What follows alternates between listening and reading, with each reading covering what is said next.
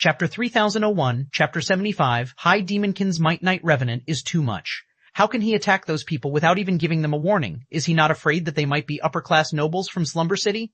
It seems that that person from Death Curse has completed the trial. Otherwise, there's no way Death Curse's members would act so arrogantly. But those people are truly unlucky. Even the commander can't get away unscathed from an advanced combat puppet's magic cannon. Those people must have been wiped out already. The expressions of the Purple Light Trading Firm's members turned ugly when they saw the Death Curse Adventurer team's advanced combat puppet suddenly take action against Shi Feng's team. Originally, Shi Feng's team had been their Purple Light Trading Firm's hope. After all, players who'd appear in this area would typically be from Slumber City, and since Shi Feng's team dared to travel outside with so few people, it proved that they were strong. Hence, there was a high chance that this might be a team under the command of one of Slumber City's upper-class nobles. After all, upper-class nobles were a special group of existences out of Slumber City's several hundred million players.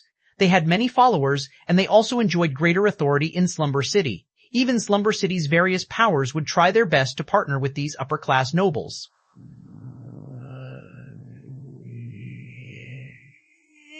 Meanwhile, if an upper-class noble was willing to pay the price, even the peak powers in Slumber City would get a headache. Typically, only those who had managed to become Slumber City's Vice City Lord would dare to provoke upper-class nobles. However, to become a Vice City Lord, not only would a player need to have 100 Temple Knight players with Tier 4 strength as followers, but they would also need to complete the Temple Trial. For Death Curse, gathering 100 Temple Knights wasn't a difficult task. However, the difficulty of completing the Temple Trial was on an entirely different level.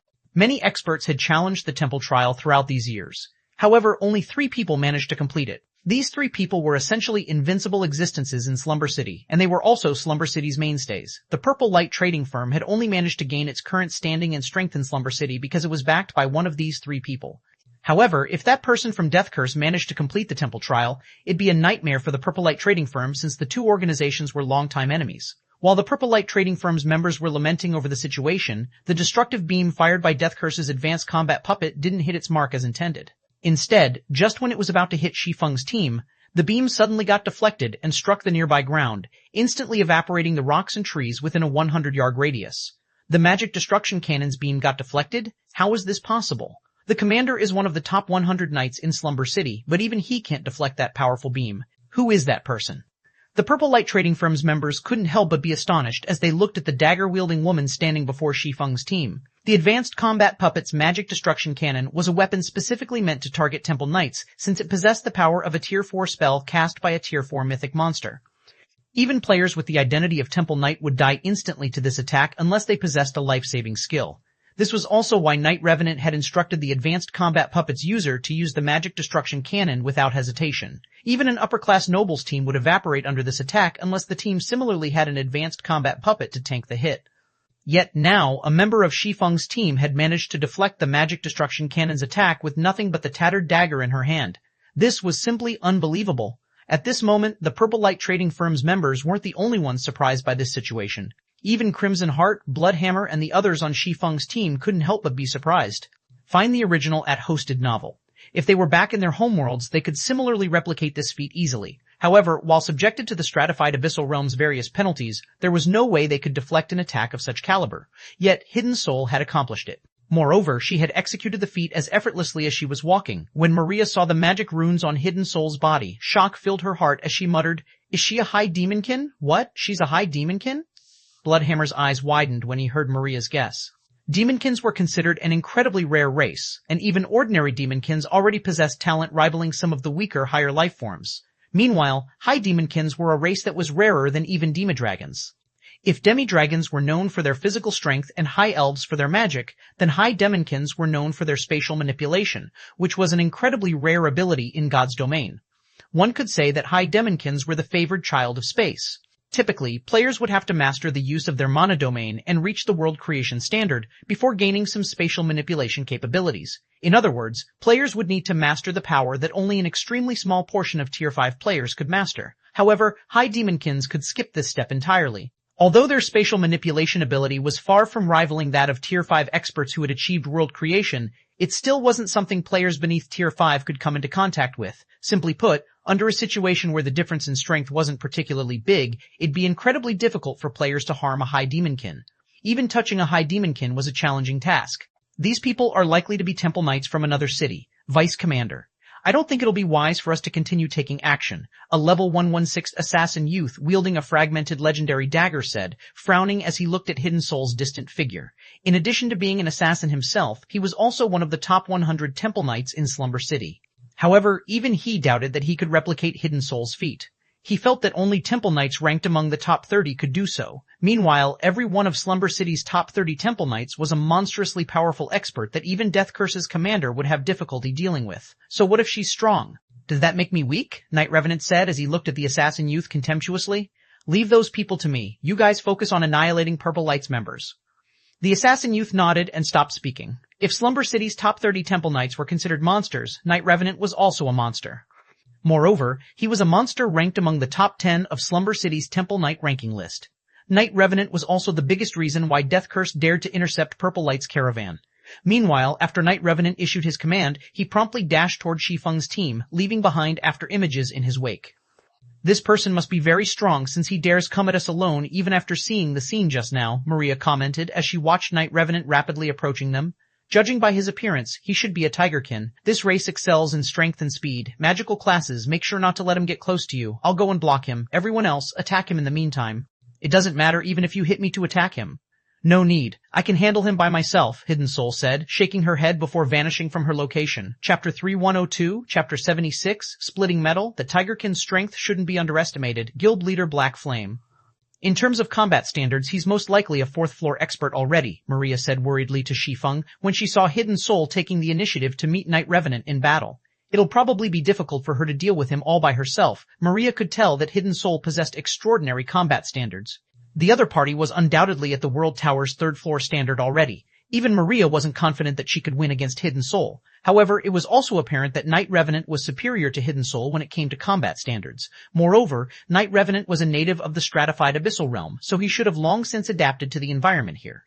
These two factors would put Hidden Soul at a considerable disadvantage. Crimson Heart also nodded in agreement with Maria's words. This was their first day in the stratified abyssal realm, so it'd be wiser if they moved carefully. Regaining the levels they lost from death might not be a problem, but it'd be extremely challenging to recover any weapons or equipment they lost.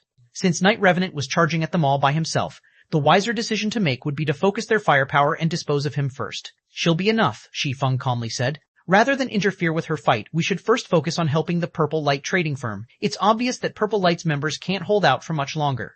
If we wait until Death Curse's side takes care of Purple Light's members, Death Curse will have a much easier time dealing with us. Even Shi Feng lacked the strength to go up against hundreds of experts all by himself in the stratified abyssal realm. If Hidden Soul could keep Death Curse's strongest expert busy all by herself, it would save them a lot of energy. However, if they were to commit their entire team to deal with one person, the situation would quickly turn disadvantageous for them. Maria, Crimson Heart, and the others quickly came to a realization when they heard Shi Feng's words. Immediately, they followed Shi Feng to reinforce Purple Light's members. Their team of 20 might be able to kill Knight Revenant if they work together. However, by the time they killed Knight Revenant, Purple Light's members would have most likely been annihilated already. At that time, they'd have to face Death Curse's several hundred members all by themselves, and they'd become the ones to die next. They didn't fall for it? While exchanging blows with Hidden Soul, Knight Revenant couldn't help but be surprised when he saw Shi Feng and the others bypassing them and advancing toward the distant battlefield. Your leader is smart to send you, his team's strongest member, to keep me busy while he and the rest of his team deal with the others. Knight Revenant was not only in possession of 2 fragmented legendary items, but he also possessed the hidden class Soulwalker. He could last a long time even if he had to go against over a dozen Temple Knights simultaneously. Moreover, there was also 0 chance of these Temple Knights killing him. Hence, the best decision for Shi Feng's team would be to prioritize the other experts of Death Curse. It was also a wise decision for Shi Feng's team to send their High Demonkin to keep him busy. Honestly, even Knight Revenant found it tricky to deal with Hidden Soul. High Demonkins were famed for being sticky and slippery opponents.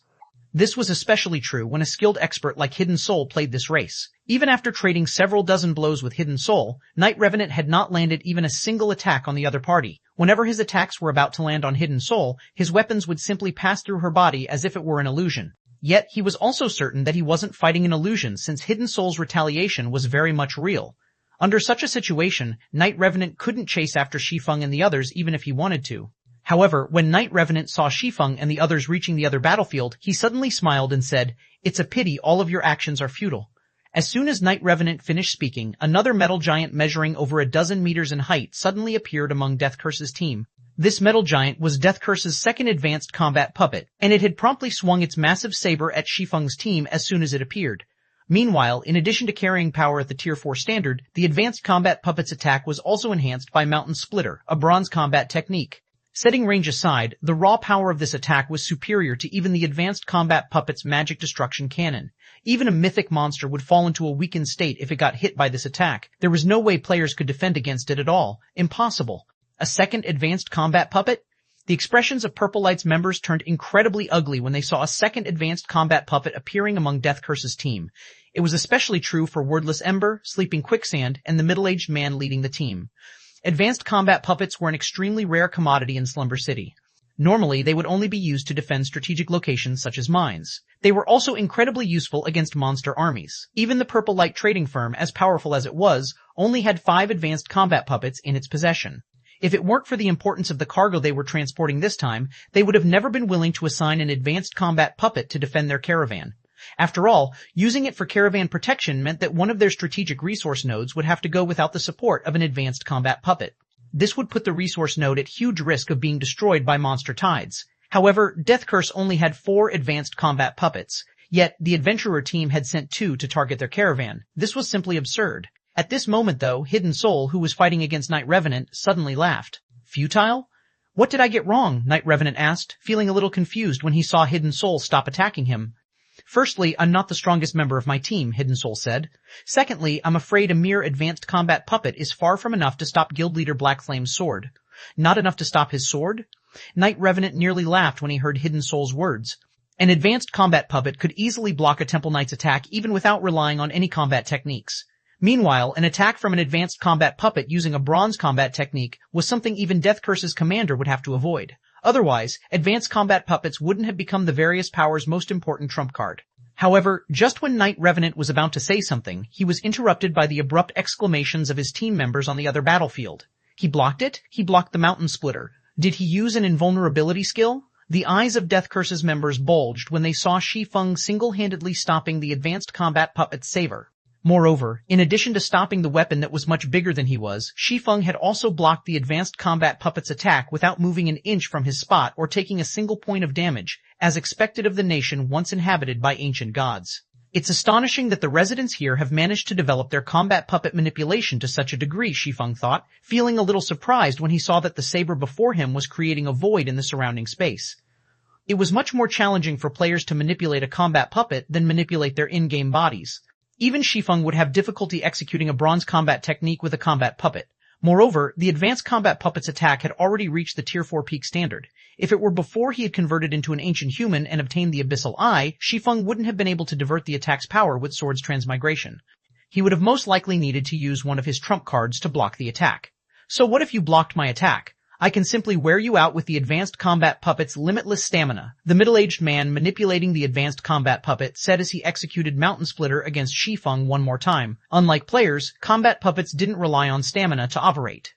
So long as they had enough mana, combat puppets could keep on fighting forever. At most, the player manipulating the combat puppet would exhaust some concentration when executing a combat technique with the combat puppet. However, since players didn't have to move inside combat puppets, they recovered concentration much more quickly than if they were fighting themselves. Moreover, Advanced Combat Puppets possessed incredible defensive capabilities, and even an all-out attack from a top 30 Temple Knight would, at most, shave off 1 durability point. With the Advanced Combat Puppet's 3,000 points of durability, it'd take several thousand attacks from a top 30 Temple Knight to destroy it. A player would probably die from exhaustion if they had to execute several thousand all-out attacks consecutively. This was also why even the various cities' top 100 Temple Knights would choose to flee whenever they came across an Advanced Combat Puppet. However, Shi Feng did not try to defend against the Advanced Combat Puppet's attack this time. Instead, he deflected the attack slightly using the Winter of Eternal Night, causing the massive saber to slide to the side. Then, he raised the Winter of Eternal Night with both hands and executed a vertical slash against the metal giant before him. First sword, Light Shadow. Immediately, an illusory greatsword appeared in the air and descended on the Advanced Combat Puppet at lightning speed. Then, after the illusory greatsword disappeared, the Advanced Combat Puppet suddenly stopped moving and split in half. As for the Domain Realm expert manipulating the Advanced Combat Puppet, he had converted into particles of light and vanished without a trace. Chapter 3W13, Chapter 77, Limit Breaker. TL Notes, Purple Light Trading Firm, Purple Light Chamber of Commerce. When Shi Feng bisected Death Curse's Advanced Combat Puppet, silence suddenly enveloped the entire battlefield. Even the members of Purple Light and Death Curse had stopped fighting to look at the destroyed combat puppet. It got destroyed? He destroyed it with just one attack? No, impossible. That's an advanced combat puppet we are talking about. I must be dreaming. How can a player possibly accomplish such a feat? Everyone was greatly shocked by the sight of the bisected advanced combat puppet. Advanced combat puppets were known for being nigh invincible existences in the stratified abyssal realm's various cities. At the same time, they were the various powers' trump cards. Meanwhile, even the administrators of the various cities would have great difficulty destroying an advanced combat puppet. Yet now, one of these nigh-invincible existences had failed to survive even one attack from Shi Feng and gotten bisected like a piece of tofu. Could that person be a Tier 4 NPC in disguise? Wordless Ember muttered, his eyes filled with disbelief as he looked at Shi Feng. When it came to being a swordsman, Wordless Ember felt that he could easily rank within the top 5 of Slumber City. Meanwhile, the only swordsman who could achieve a convincing victory against him in Slumber City was the Purple Light Chamber of Commerce's backer, Laura Crater. However, Wordless Ember was certain that the destructive power Shi Feng had just exhibited was something even Shimmering Sword Laura Crater could not accomplish. Yet, it should be known that Laura Crater was the closest person to becoming a limit breaker in Slumber City. It might make sense if Shi Feng was a limit breaker, since it was rumored that limit breakers could destroy advanced combat puppets in one hit.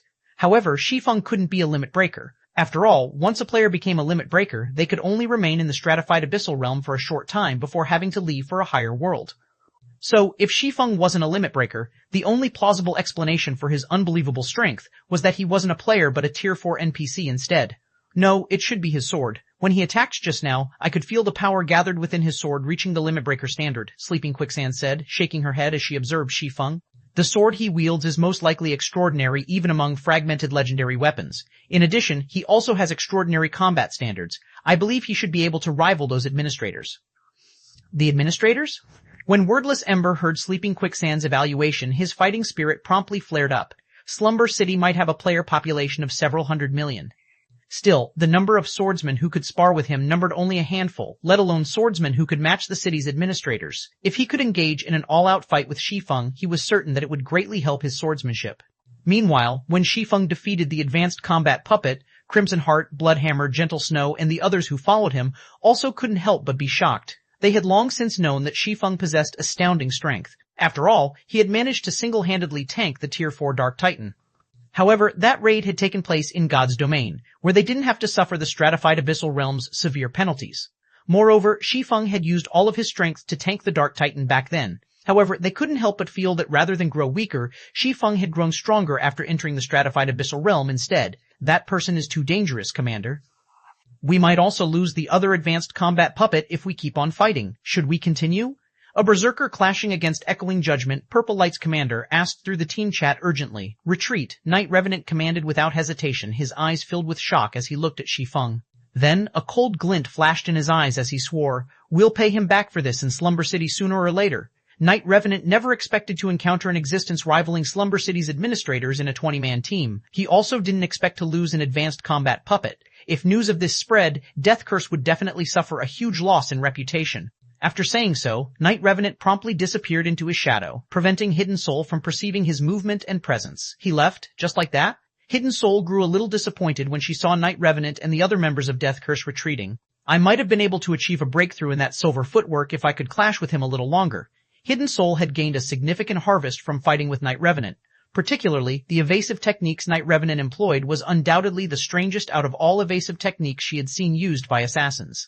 If it weren't for her talent as a high demonkin, she would have likely been led astray by Night Revenant's movements and gotten hit on numerous occasions. Meanwhile, after Death Curse's members swiftly withdrew from the battlefield, Purple Light's members couldn't help but sigh in relief. The size of Death Curse's team exceeded their team by more than 2 times. They had also fought many battles against monsters before Death Curse had ambushed them, so they didn't have much stamina remaining. Had the fight with Death Curse continued for a few more minutes, they would have most certainly suffered annihilation. Thank you for your assistance. If not for you all, our entire team would have died here, Echoing Judgment said gratefully after approaching Shi Feng quickly. My name is Echoing Judgment, the Purple Light Chamber of Commerce's commander. May I know how I should address you all? Black Flame, Shi Feng answered without hesitation. Everyone else in Shi Feng's team also introduced themselves one after another. It seems you all possess extraordinary skills if you can operate outside with so few people. Could you all be from the Dark Sanctuary? Echoing Judgment asked somewhat excitedly when he saw that there were players with higher races, such as Hidden Soul and Maria, in Shi Feng's team. Support us at H+Stead Novel. Typically, players in the stratified abyssal realm would operate in teams of 200 at the very least for the sake of survival. If a team operated with only 20 members, the team either had an upper-class noble or was made up of overconfident players.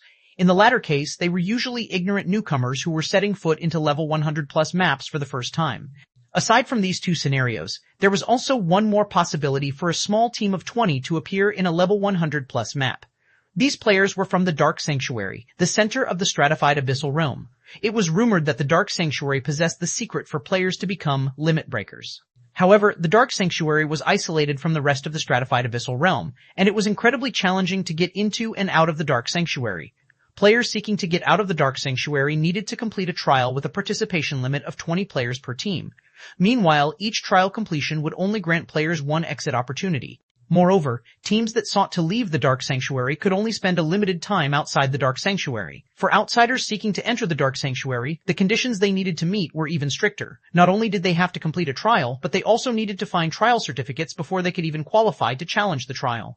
Trial certificates dropped randomly in the stratified abyssal realm's level 100+ maps, and only after gathering 20 certificates could players challenge the Dark Sanctuary's entry trial. The various cities' peak powers all sought to enter the Dark Sanctuary and search for the secret to becoming a limit breaker.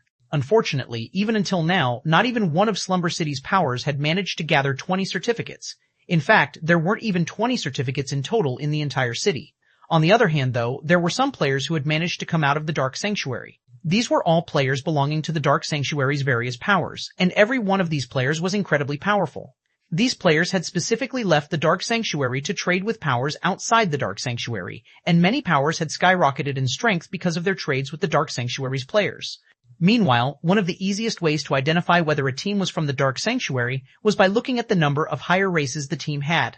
Higher races were incredibly rare in the various cities. They were so rare that there wouldn't be more than a handful of higher races in a city of several hundred million. Yet, Shi Feng's small team of 20 had 2 higher races. Moreover, one of them was a high demonkin and the other was a demi-dragon. Both were extremely powerful races, even among higher races. There was no way any city outside of the Dark Sanctuary could come up with a team with 2 of these higher races. Thus, the only explanation was that Shi Feng's team came from the Dark Sanctuary. Chapter 3214, Chapter 78, Hypersensitivity. As soon as Echoing Judgment finished asking his question, the other Purple Light members promptly looked at Shi Feng's team, their eyes filled with excitement and desire. Even Wordless Ember and Sleeping Quicksand wore looks of interest on their faces.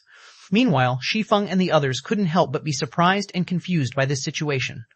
"Are you perhaps not from the Dark Sanctuary?" Echoing Judgment asked, feeling a little confused when he saw Shi Feng's team remaining silent. Although the levels of Shi Feng's team members were somewhat low, this was a normal situation in the stratified abyssal realm. After all, it was incredibly easy for players to meet death out in the fields.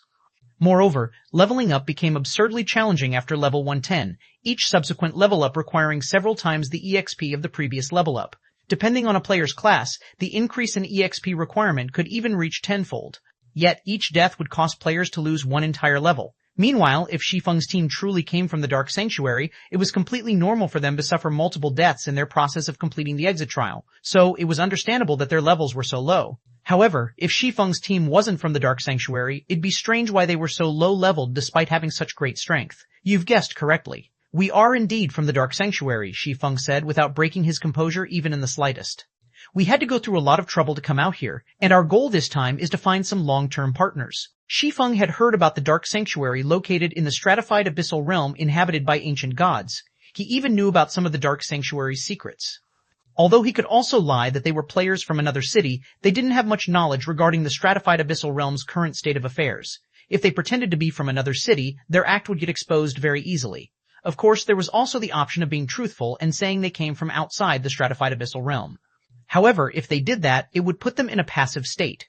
This was because the stratified abyssal realm's native players knew that players from outside the stratified abyssal realm were pushovers. Regardless of how powerful an organization these outsiders came from, none of these outside organizations could set foot into the stratified abyssal realm. Moreover, native players also knew that outsiders needed to go through a lot of trouble to enter the stratified abyssal realm. This meant that outsiders didn't really have much to offer. To make matters worse, many outside powers had access to the stratified abyssal realm. It was just that each power could only send a very small number of players into the stratified abyssal realm.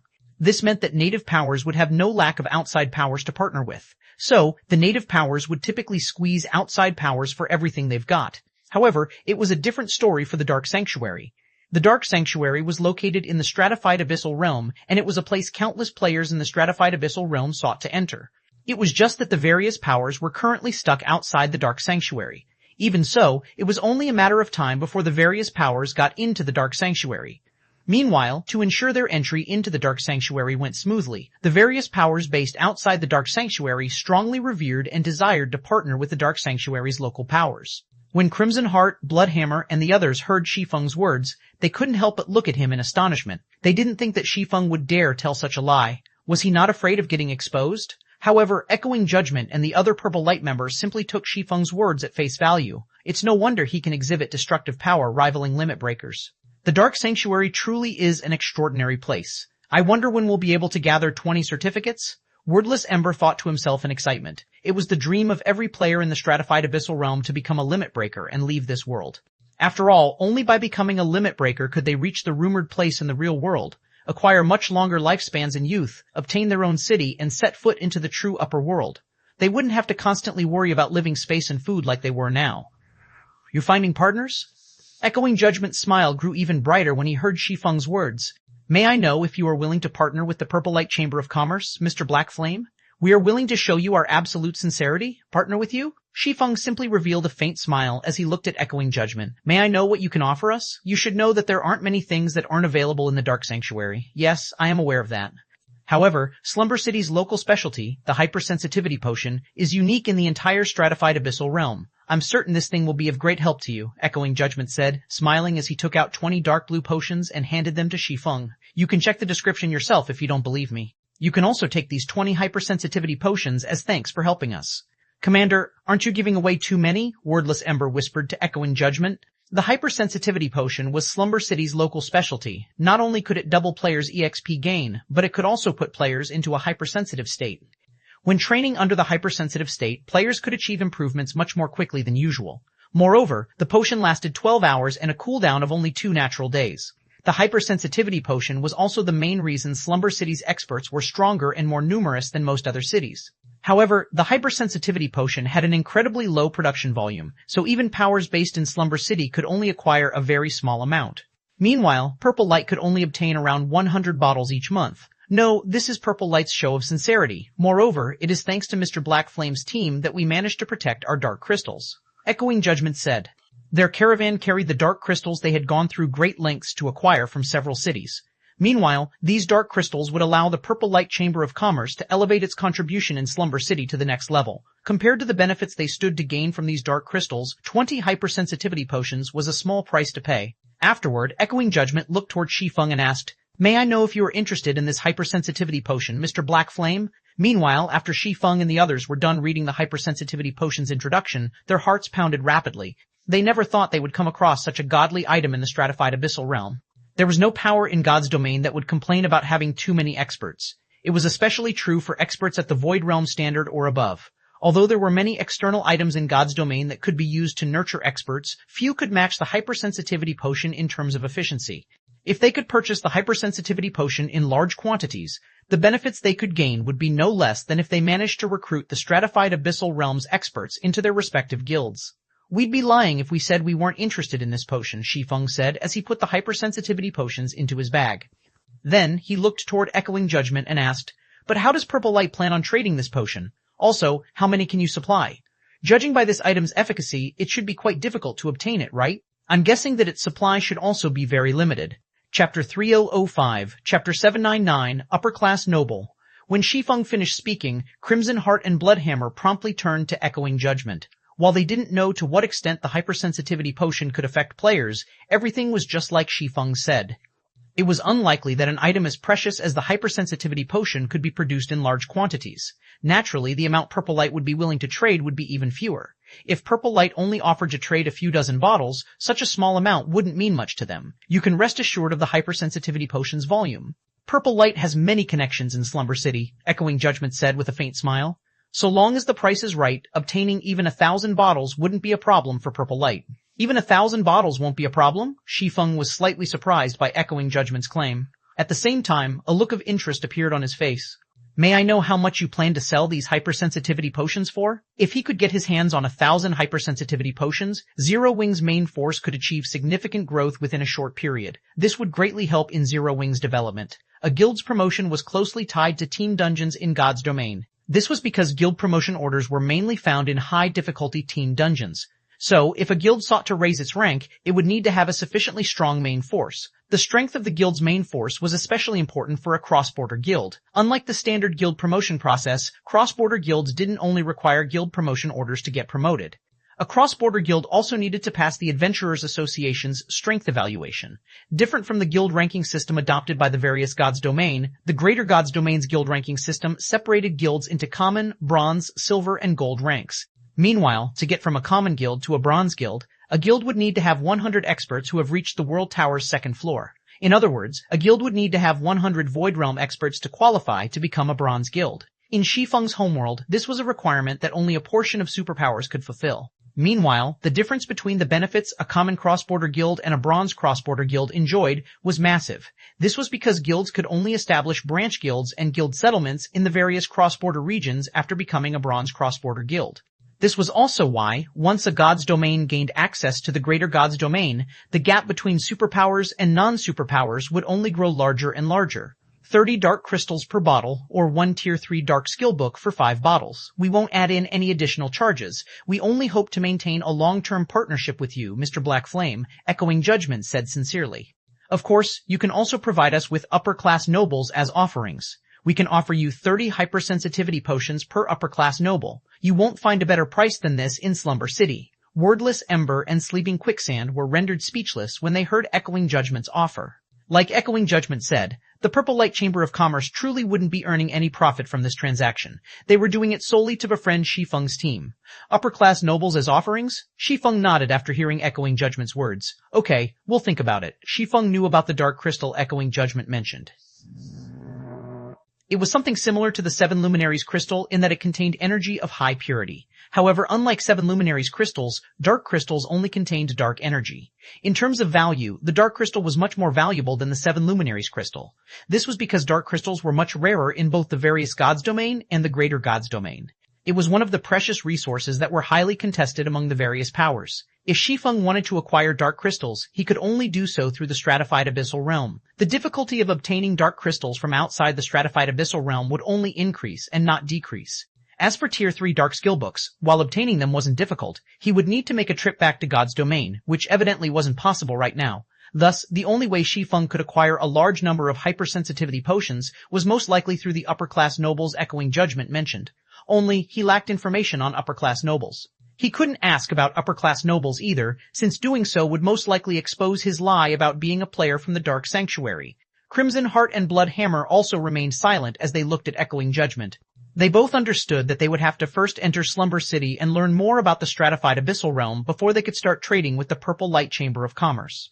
Oh, right, please take these. These emblems prove that you are Purple Light's VIP customers, Echoing Judgment said as he took out 20 light purple diamond-shaped emblems and handed them to Shi Feng.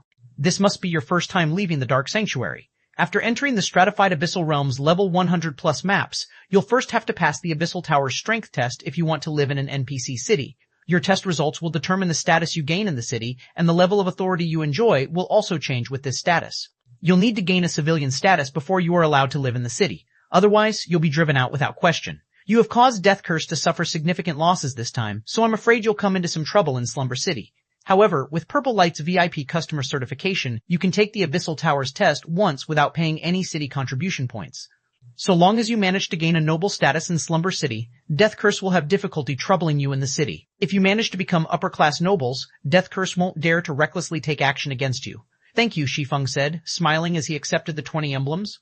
Although they had ended up offending Slumber City's Death Curse adventurer team for helping the Purple Light Chamber of Commerce, they had managed to save plenty of trouble thanks to Purple Light. They had even learned about the hypersensitivity potion and a few other important pieces of information. Overall, this was a worthwhile transaction. We are only repaying the favor you've done for us, Echoing Judgment said, shaking his head. It is also because of us that you've ended up offending Death Curse. After Shi Feng exchanged a few more pleasantries with Echoing Judgment, he distributed Purple Light's VIP customer certifications and the hypersensitivity potions to his teammates. Then, under Echoing Judgment's invitation, their team followed Purple Light to Slumber City, stratified abyssal realm, Slumber City on the main street where every inch of land was worth its weight in gold. There sat a battle arena that had over 20 floors and occupied an area the size of a sports stadium. Currently, inside one of the battle arena's combat rooms, over a dozen level 115 plus experts wearing the Temple Knight emblem lay flat on the ground around a level 118 middle-aged man wielding two greatswords. Interesting, he managed to not only scare off Knight Revenant but also destroy an advanced combat puppet in one hit. The middle-aged man smiled when he read the message he had just received. This level of destructive power is already enough to put him in the top 5 of Slumber City. It's already been 2 years since the top 5 ranks in Slumber City have changed owners. I wonder who is stronger between him and me and Death Curse's solitary soul. Is there even a need to guess? You're definitely the stronger one, Boss Wolf. With the legacy you obtained, the Shimmering Sword is probably the only person in Slumber City who can match you now, a level 116 young man said reverentially as he sat up from the ground and looked at the middle-aged man named Wolf Emperor. The 5 experts occupying the top 5 ranks of Slumber City's Temple Knight ranking list currently were the city's 3 administrators, Death Curse's Commander Solitary Soul, and Wolf Emperor. Out of these 5 experts, Wolf Emperor was the only person who had climbed to this position without establishing his own organization or relying on others. Search H. Osted Nivel for the original. Because of this, Wolf Emperor had many admirers and followers in Slumber City. That's not necessarily true, Wolf Emperor said, shaking his head. Solitary Soul has already completed the temple trial, and he should have gained a significant harvest. Even I have no idea how strong he has become already. The level 116 youth didn't say anything. He simply thought that Wolf Emperor was being too humble. After all, Wolf Emperor had already converted to a higher race, and his strength could no longer be compared to the past. At this time, the youth suddenly received a message. Then, after reading the message, he quickly said, "Boss, a friend of mine from Death Curse just messaged me. The group of people who defeated Death Curse has already arrived in Slumber City, and Death Curse's 3 vice commanders have already gone to meet them. It seems that they plan to get rid of these people to restore their reputation. Death Curse has always been overbearing, so it's not surprising that they're making a move, especially not after Solitary Soul's recent achievement." But are those 3 planning to act together? Wolf Emperor grew a little interested when he heard about Death Curse's actions. Let's go, we're going to take a look as well. Those 3 have never acted together aside from when they tried to stop the Shimmering Sword. Chapter 3106, Chapter 180, Hidden Ancient God's Legacy, Slumber City, Central District. This city is simply astounding. There are Refinement Realm experts and above walking around everywhere. The shops here are even selling Hall of Fame level epic equipment. The powers back home will probably lose their minds if they find out about this, Su Qianlu muttered as she looked at the players and shops around her. Probably? More like definitely, Lin Yaoyue said with a bitter smile. I can already feel myself on the verge of a mental breakdown. Lin Yaoyue thought that she had already raised her evaluation of the stratified abyssal realm to a sufficiently great extent after watching the battle between Purple Light and Death Curse. However, after arriving in Slumber City, she quickly realized that she had still underestimated how wide of a gap there existed between their homeworld and the stratified abyssal realm. In their homeworld, Refinement Realm experts would be treated as a mid-level mainstay at the very least if they joined a first-rate guild. Refinement Realm experts were so rare that Mysterious Moon didn't have more than 1,000 such experts under its command. Yet Lin Yaoyue could spot well over 1,000 Refinement Realm experts just by glancing at the street in front of her. The rarity of Hall of Fame level epic weapons and equipment was even greater. Even first-rate guilds would only have a very small number of such items. Yet these items were being sold in almost every shop present on Slumber City's main street. Although these items were being sold for demon coins, which was the stratified abyssal realm's main currency, rather than normal coins used in God's domain, the procurement rates of both currencies shouldn't be all too different. Meanwhile, Hall of Fame level epic weapons could easily go for 5,000 or 6,000 coins if sold in the miniature ancient world. Yet, in Slumber City, these same weapons only cost around 500 or 600 demon coins to purchase. Hall of Fame level epic equipment was even cheaper, each piece selling for a little over 100 demon coins only. After arriving in Slumber City, Lin Yaoyue suddenly realized that Mysterious Moon, a high and mighty top-tier first-rate guild, wasn't so high and mighty as she thought. In fact, she couldn't help but doubt whether their homeworld's top-tier first-rate guilds could match the average adventurer team here in strength. According to the information they've learned from Purple Light, the minimum requirement to establish an adventurer team in Slumber City was to have at least 3 Novice Temple Knights. Meanwhile, Novice Temple Knights were typically Void Realm experts or above. Moreover, the minimum requirement to join most adventurer teams was to be at the Refinement Realm standard. At this moment, Lin Yaoyue couldn't even match a Novice Temple Knight in combat standards. Yet, there were well over 10,000 adventurer teams in Slumber City. You don't have to feel dejected, Shi Feng said as he looked at Su Qianlu and Lin Yaoyue. This stratified abyssal realm has existed for at least 40 years already. In a situation where their levels and tiers are being heavily restricted, the only way the players here can grow stronger is by developing their technical skills. In this respect, they are vastly superior to even the super guilds in our god's domain. If you were to experience the same restrictions they face for multiple years, your combat standards wouldn't be any weaker than theirs. Their god's domain had only launched 10 years ago. 10 years might seem like a long time, but it was nothing compared to other gods' domains. Their god's domain was no different than an infant compared to some of the older gods' domains.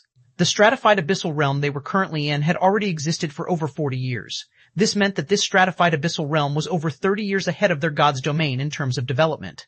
This point alone was enough to give the native players here a massive advantage over the players in their god's domain. The abyssal tower is just ahead, Mr. Black Flame. We should hurry over there quickly, Echoing Judgment hurriedly said as he pointed at an ancient tower some distance ahead.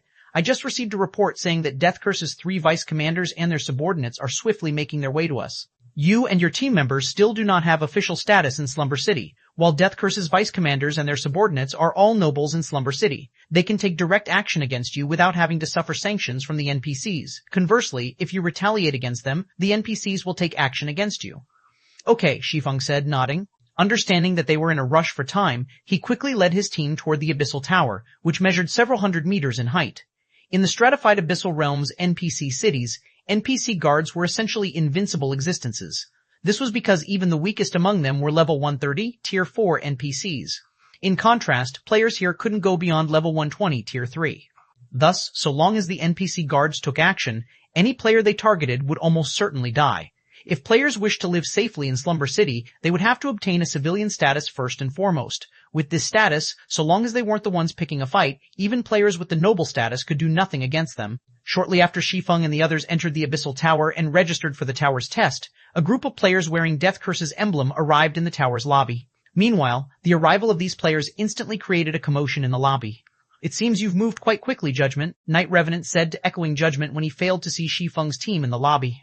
Then, wearing a sneer, he continued, It's a pity that your actions are futile. Now that the commander has become a Vice City Lord in Slumber City, it doesn't matter even if they become nobles. A Vice City Lord still has the authority to banish them from the city for some time. All they're doing now is delaying the inevitable. Solitary Soul succeeded? Echoing Judgment's expression turned a little ugly when he heard Night Revenant's words. Echoing Judgment had heard that Solitary Soul, Death Curse's commander, had entered the temple and challenged the temple trial a few days ago. However, the temple trial was incredibly challenging, so much so that only 3 people have managed to pass it thus far. While Solitary Soul was talented, it shouldn't be so easy for him to cross the final hurdle. Not to mention, Solitary Soul had failed the trial only 2 months ago. In Echoing Judgment's opinion, there was no way Solitary Soul could make much progress in just 2 short months. So, it should be highly unlikely that Solitary Soul could clear the temple trial. However, Echoing Judgment had guessed wrongly, which was terrible news for them. With the authority of a Vice City Lord, Solitary Soul could easily banish players with the noble and civilian status from the city for a certain period. Although he could only banish a certain number of players each month, he'd have no problem targeting 20 players. That's right, the commander has already succeeded. We are only here to keep an eye on those people, Night Revenant said with a faint smile. Those outsiders will quickly learn how foolish it is to help Purple Light in Slumber City. Crazy bastards. Echoing Judgment realized that Death Curse was serious about taking action when he saw that more and more Death Curse members were gathering in the lobby. Immediately, he turned to Sleeping Quicksand and said, Quicksand, take a team to the corroded ruins right away. Commander Laura has been grinding there throughout this period, but communication is prevented there. I need you to look for her and figure out a way to invite her back. So long as Commander Laura can come back before the test ends, Solitary Soul won't dare to recklessly take action. Understood. Sleeping Quicksand nodded and quickly left the Abyssal Tower with a small team. Their Chamber of Commerce was looking to partner with Shi Feng's team. If Shi Feng's team ended up suffering Death Curse's crazed retaliation because of Purple Light would become a laughingstock in Slumber City in the future. Abyssal Tower, trial space. While the situation in the lobby was getting heated, Shi Feng wore a shocked and confused expression after entering the trial space. This was because a series of system notifications had rang in his ears as soon as he entered the trial space. System, you have entered the trial space. You have 1 natural day to challenge the trial. You will be rewarded based on the floor you reach. You cannot leave the trial space regardless of whether you die or not. However, you are allowed to log off and rest during this time. System, it is detected that your mana body is at the legendary rank. You have fulfilled the conditions set by the Ancient Abyssal God. Do you wish to challenge the Abyssal Trial to acquire the Ancient Abyssal God's legacy? Chapter 3107, Chapter 81, Mana Suppression, Chapter 81, Mana Suppression, The Ancient Abyssal God's Legacy. The unexpected system notification surprised Shi Feng. The ancient abyssal god was rumored to be the abyss's creator and one of the oldest ancient gods. Although the ancient abyssal god had suddenly disappeared for some unknown reason, some of the power the ancient god had left behind had sparked massive wars in the greater god's domain. Some hegemonic powers had even vanished from the greater god's domain because of these wars. However, rumors also mentioned that the ancient abyssal god did not leave any legacies behind due to his abrupt disappearance. It was even rumored that the abyss was only half completed when the ancient abyssal god disappeared. However, even if it was incomplete, the abyss still had the strength to clash with the greater god's domain. Shi Feng found it hard to believe that the missing ancient abyssal god had actually left one of his legacies in the stratified abyssal realm. Even though the legacy had an extremely stringent activation condition, it was still unbelievable nonetheless. However, it was also understandable that this legacy had remained undiscovered until now. After all, it was incredibly hard to obtain a legendary mana body, so much so that one couldn't necessarily find even one player with a legendary mana body in an isolated god's domain. The chances of a player obtaining a legendary mana body in the stratified abyssal realm, a place that was severely lacking in legacies and imposed many restrictions on its players, were even lower. The stratified abyssal realm's players might have very high combat standards, but they were inferior to the players in Shi Feng's homeworld when it came to mana bodies. Even powerful experts like Echoing Judgment and Sleeping Quicksand only had gold mana bodies, while most other experts in Purple Light only had silver mana bodies. None of them even had an epic mana body, let alone a legendary mana body. System. You have 1 minute to decide whether to accept the abyssal trial. If you fail to decide, you will be given the standard trial by default. Upon hearing this new system notification, Shi Feng dared not hesitate for even a moment longer as he promptly said, yes. Legacies of ancient gods were incredibly rare in the greater god's domain, and even hegemonic powers would have difficulty getting their hands on one. It was also proven that every ancient god's legacy could overturn the status quo in the greater god's domain. Needless to say, the legacy of the ancient abyssal god, one of the oldest ancient gods in existence, wouldn't be in any way inferior in this regard. System, abyssal trial activated. Please kill all of the monsters on the 4th floor in 1 natural day. You will receive the legacy left behind by the ancient abyssal god should you succeed. Kill all of the monsters on the 4th floor in 1 day. That's one difficult challenge. Shi Feng's expression grew heavy when he saw the notification. According to the information Echoing Judgment provided, the abyssal tower had 5 floors. The number and strength of the monsters players faced would increase with each subsequent floor they climbed. Meanwhile, players would gain the civilian status in the city so long as they cleared the 1st floor, the noble status if they cleared the 2nd floor, and the upper-class noble status if they cleared the 3rd floor. Out of the hundreds of millions of players based on Slumber City, those who managed to become upper-class nobles did not exceed 100. Moreover, every one of these upper-class nobles was a veteran player who had honed their strength for many years. As for the 4th floor, not one person in Slumber City had managed to clear it thus far. This was because the Trial Tower's trial wasn't merely a simple test of a player's combat standards, but rather a test of a player's adaptability. Shortly after Shi Feng activated the abyssal trial, the scenery before him changed into a lush, primal forest. A gigantic hourglass had also appeared in the sky above him, showing his remaining time in the trial space. What a powerful mana suppression! After arriving in this primal forest, Shi Feng promptly felt an invisible force suppressing his mana. The suppression was so strong that none of his mana could flow out of his body. Moreover, he found that, apart from dark element mana, no other elements were present around him. So that's why there are so few upper-class nobles even though there are so many third-floor experts in the city. Just this mana suppression alone is enough to reduce a player's combat power to 10% or lower, Shi Feng thought in realization. Mana suppression was a much more troublesome penalty than the prohibition of mana usage. The prohibition of mana usage would only prevent players from using skills and spells. However, the suppression of mana would not only prevent players from using skills and spells, but it would also make it incredibly difficult for players to use combat techniques. This was because the constant disruption to the mana inside a player's body would prevent the player from exerting stable and precise control over their bodies. Naturally, executing mana techniques would be even more of an impossible challenge. Meanwhile, if players couldn't use any skills, spells, combat techniques, or mana techniques, they would be left with only normal attacks. In such a situation, one could easily imagine how much of their original combat power players would be left with. Before Shi Feng could adapt to this new and hostile environment, 2 level 110 Great Lord ranked Abyssal Hounds emerged from the surrounding bushes and lunged at him. Abyssal Hound, Demonic Beast, Great Lord, level 110 HP 60,000. Shi Feng unsheathed the Winter of Eternal Night and swung it almost instinctively when he sensed the Abyssal Hounds. However, before his attack could connect, the 2 Abyssal Hounds sensed it and reacted like veteran experts, twisting their bodies in midair and evading the attack with less than half a centimeter to spare. There at the Refinement Realm, Shi Feng was stunned by the 2 Abyssal Hounds' actions. He might not have gone all out with his attack, and there was a slight delay in his execution, but he still had basic attributes at the Tier 4 standard. Even if the Abyssal Hounds were agility-type Great Lords, they still shouldn't be able to dodge his attack unless they were at the Refinement Realm standard. However, Shi Feng didn't have any time to dwell on this matter. While he was in a daze, the two Abyssal Hounds simultaneously activated the Tier 3 skill Flame Roar. Flame Roar was an AoE attack. Shi Feng dared not face the attacks head-on, so he promptly sidestepped twice and evaded the Abyssal Hound's flame roars. Then, he lunged forward and executed a downward strike at the nearest Abyssal Hound. Shi Feng's attack this time was much faster than before.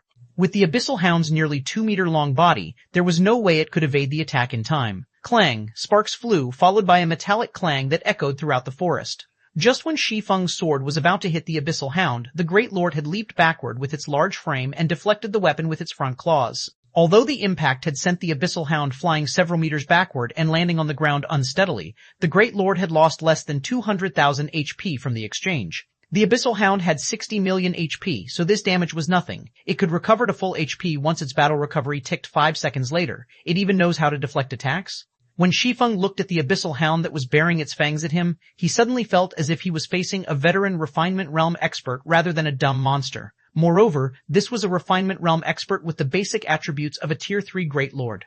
Before Shi Feng could launch another attack, 3 more Abyssal Hounds slowly stepped out of the surrounding bushes and coordinated with the first 2 Abyssal Hounds to form an encirclement around Shi Feng. Chapter 3008, Chapter 82, A Different Way to Use Mana. When Shi Feng looked at the 5 Abyssal Hounds surrounding him, he quickly understood why so many players in Slumber City still didn't have the civilian status. The Abyssal Tower's first floor trial alone was already pitting players against 5 Great Lords with combat standards at the Refinement Realm. Not to mention, the trial also subjected players to a powerful mana suppression. Even a Refinement Realm expert fully geared in top-tier epic weapons and equipment would only meet with death in such a situation. The only way a Refinement Realm expert could conquer the first floor trial was using brute force. Players could not leave the Abyssal Tower even after dying in the trial. Instead, they would be resurrected within the trial space without losing any EXP. In contrast, monsters killed in the trial could not resurrect. Their HP wouldn't even be reset when players died. Instead, they could only recover their HP by relying on their recovery. In other words, they could only recover 2% of their HP every 5 seconds. Thus, if players were sufficiently tenacious and possessed sufficiently high basic attributes, it was theoretically possible for them to complete the first floor trial. Since the monsters will grow stronger the further I progress, I'll use you guys to adapt to this environment first. When Shi Feng saw the 5 Abyssal Hounds gradually closing in on him, he didn't take the initiative to attack. Instead, he entered a defensive state and focused on adapting to his current environment. There were only several dozen players who had managed to clear the Abyssal Tower's 3rd floor in Slumber City. Logically, one would assume that every one of these players was a top-ranking Temple Knight. However, that wasn't the case at all. Many of these players weren't even Temple Knights, let alone top-ranking Temple Knights. The reason for this strange phenomenon was because most players in Slumber City had failed to adapt to the Abyssal Tower's combat environment. Conversely, the non-Temple Knight players had learned to adapt to the environment in the Abyssal Tower and maximize the use of their combat power. Adding on the fact that there were no death restrictions, it wasn't exactly impossible for these supposedly weak players to whittle the monsters in the trial to death. Thus, what Shi Feng needed to do now was simple: learn to adapt to the trial's environment. If he were to wait until he reached the 3rd or 4th floors to do so, the difficulty would increase drastically. Learning to adapt to the trial's combat environment wasn't a difficult task for Shi Feng either. As a Grandmaster Magician, the understanding and control he had over mana were far superior to the average expert. Since the trial was interfering with the flow of his mana, what he needed to do was figure out a way to make his mana flow along with this powerful interference. Of course, accomplishing this feat was easier said than done. It was especially so since he was currently in combat. Meanwhile, with each subsequent attempt Shi Feng made to adapt to the interference, the flow of mana in his body also became smoother and smoother. After the trial went on for a little over an hour, Shi Feng suddenly swung his sword and sent the 5 Abyssal Hounds flying over a dozen meters away.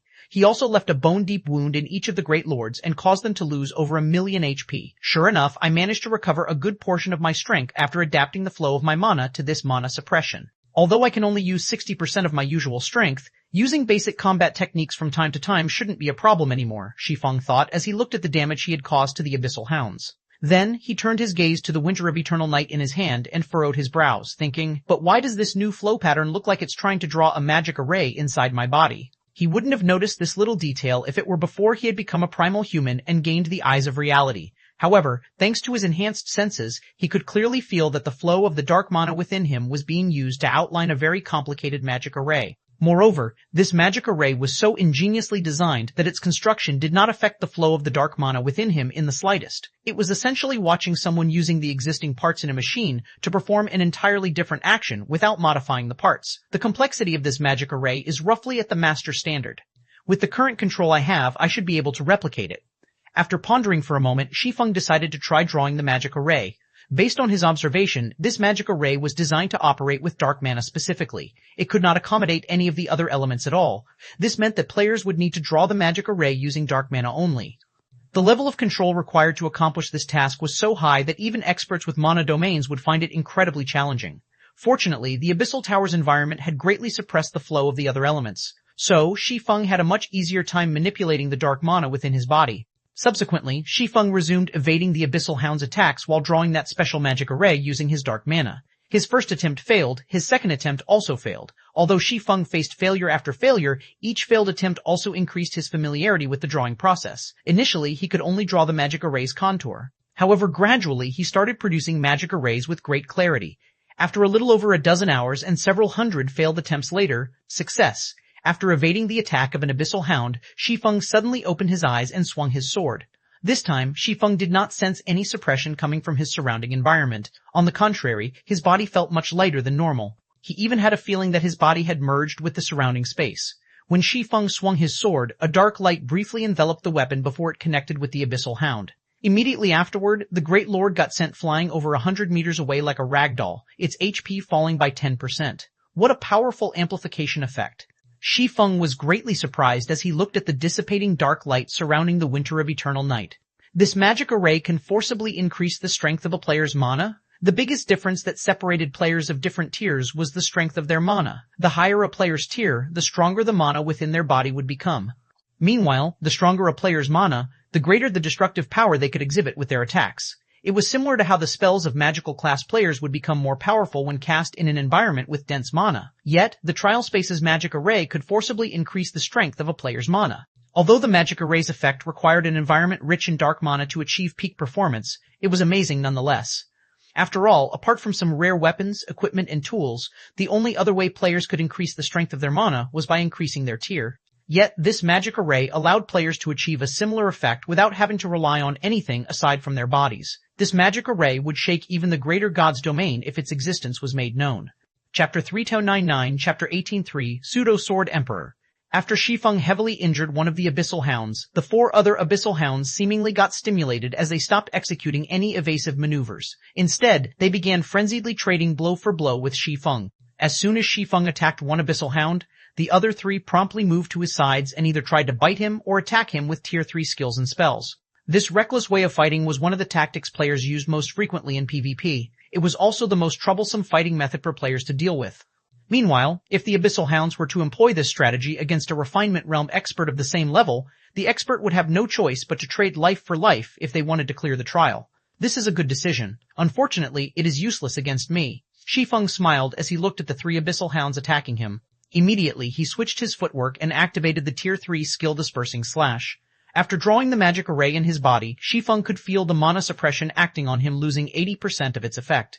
In his current state, not only could he use combat techniques normally, but he could also use skills and spells. Though, due to the surrounding environment, the effects of his skills and spells would be weakened significantly.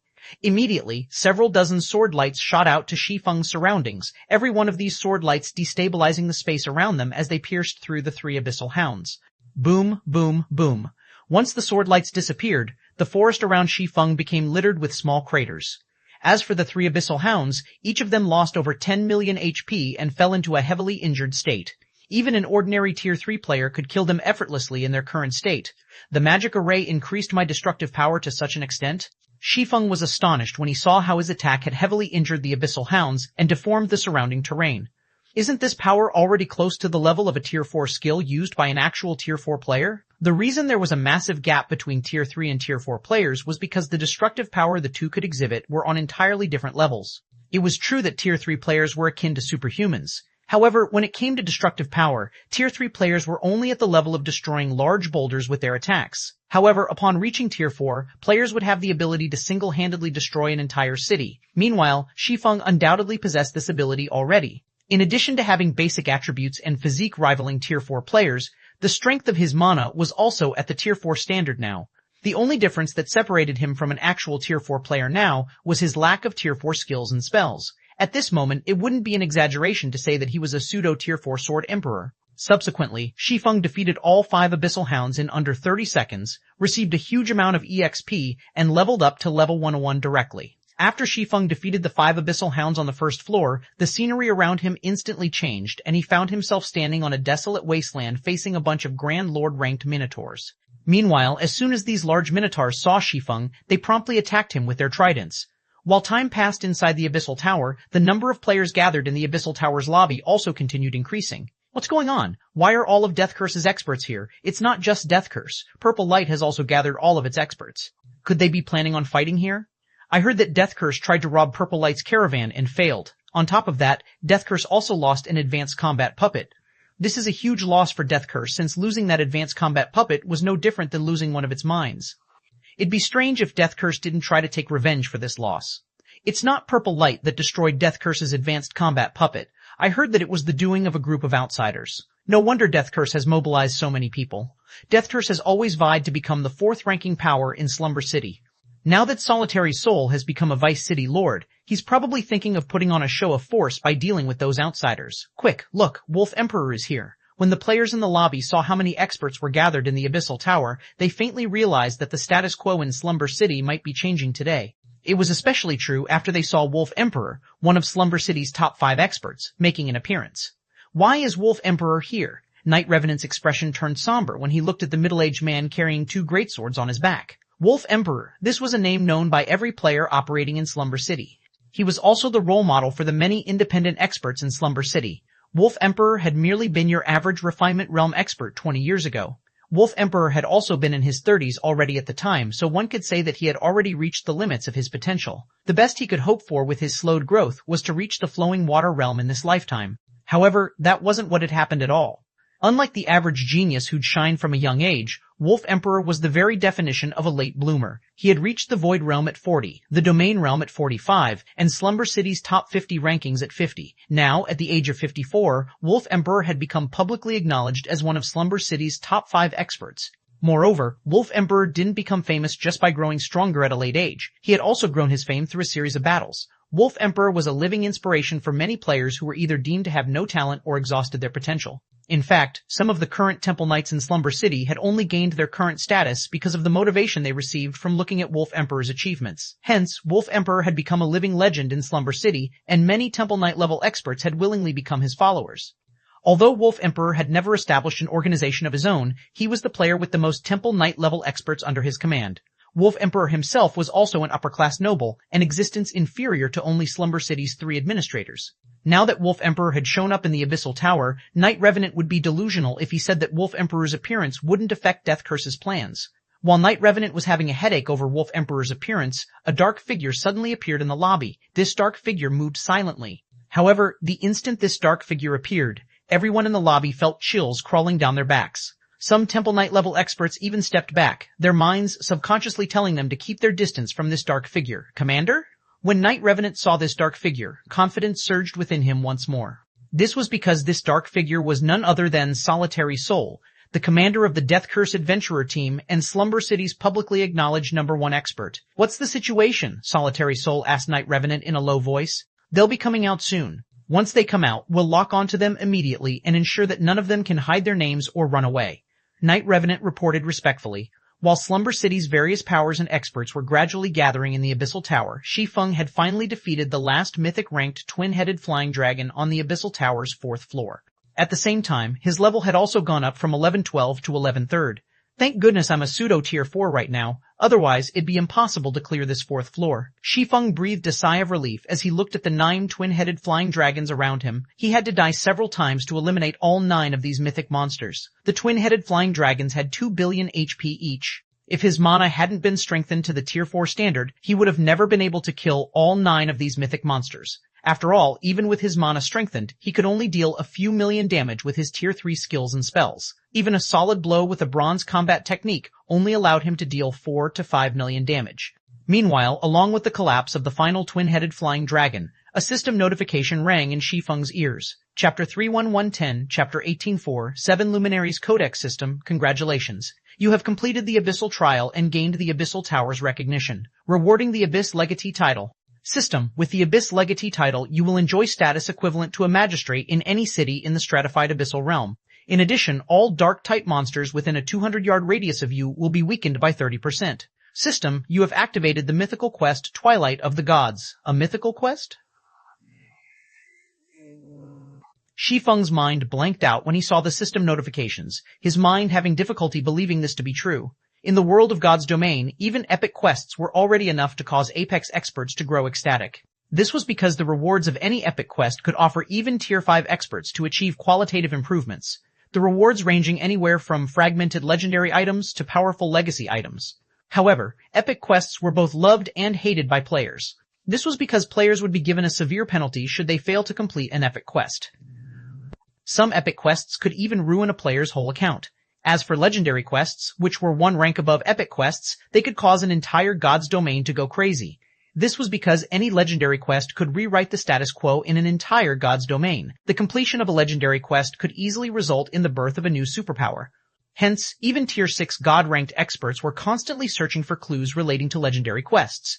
As for mythical quests, which were one rank above legendary quests, the chances of one appearing in a God's domain was almost zero. This was because quests of this rank could affect the entire Greater God's domain. In the Greater God's domain, standing above the various peak powers and hegemonic powers were apex powers. How powerful were apex powers exactly? Any power that dared to bare its fangs against an apex power would disappear from the Greater God's domain. Either that or they would choose to submit under a different apex power. There was no third option. Meanwhile, the main reason the Greater God's domain's apex powers were able to achieve their current positions was because every one of them had completed a mythical quest. Thanks to the mythical quest they completed, they were able to establish foundations and gain power beyond the imagination of the various hegemonic powers. Unfortunately, mythical quests were exceedingly rare, so much so that the various hegemonic powers were willing to pay one legendary item just for a clue that could potentially lead to a mythical quest. During Shi Feng's previous life, he had spent several years just to find a few clues relating to mythical quests. Even then, his findings were more than enough to cause the various top-tier hegemonic powers to grow envious. After all, those top-tier hegemonic powers were only short of one mythical quest to become an apex power. Yet now, Shi Feng had directly activated a mythical quest. Shortly after the system notifications appeared, a gigantic shadow figure suddenly appeared in front of Shi Feng.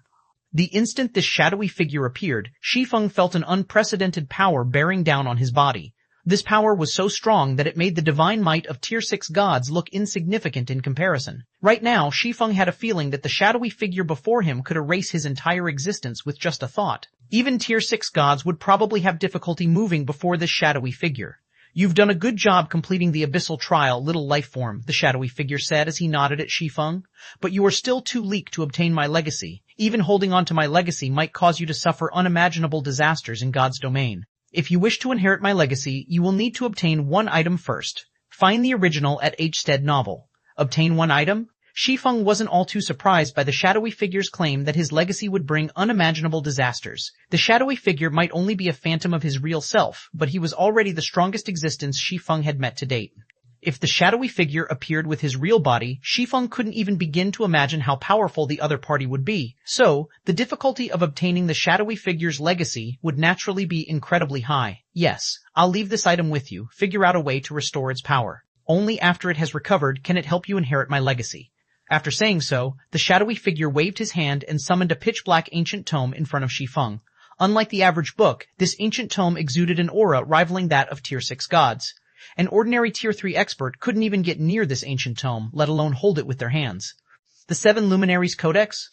Shi Feng was dumbfounded when he received the ancient tome. Current players of God's domain were most likely unfamiliar with the 7 Luminaries Codex. Even the various super guilds were unlikely to know about it. At best, they would know about the 7 Luminary Scripture. The complete 7 Luminary Scripture's value could be said to be above legendary items. This was because the scripture contained many forbidden magic arrays. With the complete scripture in hand, players could even use craftsman rank magic arrays to seal Tier 6 God-ranked experts. However, the 7 Luminary Scripture was only a replica of the 7 Luminaries Codex. Even the 7 treasures that existed in God's domain were merely items the 3 goddesses made to replicate the codex. Of course, the 7 Luminaries Codex before Shi Feng wasn't the complete version. Instead, it was only a fragmented item. Or, more specifically, it was the Codex's general outline. It was rumored that the Seven Luminaries Codex was one of the godly relics that had existed since the birth of God's domain. It was also rumored that it had the power to destroy an entire God's domain. Of course, these were merely the descriptions recorded in the Greater God's Domain's Great Galaxy Library. Whether these descriptions were true or false, nobody knew. This was because nobody had managed to obtain even the smallest of clues regarding the Seven Luminaries Codex throughout the several hundred years the Greater God's Domain had existed. First, find a way to recover its power. We will meet again once it is fully recovered. However, you best restore it as soon as possible since it won't last long with its current power. If you cannot find the 7 remaining fragments in time, it will disappear completely with no hope of restoration, the shadowy figure said before disappearing. Before Shi Feng could say anything, another system notification rang in his ears. System, congratulations. You have accepted the mythical quest Twilight of the Gods. Quest content, restore the Seven Luminaries Codex before its power fades completely. Rewards unknown. Penalties unknown. Sure enough, I don't have any refusal rights. Shi Feng didn't know whether to laugh or cry when he looked at the Seven Luminaries Codex in his hands. The Seven Luminaries Codex was a bona fide godly relic. If he managed to fully restore it, even Tier 6 God-ranked experts would have to run if they saw him. Even Tier 6 God-ranked experts with legendary weapons were no exception. Of course, this great power came with a correspondingly great price. If he failed to complete this mythical quest, the consequences would be unimaginable. Even account deletion would probably be considered the lightest penalty for failing a mythical quest.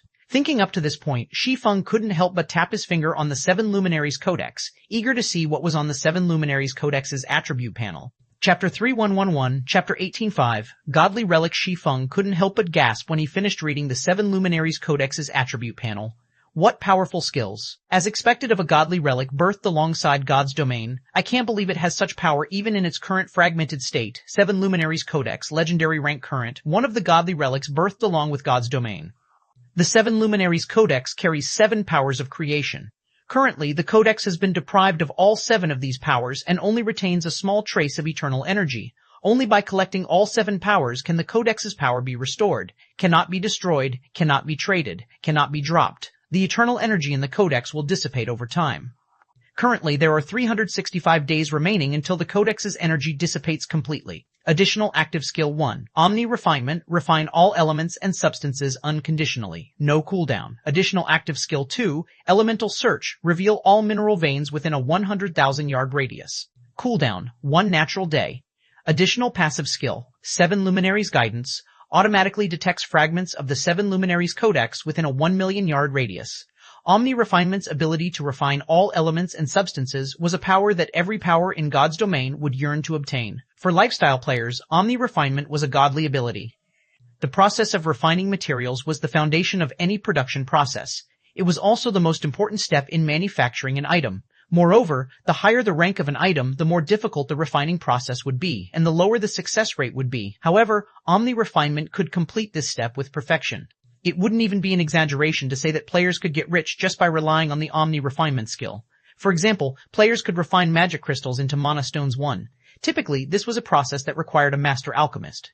Meanwhile, in addition to the material cost of 100 magic crystals per mana stone, master alchemists would also charge 2 magic crystals for their labor since the refinement process involved time and energy. However, with the Seven Luminaries Codex, Shi Feng could refine 100 magic crystals into a mana stone with the push of a button, his efficiency many times greater than the average master alchemist.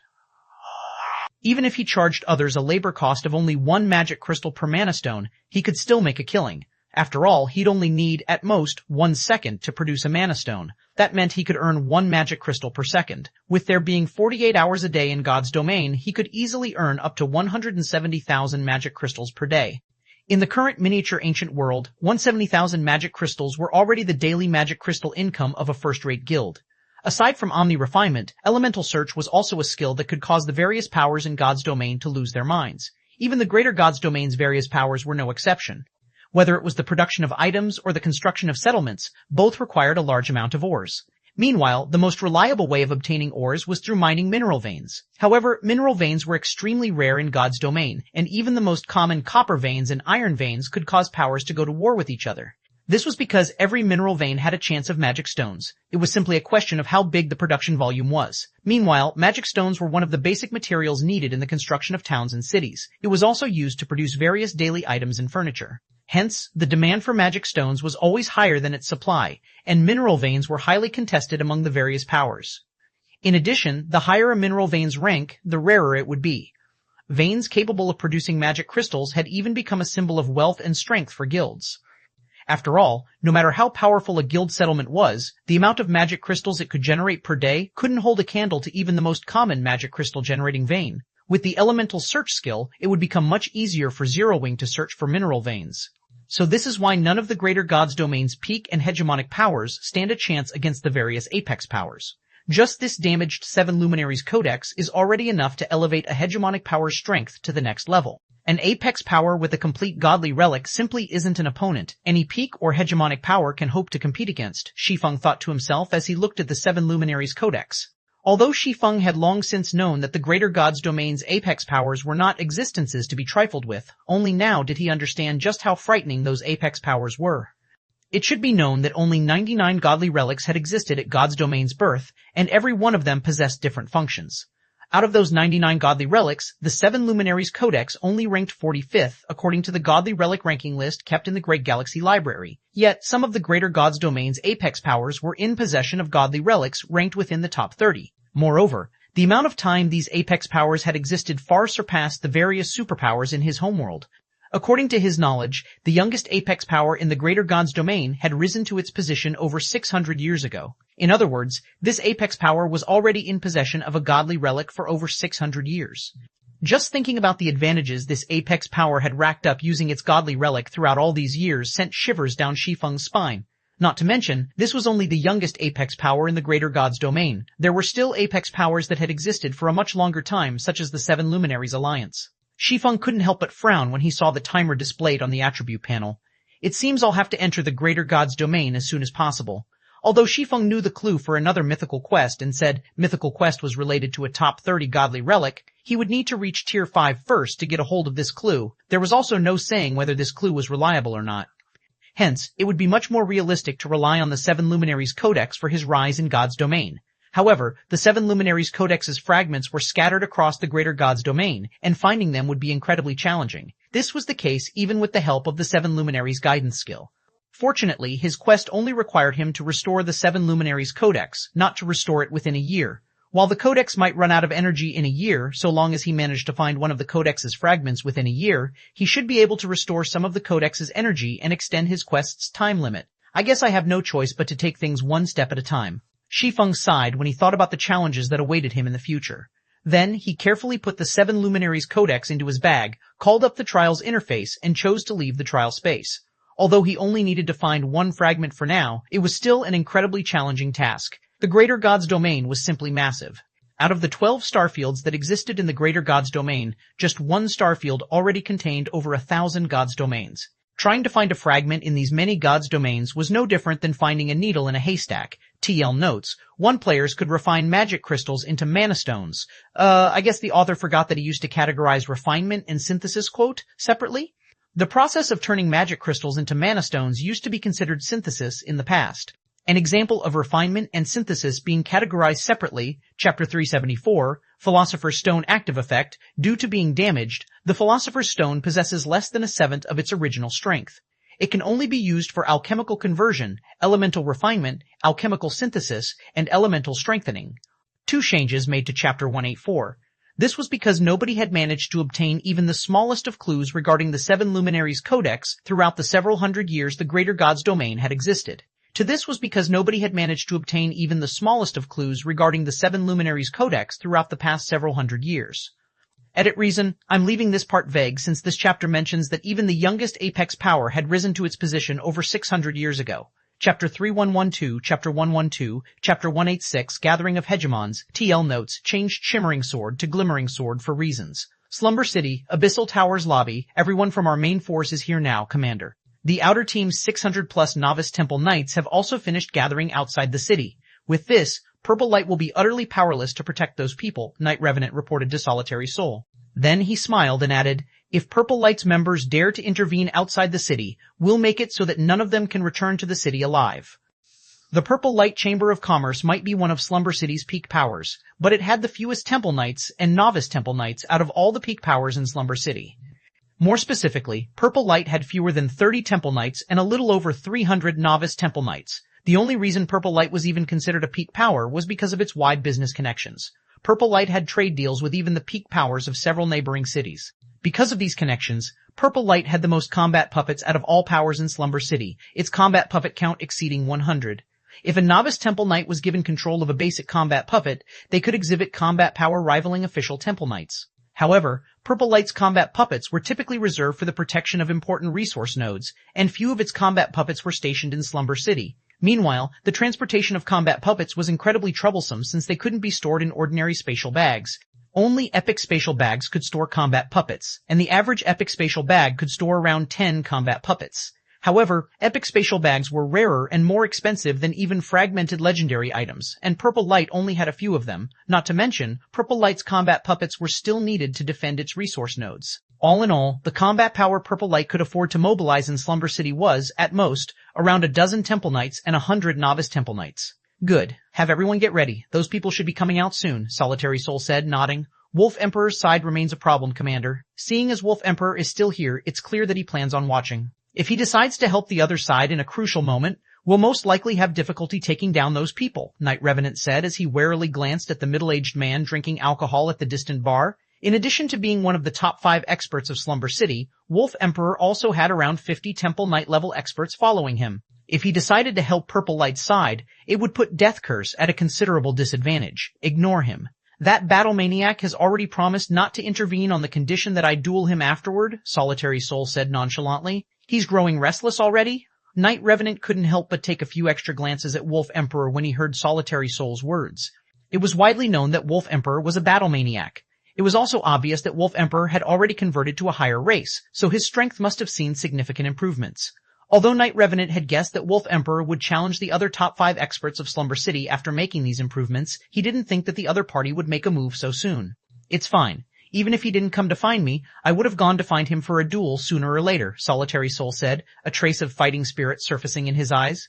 Slumber City's 3 administrators were extremely elusive and hard to meet. Although Solitary Soul had recently become one of Slumber City's administrators, he still had no idea how strong he was compared to the other top 5 experts. He also didn't know whether he could become the strongest expert in the city, so he needed to test his strength against a sufficiently strong opponent. However, out of the 4 other top 5 experts, 3 were Slumber City's administrators, and all 3 were extremely elusive and hard to meet. This left only Wolf Emperor as a potential opponent for Solitary Soul. Now that Wolf Emperor had taken the initiative to challenge him, it couldn't be better news for him. While Solitary Soul and Night Revenant were talking, a commotion suddenly erupted in the lobby. Immediately, Solitary Soul, Night Revenant, and the other Death Curse members turned toward the source of the commotion. At this time, the crowd in the lobby suddenly moved aside and opened up a path for a woman with long light blue hair. The woman wore a silver crown on her head, covered her body in silvery white light armor, and carried a beautiful longsword that gave off a light blue sheen around her waist. The woman looked like a goddess of war as she slowly walked down the aisle created by the crowd. The glimmering sword. I must be hallucinating. Why is the glimmering sword here? Crap, what day is it today? I can't believe 3 out of Slumber City's 5 hegemons have gathered in the Abyssal Tower. Many players in the lobby widened their eyes in shock when they saw the level 20 woman with light blue hair appearing in the Abyssal Tower, Lauder Crater. In addition to being the owner of the nickname Glimmering Sword, Laura Crater was also publicly recognized as the most talented individual Slumber City had seen in the past few decades. Unlike Wolf Emperor, who had carved his legacy in Slumber City step by step, Laura Crater had appeared very abruptly. By the time people learned about her existence, she had already defeated the 2 administrators of Slumber City at the time and became Slumber City's #1 expert. Good. Quicksand made it in time. Echoing Judgment breathed a deep sigh of relief when he saw Laura Crater appearing in the lobby. Unlike what most people assumed, the Purple Light Chamber of Commerce wasn't subordinated to Laura Crater. Instead, Lauder Crater owed Purple Light a favor due to the help Purple Light had offered her many years ago. Hence, Laura Crater publicly announced that Purple Light was under her protection. It was also because of Lauder Crater's announcement that most powers in Slumber City dared not provoke Purple Light throughout all these years. Death Curse was the only exception since the adventurer team sought to dominate the entire Slumber City. Glimmering Sword. I didn't think you would make an appearance for Purple Light. It seems I have underestimated Purple Light's place in your heart, Solitary Soul said, a hint of astonishment in his eyes when he saw Laura Crater approaching him. I owe Purple Light a huge favor. Now that Purple Light needs my help, I naturally won't stand by and do nothing, Laura Crater said as she looked at Solitary Soul calmly. I'll get to the point. Give up on targeting those people. Otherwise, our two adventurer teams will have no choice but to go to war. After Laura Crater finished speaking, the lobby fell silent as everyone stared at her in surprise. They didn't think that the Glimmering Sword would be willing to go to war with Death Curse for the sake of some outsiders. Laura Crater's Glimmer Adventurer team might be powerful, but Death Curse was no pushover. If the two adventurer teams went to war, both sides would suffer severe losses. What a wonderful threat, Solitary Soul laughed. Unfortunately, there is nothing you can do to stop those people from dying today. Moreover, I'm very curious to test whether you really are as strong as the rumors make you out to be. After Solitary Soul finished speaking, the intensity of his aura suddenly spiked. Immediately, most of the players present, including Echoing Judgment and the others, felt their hearts constrict in fear. Tier 4. Echoing Judgment couldn't help but look at Solitary Soul in disbelief. How can his aura be at the Tier 4 standard? Tier 4 was a tier no player in the stratified abyssal realm could reach. However, Echoing Judgment wasn't a stranger to a Tier 4 existence's aura because he had watched a fight between Tier 4 NPCs in the past. Meanwhile, the aura Solitary Soul currently radiated was just as strong as the aura those Tier 4 NPCs exuded. He got himself a piece of legendary equipment? Wolf Emperor thought as he looked at Solitary Soul, a hint of fear and excitement appearing in his eyes. This is interesting. I didn't think that old fox had kept so much strength hidden. With this, even the Glimmering Sword will have trouble against him. Wolf Emperor would often wander around picking fights. So, this wasn't the first time he had come across a player with a Tier 4 aura. While silence enveloped the lobby, multiple streaks of light suddenly appeared in the Abyssal Tower's teleportation hall, signifying that someone had just completed their test in the tower. Meanwhile, these people were none other than Shi Feng and his team. Chapter 3113, Chapter 187, Miserable Fate? Once the flashes of light disappeared, the figures in the Abyssal Tower's teleportation hall entered the sights of everyone in the lobby. Are they the players Death Curse is targeting? How pitiful these people are. I doubt even the Glimmering Sword can protect them now. They asked for it. Out of everyone they could have provoked, they just had to choose Death Curse. Things would have never turned out like this had they not chosen to help Purple Light. I heard that Death Curse had prepared a Death Curse for these people. So long as these people get banished out of the city, Death Curse's members will immediately place this curse on them. If they get killed with this curse in effect, not only will they lose 3 levels, but they'll also have a high chance of dropping the items on their bodies and in their bags. If they get killed a couple of times with this curse and fall below level 100, they will be forcibly sent back to the starting zone. If that happened, they'd have to compete for those few teleportation slots all over again if they want to enter level 100 plus maps again. It took me half a year to secure a teleportation slot for myself back then. Now that the starting zone's player population has grown larger, getting a teleportation slot has become even more difficult. My nephew is still stuck in the starting zone even after struggling for over a year. When the spectating crowd saw Shi Feng and his teammates appearing in the lobby, they couldn't help but look at Shi Feng's team sympathetically. Laura Crater's arrival might have surprised everyone, but judging by the current situation, the mighty Glimmering Sword might have trouble keeping her position as Slumber City's #1 expert today. Needless to say, she'd be even more powerless to protect Shi Feng's team. In addition, Solitary Soul was now a Vice City Lord in Slumber City. Although Laura was similarly a Vice City Lord, she did not have the right to stop Solitary Soul from banishing other players from the city. Hence, Laura could only threaten Solitary Soul and figure out a way to make him give up on targeting Shi Feng's team. Revenant, identify their names, Solitary Soul said, smirking as he looked at Shi Feng's team. Roger, Night Revenant also smirked as he said, everyone, do it. After Night Revenant finished speaking, multiple Death Curse members hiding among the crowd crushed the crystal rune in their hands. Immediately afterward, a magic array appeared in the eyes of these Death Curse members, the magic array giving their eyes a golden glow. Holy Seal's Eye? Shi Feng was quite surprised as he looked at the Death Curse members with glowing golden eyes. Holy Seal's Eye was an incredibly precious master rank identification skill. Not only could it see through the Black Cloak's concealment effects, but it could also see through high-ranking disguises. Most importantly, Holy Eye's seal could be used to analyze master magic arrays and above, assisting players in decoding the various magic barriers in God's domain. This ability was especially crucial when players were raiding ancient ruins. Out of the many ancient ruins that existed in God's domain, most of them would have some sort of barrier that prevented players from entering. Meanwhile, players could only enter these ruins after cracking these barriers. Hence, a Holy Seal's Eye could easily sell for the price of a level 100 epic weapon in God's domain. Meanwhile, to obtain their real IDs, Death Curse had used 20 Holy Seal's Eye. If the various powers of God's domain were to learn of this, they would definitely curse at Death Curse's prodigal behavior. We've verified their IDs already, Commander, Night Revenant said as he sent the IDs of Shi Feng's team members to Solitary Soul. Then, he turned to look at Shi Feng's team with a gleeful look. Damn it!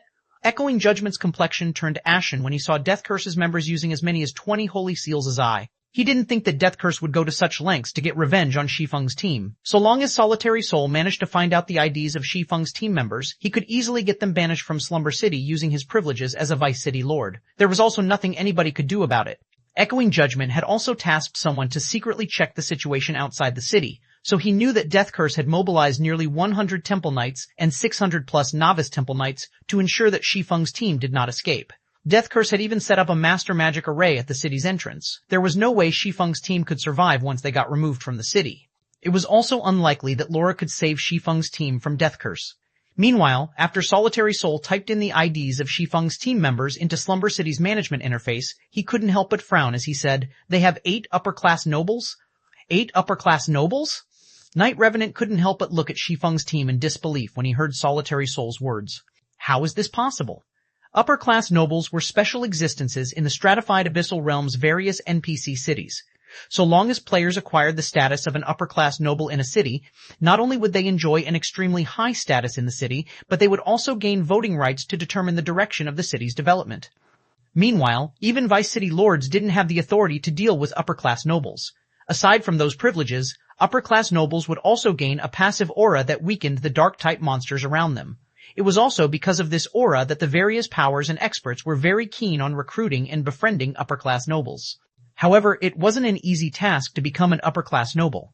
Take Slumber City, for example. Even after several decades of development, less than 100 players had managed to become an upper-class noble in Slumber City.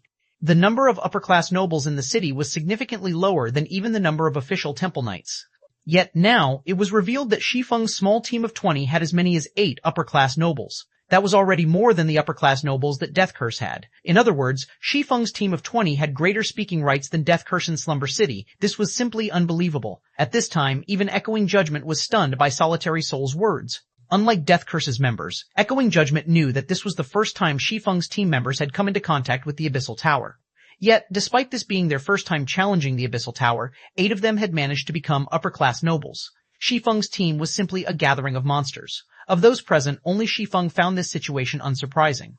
Not only did God's Domain possess complete legacies, but it also had an environment that was much more conducive for mana development. Hence, God's Domain's players were vastly superior to the stratified Abyssal Realm's players when it came to mana control. Based on Shi Feng's evaluation of the Abyssal Tower, so long as a God's Domain player reached the World Tower's 2nd floor standard, they could almost certainly clear the Abyssal Tower's 3rd floor and become an upper-class noble. So that's why Purple Light has gone as far as to call on the Glimmering Sword to help you, Solitary Soul said, his expression growing even colder as he looked at Shi Feng's team.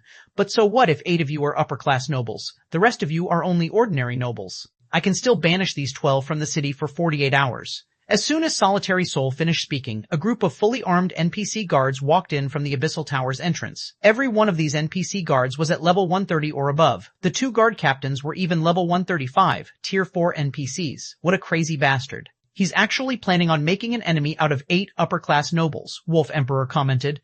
When he saw the NPC guards appearing, he understood that Solitary Soul intended to take care of Shi Feng's team and establish his dominance over Slumber City, even if it meant making an enemy out of 8 upper-class nobles simultaneously. However, Wolf Emperor also had to admit that Solitary Soul had the qualifications to act arrogantly. After all, with a piece of legendary equipment in his possession, Solitary Soul could not only stand at the apex of Slumber City, but he could even extend his reach into Shadow City, the most prosperous and powerful city in the stratified Abyssal Realm's northern region. After the several dozen NPC guards walked up to Blackie and the others, one of the guard captains took out a piece of parchment and recited, "According to Slumber City's rules, as punishment for challenging Vice City Lord Solitary Soul's authority, you will be banished from the city for 48 hours. Please follow us out of the city." Black Flame, is it? When Knight Revenant saw that the NPC guards were about to take Blackie and the others away, he turned to Shi Feng and laughed, saying, "This is what happens when you offend Death Curse. Of course, this is only the beginning. You will soon learn what kind of miserable fate awaits you for going against Death Curse." Miserable fate? Shi Feng couldn't help but chuckle at Knight Revenant's remarks. Then, he walked straight up to the stern-looking NPC guards. Chapter 3114, Chapter 114, This person must be crazy.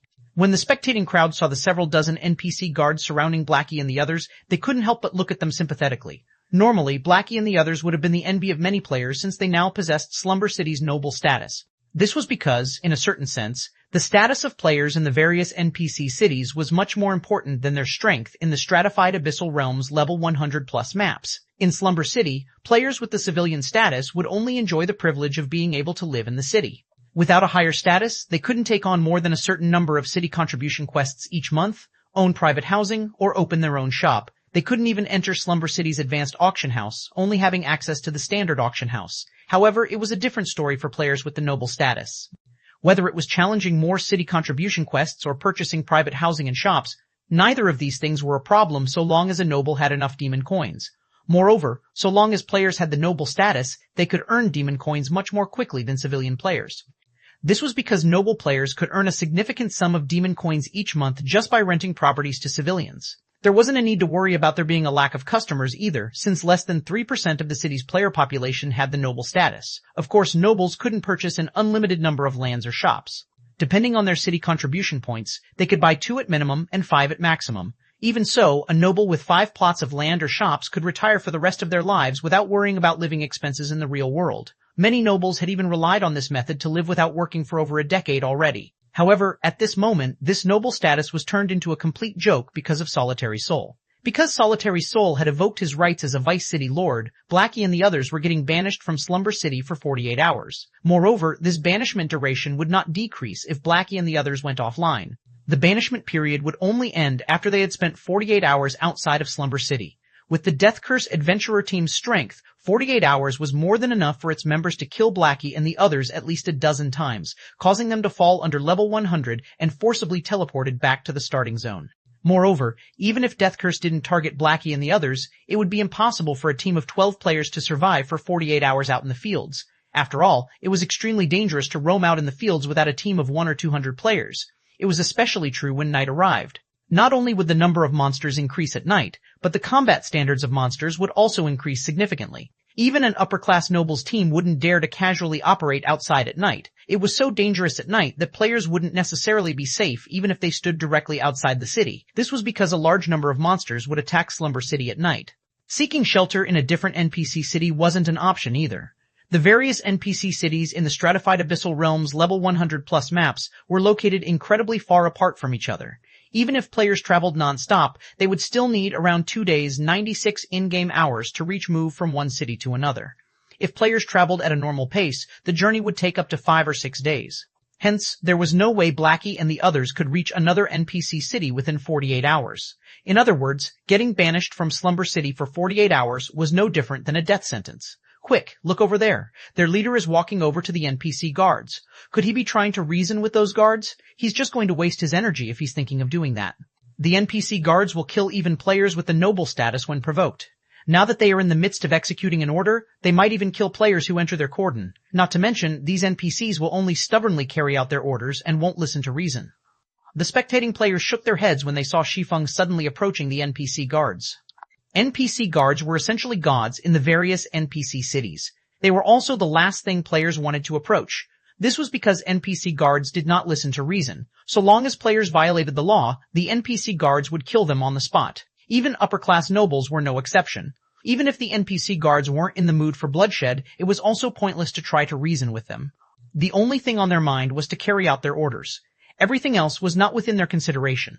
Rather than try to obstruct the NPC guards from carrying out the banishment process, what Shi Feng should be doing was figure out a way to amass some strength and ensure that his banished companions could survive out in the fields. Did he lose his mind to anxiety? Knight Revenant couldn't help but laugh when he saw Shi Feng moving closer and closer to the NPC guards. Or does he think that his upper-class noble status is enough to make those NPC guards listen to him? Upper-class nobles might enjoy a high status in Slumber City, but they still lack the qualifications to challenge the city's laws. Even Vice City lords like Solitary Soul and Laura Crater didn't have the qualifications to do so. Otherwise, the Glimmering Sword wouldn't have gone through the trouble of using the threat of war to try and stop Death Curse's actions. Meanwhile, when Echoing Judgment saw Shi Feng's actions, he swiftly ran after Shi Feng in an attempt to stop him from moving any closer to the NPC guard's cordon. Unfortunately, he was still a step too late. Not only did Shi Feng cross the NPC guard's cordon, but he had even approached the 2 NPC guard captains directly and stood in their way. If his intentions hadn't been clear enough before, it was now very obvious that he was trying to stop these NPC guards from apprehending his teammates. Is he crazy? Knight Revenant nearly gaped in shock when he saw Shi Feng intercepting the NPC guard captains. The difference between intruding on the NPC guard's cordon and obstructing the NPC guard captain's actions was like night and day. In the former case, the NPC guards would, at most, kill the intruding player once. However, in the latter case, the NPC guards would apprehend the obstructing player and imprison them for half a month to an entire month. This was worse than getting killed 3 or 4 times. Meanwhile, when the 2 NPC guard captains saw Shi Feng appearing before them, their first reaction was to reach for their weapons. However, just when everyone thought that the 2 guard captains were about to strike at Shi Feng, the 2 guard captains suddenly froze, a hint of fear appearing in their eyes as they looked at Shi Feng. The 2 guard captains behaved like 2 rats standing in front of a mouse, neither daring to move a muscle. Esteemed Lord Legatee, the 2 guard captains saluted Shi Feng after coming to their senses. Then, they asked respectfully, "May we know what orders you have for us?" Chapter 3115, Chapter 89, Difference in Status. The words of the 2 NPC guard captains surprised and stunned everyone present in the lobby. I must be hallucinating. Since when did NPC guards start treating players so respectfully? Could those guards be fake? He's already crossed the cordon.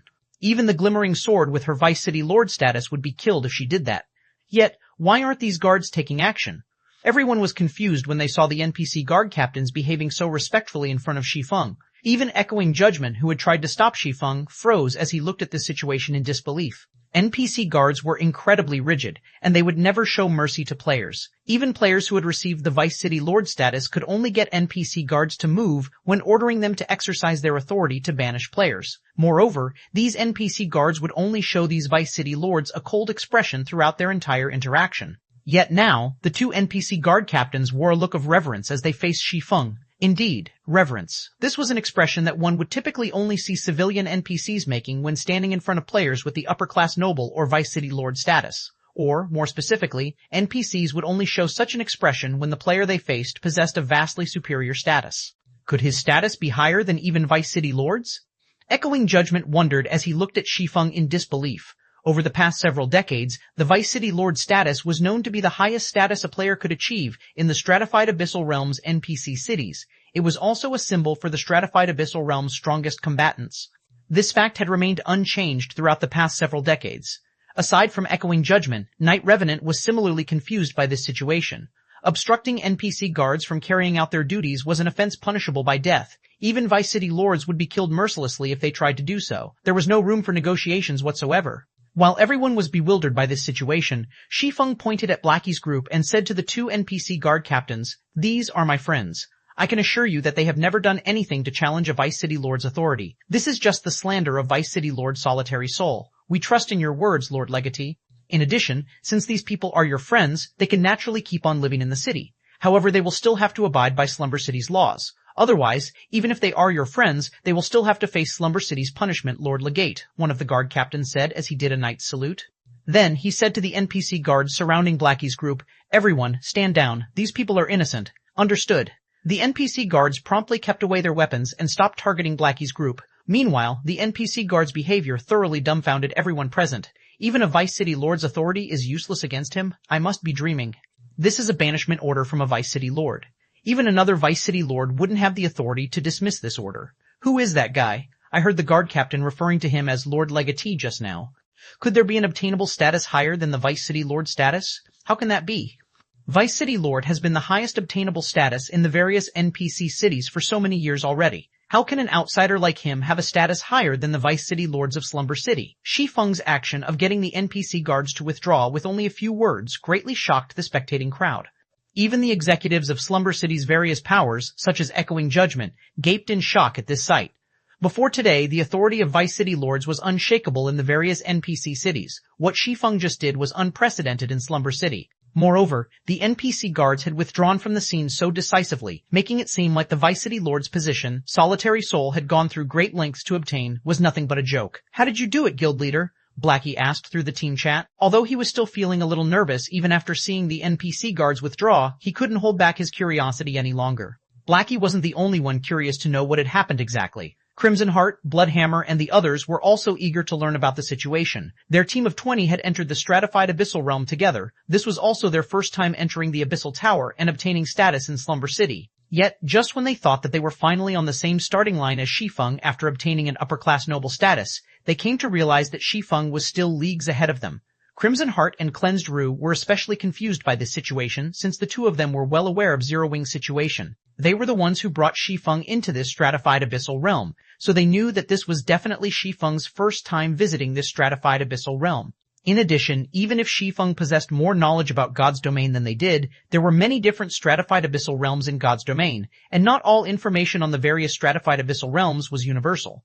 Yet, after entering this stratified abyssal realm, not only did the gap between them and Shi Feng not shorten, but it even felt like it was growing larger and larger. Moreover, it was also because of Shi Feng that Hundred Flower Palace's members managed to survive the ordeal this time. Nothing special. It's just that my authority is slightly higher than his, Shi Feng explained through the team chat. Slightly higher? When Bloodhammer heard Shi Feng's answer, he couldn't help but ask, could you have cleared the 4th floor's trial already, Guild Leader Blackflame? The Abyssal Tower's trial space had 5 floors. So long as one managed to clear the 3rd floor's trial, one would gain the status of an upper-class noble. Find the original at H. Novel. Bloodhammer and the others had struggled desperately just to clear the 3rd floor's trial. Even then, they had barely managed to complete it before they ran out of time. As for the 4th floor's trial, it wasn't an exaggeration to say that it was a despair-inducing challenge. Not only did they have to go up against mythic monsters on the 4th floor, but they even had to fight 9 of them simultaneously. It should be known that the Abyssal Tower's trial wasn't merely a test of strength, it was also a test of adaptability. However, adapting to the trial space's mana environment was simply too difficult of a task. Just getting their bodies to adapt to the flow of the trial space's dark mana was already their limit. They had no energy to spare to research and construct the magic array outlined by the dark mana. I passed it by luck, Shi Feng said, nodding. Players would need to successfully construct the magic array composed entirely of dark mana if they wanted to have a chance at clearing the 4th floor's trial. However, normally, even a Grandmaster Magician like himself shouldn't have been able to construct the magic array within such a short period of time. This was because the arrangement of the dark mana was rather unique. If he hadn't become a primal human and obtained the Eyes of Reality, which allowed him to see the dark mana's operating principles clearly, he wouldn't have been able to see the magic array's entire structure. Naturally, he wouldn't have been able to draw the entire magic array either. Meanwhile, realization dawned on Bloodhammer, Crimson Heart, and the others when they saw Shi Feng nodding. They also couldn't help but smile bitterly over the gap between them. If Shi Feng had managed to conquer the despair-inducing 4th floor trial, it was completely understandable for him to obtain a position above upper-class nobles. It wouldn't even be strange if he had managed to obtain status surpassing that of Vice City Lords. According to Echoing Judgment, not a single player in the stratified Abyssal Realm's various NPC cities had ever managed to clear the Abyssal Tower's 4th floor. Echoing Judgment had even gone as far as to say that the 4th floor trial was a prank by the main god system, and no player could ever complete it. On the other side, Echoing Judgment breathed a deep sigh of relief when he saw the NPC guards disbanding their cordon. Now that Shi Feng's team could remain inside Slumber City, there was nothing Death Curse could do against them. At most, Shi Feng's team would have to be a little more careful when leaving the city. However, now that Shi Feng's team had 8 upper-class nobles, they'd have no trouble gaining many followers and the partnership of Slumber City's various peak powers. However, as soon as Echoing Judgment sighed in relief, Shi Feng set his sights on the 2 NPC guard captains once more and asked, Captains, in view of Vice City Lord Solitary Soul's slanderous behavior towards my friends, may I know if I have any authority to sanction him? Chapter 3116, Chapter 11Z, who isn't a pseudo-tier 4 nowadays? Sanction a Vice City Lord? What is he thinking? A Vice City Lord is already an administrator of the city. Even the City Lord probably doesn't have the authority to sanction a Vice City Lord. Shi Feng's words instantly caused a commotion to erupt in the lobby. Although Shi Feng didn't speak very loudly, everyone present was a Tier 3 expert. With their keen senses, they could hear even the sound of grass rustling over 100 yards away if they wanted to, let alone a player speaking within 100 yards. While the spectating crowd was discussing Shi Feng's words, the 2 NPC guard captains surprisingly remained silent for a moment. Then, they looked at Shi Feng with serious expressions on their faces. Esteemed Lord Legatee, while you are the Abyss's successor, according to Slumber City's laws, unless a Vice City Lord has violated Slumber City's bottom line, even Lord City Lord and Lord Magistrate do not have the authority to arbitrarily sanction a Vice City Lord, the younger of the 2 guard captains said. I knew it. How can anyone possibly sanction a Vice City Lord? Vice City Lords have the authority to determine a city's development direction. Even if he has greater authority than a Vice City Lord, there's no way he can sanction one without a valid reason. It's like how Vice City Lords can't target upper-class nobles, basically. But this guy really knows how to dream. Is he not afraid of sowing a permanent grudge with Death Curse? The surrounding spectators didn't feel particularly surprised when they heard the guard captain's answer. A Vice City Lord was an NPC city's administrator. Meanwhile, the birth of an administrator was incredibly challenging. In addition to completing the temple trial, a player would also need to establish a power that ranked within the top 10 of the city's contribution ranking list. In other words, an NPC city could only have a maximum of 10 Vice City Lords at a time. One could easily imagine how high a status a Vice City Lord enjoyed. However, since the stratified abyssal realm's launch until now, aside from the mysterious Dark Sanctuary, the only NPC city known to have all 10 of its Vice City Lord positions filled was Shadow City, the city located in the level 120 map Dark Desert. Other NPC cities only had around 2 or 3 Vice City Lords. NPC cities with 4 Vice City Lords, such as the current Slumber City, could already rank among the top.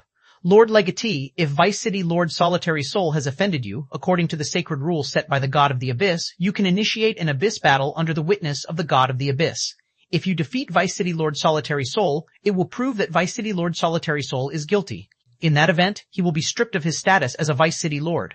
The older of the 2 guard captains suddenly added, however, the Abyss battle is a sacred duel. You can only initiate it 3 times in your life, so please use it with caution. I can sanction him in such a way? Shi Feng was a little stunned. Originally, Shi Feng didn't hold much hope of dealing with Solitary Soul via the city. After all, a Vice City Lord held considerable influence over the NPC city they belonged to. He had only asked if he could sanction Solitary Soul since he was curious what his status as the Abyss Legate would allow him to accomplish. Shi Feng wasn't the only one surprised by this situation right now. Everyone else was similarly taken aback by the older guard captain's words. How is this possible? A Vice City Lord can actually be sanctioned arbitrarily? What kind of authority does this legatee status have? Everyone in the hall stared at Shi Feng in astonishment. Some of the upper-class nobles enjoying the show couldn't help but gulp nervously, a hint of fear appearing in their eyes. The position of upper-class nobles was only slightly lower than Vice City Lords in the various NPC cities. So long as a Vice City Lord wasn't crazy or an upper-class noble wasn't hell-bent on going against a Vice City Lord, upper-class nobles were essentially untouchable existences. However, it was now revealed that Shi Feng's status afforded him the authority to sanction even Vice City Lords. If even Vice City Lords weren't safe from him, upper-class nobles naturally weren't either. Meanwhile, without an NPC city to rely on, upper-class nobles would be reduced to nothing but a tool that inflicted a weakening debuff on Dark-type monsters. This is going to be interesting. A smile appeared on Wolf Emperor's face as he looked at Shi Feng.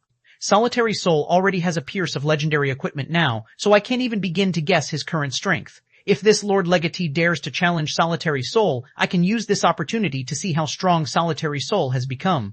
Wolf Emperor wasn't interested in the conflict between Shi Feng and Solitary Soul in the slightest. His original goal had always been to challenge Solitary Soul after seeing the other party becoming a Vice City Lord.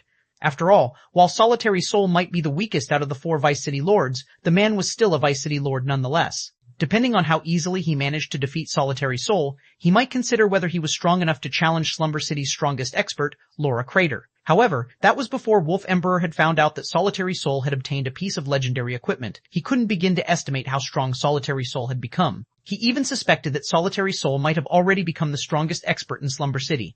After all, any legendary equipment could grant players the strength to transcend tiers. I doubt that kid will dare challenge Solitary Soul, Boss Wolf. After all, even the Glimmering Sword will have to be wary of Solitary Soul right now. Moreover, he only has 3 chances to initiate an Abyss battle. It's not worth wasting one of these precious chances on Solitary Soul, the level 1116 swordsman youth standing next to Wolf Emperor said, shaking his head. He doubted that Shi Feng would foolishly challenge Solitary Soul to a duel. Everyone in the lobby could sense the frightening aura Solitary Soul radiated. Unless Shi Feng was also a Vice City Lord level expert with a piece of legendary equipment, it was unlikely he could defeat Solitary Soul. However, as soon as the swordsman youth finished speaking, Shi Feng turned to Solitary Soul, who was looking at him contemptuously, and calmly said, "Then, on my name as the Abyss Legatee, I will initiate an Abyss battle with Vice City Lord Solitary Soul." Since Death Curse wanted to use them to set an example, Shi Feng naturally wouldn't mind using Death Curse to make a name for himself either.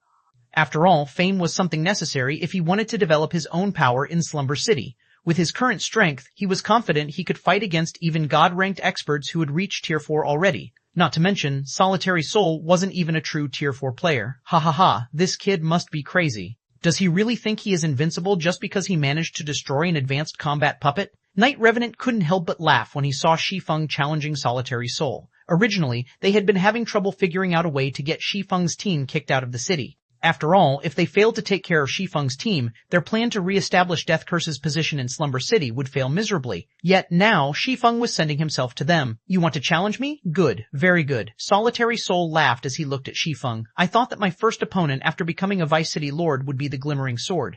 But since you want to fight, I'll fulfill your wish.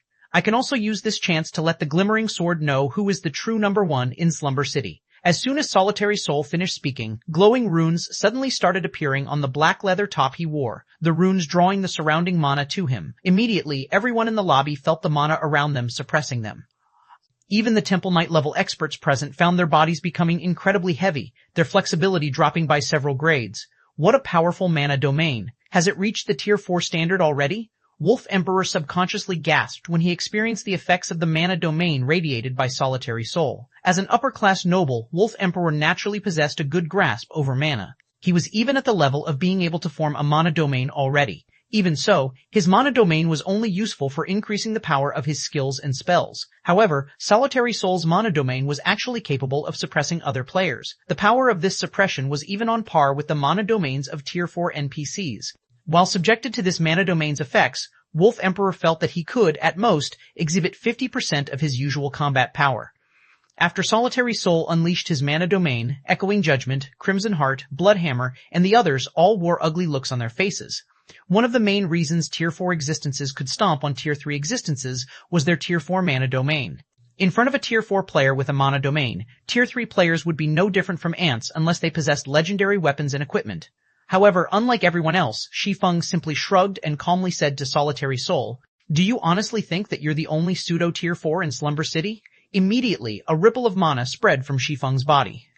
Then, following the spread of this ripple, the suppression everyone experienced vanished without a trace. Chapter 3117, Chapter 91, Slumber City, shaken a Tier 4 mana domain? Night Revenant stared at Shi Feng in disbelief when he saw Solitary Soul's mana domain getting pushed back. How is this possible? The biggest difference separating Tier 3 and Tier 4 players was the strength of their mana. With the mana body they had just created, Tier 3 players could just barely extend their mana out of their body, using it to strengthen their skills and spells to a certain extent. However, after reaching Tier 4, players would gain the ability to manipulate the mana around them, using it to strengthen their skills and spells by a significant margin. They could even suppress their enemies with their mana.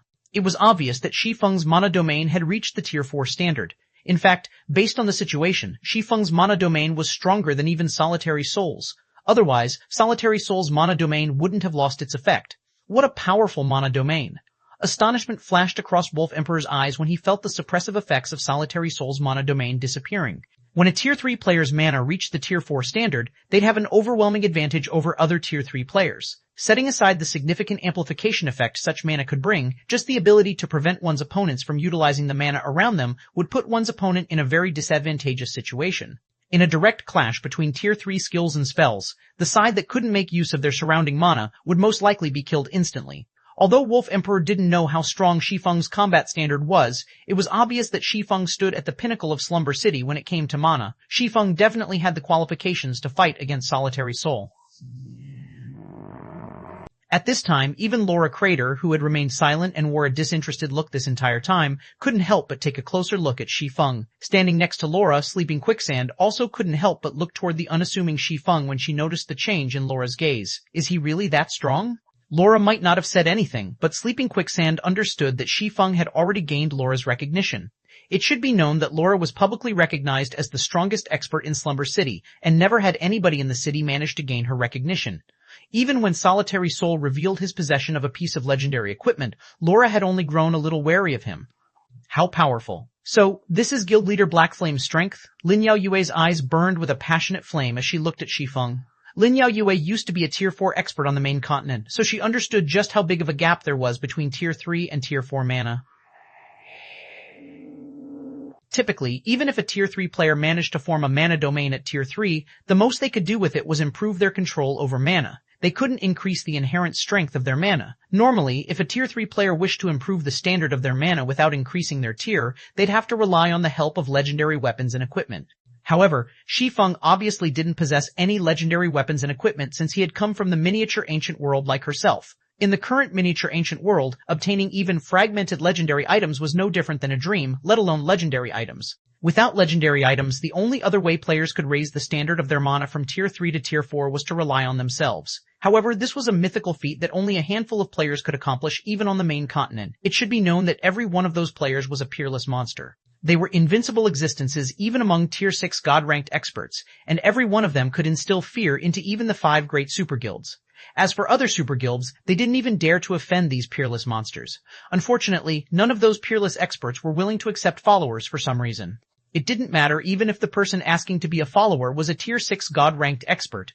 This situation had caused countless experts and powers on the main continent to sigh in disappointment. Currently, though, there was no doubt that Shi Feng had already reached the level of those peerless monsters. Amazing, as expected of someone from the Dark Sanctuary. With this kind of strength, he should have no trouble ranking among the top 10 of Shadow City. Echoing Judgment inwardly exclaimed as he looked at Shi Feng. At the same time, he became even more determined to partner with Shi Feng. There might be incredibly few players from the Dark Sanctuary operating in the stratified abyssal realms level 100+ maps, but it wasn't exactly difficult to meet with them. This was because almost those from the Dark Sanctuary would eventually move their base of operations to Shadow City. Hence, so long as one traveled to Shadow City, one could easily come across powers from the Dark Sanctuary. However, according to his understanding, there were many powers based in the Dark Sanctuary, and not all of these powers were equally strong. Although any power capable of exiting the Dark Sanctuary would almost certainly be a peak power or greater, there were still differences between them. Based on the frightening strength Shi Feng had just displayed, Echoing Judgment was certain that Shi Feng was stronger than most of the Dark Sanctuary experts in Shadow City. After all, experts whose mana had reached the Tier 4 standard were extremely rare, even in the Dark Sanctuary. There was no way an ordinary peak power would be willing to send such a powerful combatant out of the Dark Sanctuary. In fact, the Dark Sanctuary's powers would usually take the initiative to recruit experts with Tier 4 mana in Shadow City, and their promises to these experts were enough to cause countless experts in the stratified abyssal realm to drool in envy. Based on this situation, it could be seen just how high of a position experts with Tier 4 mana held in the Dark Sanctuary. While everyone was marveling at Shi Feng's mana domain, the sound of a bell ringing suddenly came from the abyssal tower's topmost floor, the sound echoing throughout the entire Slumber City. Many players were confused by this ringing sound. However, before they could get to the bottom of this situation, everyone in the city received an announcement from the system. Slumber City Region System Announcement, Legatee Black Flame has initiated an abyss battle against Vice City Lord Solitary Soul. Following the ancient agreement, this duel will be conducted under the witness of the God of the Abyss. All players in the city will also have the chance to witness this battle. Players will only have 10 seconds to make a decision. Slumber City Region System Announcement. Those who do not decide within the time limit will forfeit their right to witness the Abyss battle. What's going on? Who's this Black Flame? He actually has the authority to challenge a Vice City Lord. Solitary Soul is one of Slumber City's top 5 experts. He has even completed the temple trial recently. Is the person who challenged Solitary Soul insane? Regardless, this is a rare opportunity to see Solitary Soul in action. The last time he fought against someone publicly was when he challenged a few of the top 10 experts previously. He's been immersed in training ever since, and nobody knows how strong he is exactly now. Following the system announcement, curiosity filled Slumber City's various powers and independent players. Everyone was curious to learn about the person known as Black Flame and how strong Solitary Soul had become after completing the temple trial. Hence, everyone chose to spectate the Abyss battle without hesitation. Chapter 3118-92, Legendary Equipments Might Slumber City, Abyssal Tower. Following the ringing bell sound, an ancient and sacred aura spread across Slumber City, this aura instilling a sense of awe and submission into everyone in the city. After this aura swept across the entire city, players who had chosen to spectate the Abyss battle found themselves teleported to a magnificent arena located in the middle of a sea of stars. The arena was massive, occupying an area of over a dozen sports stadiums. It could easily fit several 100,000 spectators simultaneously. Of course, that definitely wasn't enough to accommodate Slumber City's several 100 million players. However, players weren't teleported directly to the arena's spectator stands. Instead, players were teleported to the countless independent spaces that existed within the arena, and each of these independent spaces had a replica of the main arena. So, even though the main arena itself could only accommodate several hundred spectators, it could, in reality, allow all of Slumber City's players to spectate the upcoming Abyss battle simultaneously. The only people on the arena's stage currently were Shi Feng and Solitary Soul, and both of them were at level 120. Evidently, the main god system had equalized their levels for the sake of fairness. Meanwhile, after the participants and spectators were teleported to the arena, a timer appeared above the stage, indicating the seconds left until the Abyss battles start. 10, 9, 8, 8, 7. I am really surprised. I didn't expect you to have not only significantly higher authority than me, but also Tier 4 mana. You can find yourself a place even in Shadow City with your strength and status, Solitary Soul said to Shi Feng, smiling after he scanned the stage. If you hadn't disrupted our plans, we would have never wanted to make an enemy out of you. Unfortunately, you've made the wrong choice from the very beginning, which leaves us with no choice but to eradicate you and your team. This outcome will not change even if your mana has already reached the Tier 4 standard. When Solitary Soul finished speaking, the timer also finished counting down. Then, Solitary Soul's figure thoroughly vanished from the stage. What a skillful, soundless steps. When Hidden Soul saw Solitary Soul disappearing from her sight, a solemn expression appeared on her face. Not only has he perfectly concealed his presence, but he's also using his killing intent to layer his concealment. He's even managed to create up to 19 decoys. How much of a monster is he? Although Hidden Soul was sitting on the spectator stands, everything taking place on the stage was perfectly presented to the spectator stands. So, watching the fight from the spectator stands was no different than watching it directly on stage. Meanwhile, soundless steps happened to be a combat technique Hidden Soul was also skilled at. It was also the reason she dared to assassinate Tier 6 God-ranked experts. For a skilled assassin, it wasn't difficult to perfectly conceal their aura. What was difficult was using one's killing intent to misdirect one's target. Meanwhile, the more decoys one tried to create using killing intent, the more difficult it would be to accomplish the feat. Currently, Hidden Soul could create up to 16 decoys only. Moreover, that was after she had become a high demonkin. If she wanted to further increase that number, the complexity of the technique would increase by several times. Meanwhile, as far as she knew, not even one of her many assassin friends could create 19 killing intent decoys. In addition to showing how skillful he was, the fact that Solitary Soul could create 19 decoys with his killing intent meant that he could fake his attacks up to 19 times.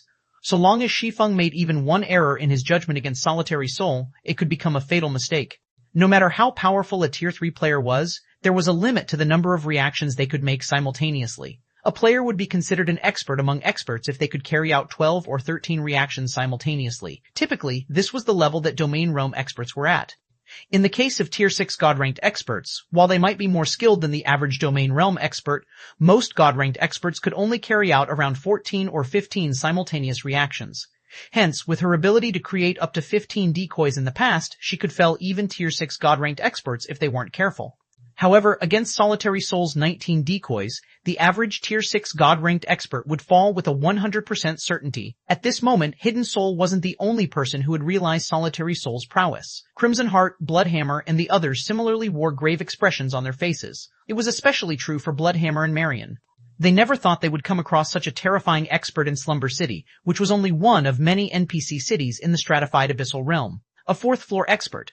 Bloodhammer couldn't believe his eyes when he saw Solitary Soul disappearing from his perception. Weren't stratified abyssal realms supposed to have only a handful of fourth-floor experts? Why are there so many fourth-floor experts in this stratified abyssal realm? According to the information Bloodhammer collected through eavesdropping on the conversation of others, he knew that Solitary Soul only ranked among the top 5 of Slumber City when it came to strength. More specifically, he ranked 4th or 5th. This meant that there were 3 or 4 more players of Solitary Soul's caliber in Slumber City.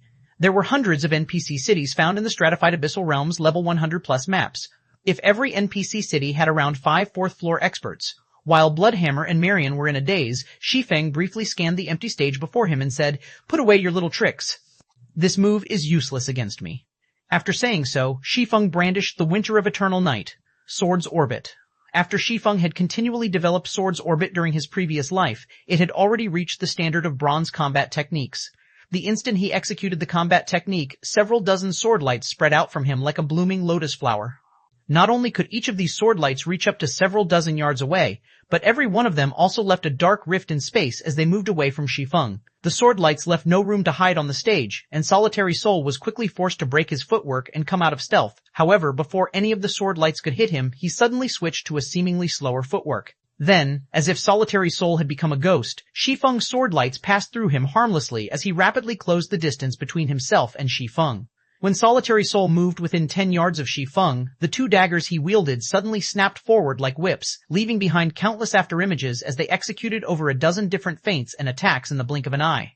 What a well-honed Godspeed reflex. Shi Feng couldn't help but be surprised by the rapid shift Solitary Soul executed in his attack. Even so, he did not stop brandishing the Winter of Eternal Night. Sword's Orbit could be regarded as Shi Feng's roots. It was also the defensive technique he was most proficient in. After developing it to the bronze standard, the combat technique was improved significantly.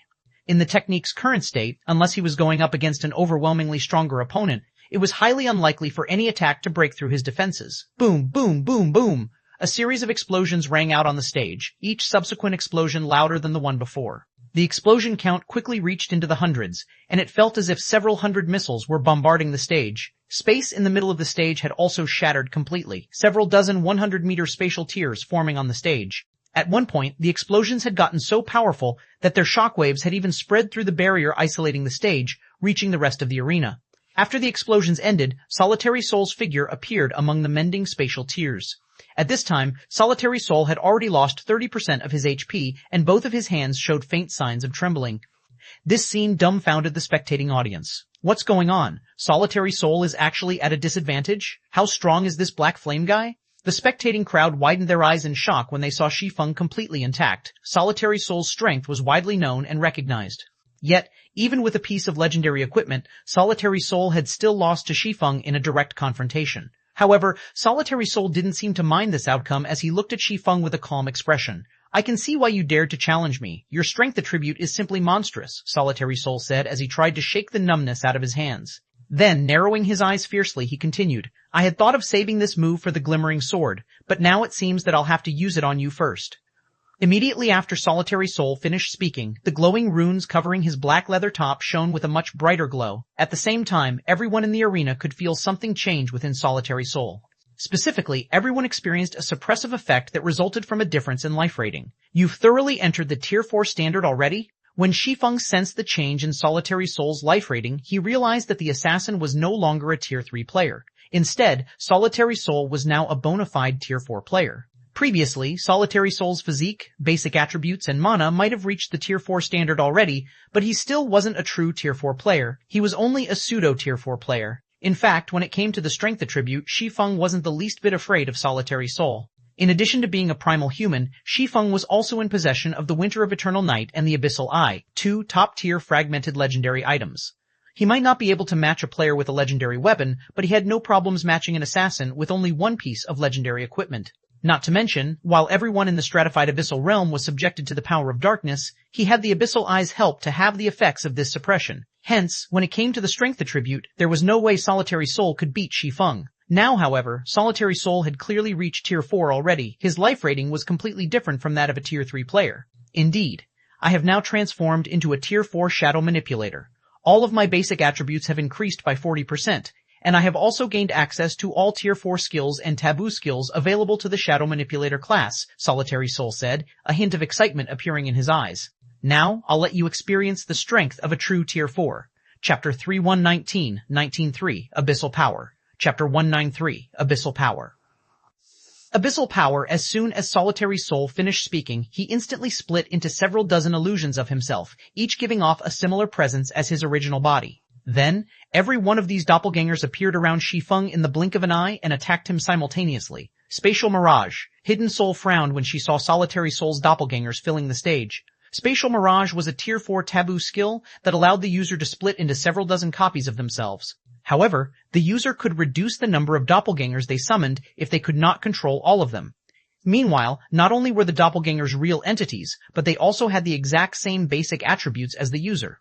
In addition, so long as even one doppelganger remained alive during the skill's 1-minute duration, the original body would not die. Because of Spatial Mirage's effects, it was labeled as the strongest single-target skill out of all Tier 4 skills available to assassins. After all, not only did the skill allow its user to rain their opponent with a large number of attacks, but it also allowed the user to stay near invincible for 1 minute.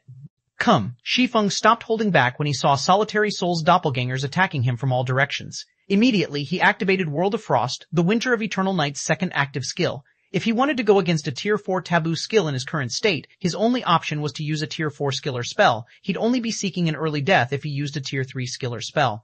This was because there was a great disparity in the mana Tier 3 and Tier 4 skills could access. In God's domain, a clash between skills would often be decided by the mana each side held. It wouldn't matter even if a skill's effect was superior. It would most likely lose if it went up against a skill that had carried significantly more mana. Hence, it was impossible for low-tier skills to go up against high-tier skills. The current Winter of Eternal Night might not be at its peak, but its additional skills were already at the Tier 4 standard. In a certain sense, its skills were even stronger than the average Tier 4 skill and spell. Immediately, 9 frost swords appeared around Shi Feng, each frost sword carrying 120% of his strength. Then, Shi Feng executed Sword's Orbit once more against Solitary Soul's doppelgangers. Unlike before, Shi Feng was executing Sword's Orbit with 9 weapons this time. Hence, the galaxy of stars that formed around him created a much tighter defensive network than before. Moreover, every one of the stars that surrounded him exerted destructive power at the Tier 4 peak standard. Boom, boom, boom, boom. The clash between swords and daggers taking place right now was many times more intense than before. For a time, the stage looked like it was hosting a fight between two 1,000-man teams rather than a duel between two players, the scene flabbergasting the spectating audience. They're so strong. So, this is a Vice City Lord level fight?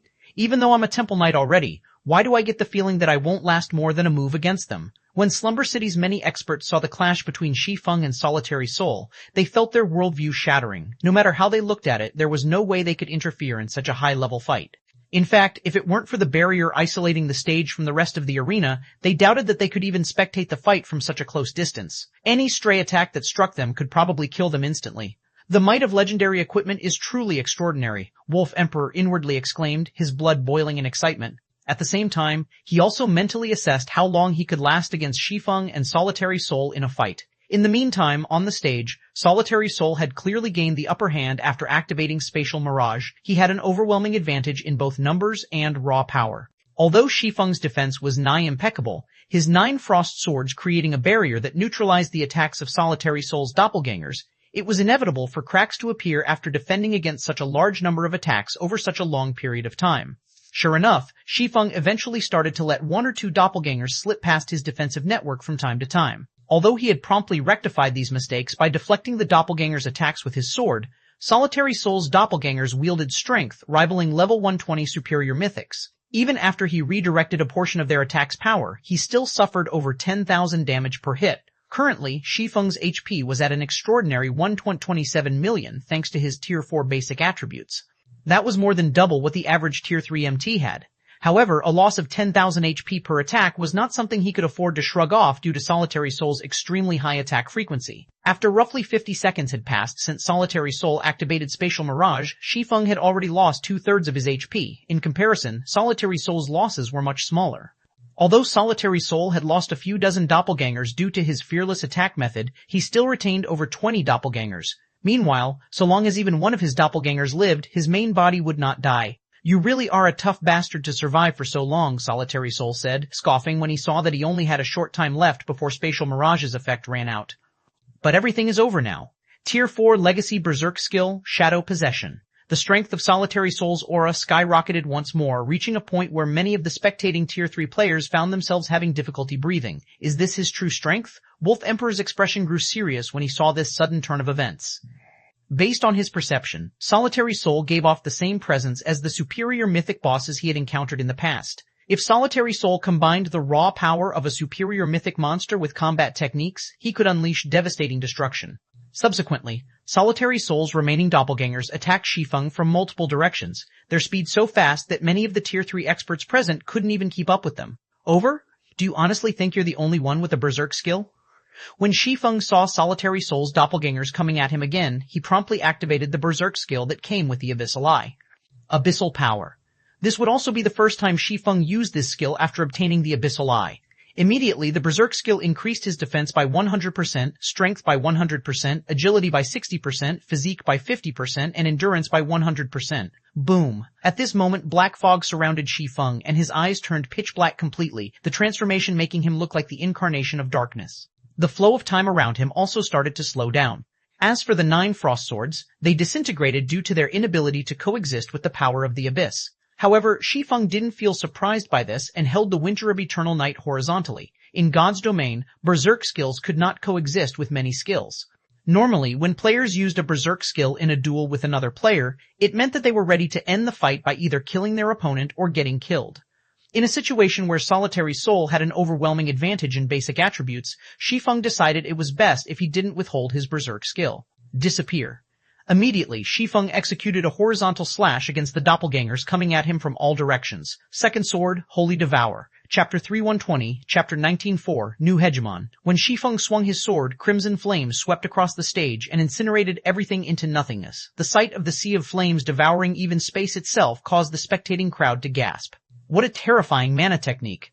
Who the hell is this guy? Wolf Emperor exclaimed, a grave expression appearing on his face. Mana techniques might be common in the stratified abyssal realm, but most of the mana techniques in the hands of Slumber City's peak powers could only exhibit power rivaling Tier 3 skills and spells. There were also a few mana techniques capable of reaching the standard of Tier 4 skills and spells, but those were dark-type mana techniques. However, the mana technique Shi Feng used was clearly of the fire element. Yet, in addition to being capable of incinerating even space itself, those flames also gave Wolf Emperor the feeling that he would get burnt into nothingness so long as they touched him. The power of this mana technique far surpassed the power of the average Tier 4 skill and spell. It should be known that mana techniques did not have cooldowns like skills and spells, So long as players had enough stamina and concentration, they could use mana techniques multiple times in a row. Hence, mana techniques were worth much more than skills and spells on the market. On average, it would take a Tier 3 Dark-type skill or spell to match the value of a mana technique capable of exhibiting Tier 3 power.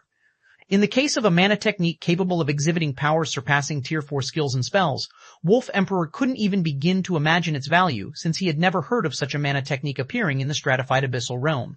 However, the powerful flames Shi Feng created did not deter Solitary Soul in the slightest.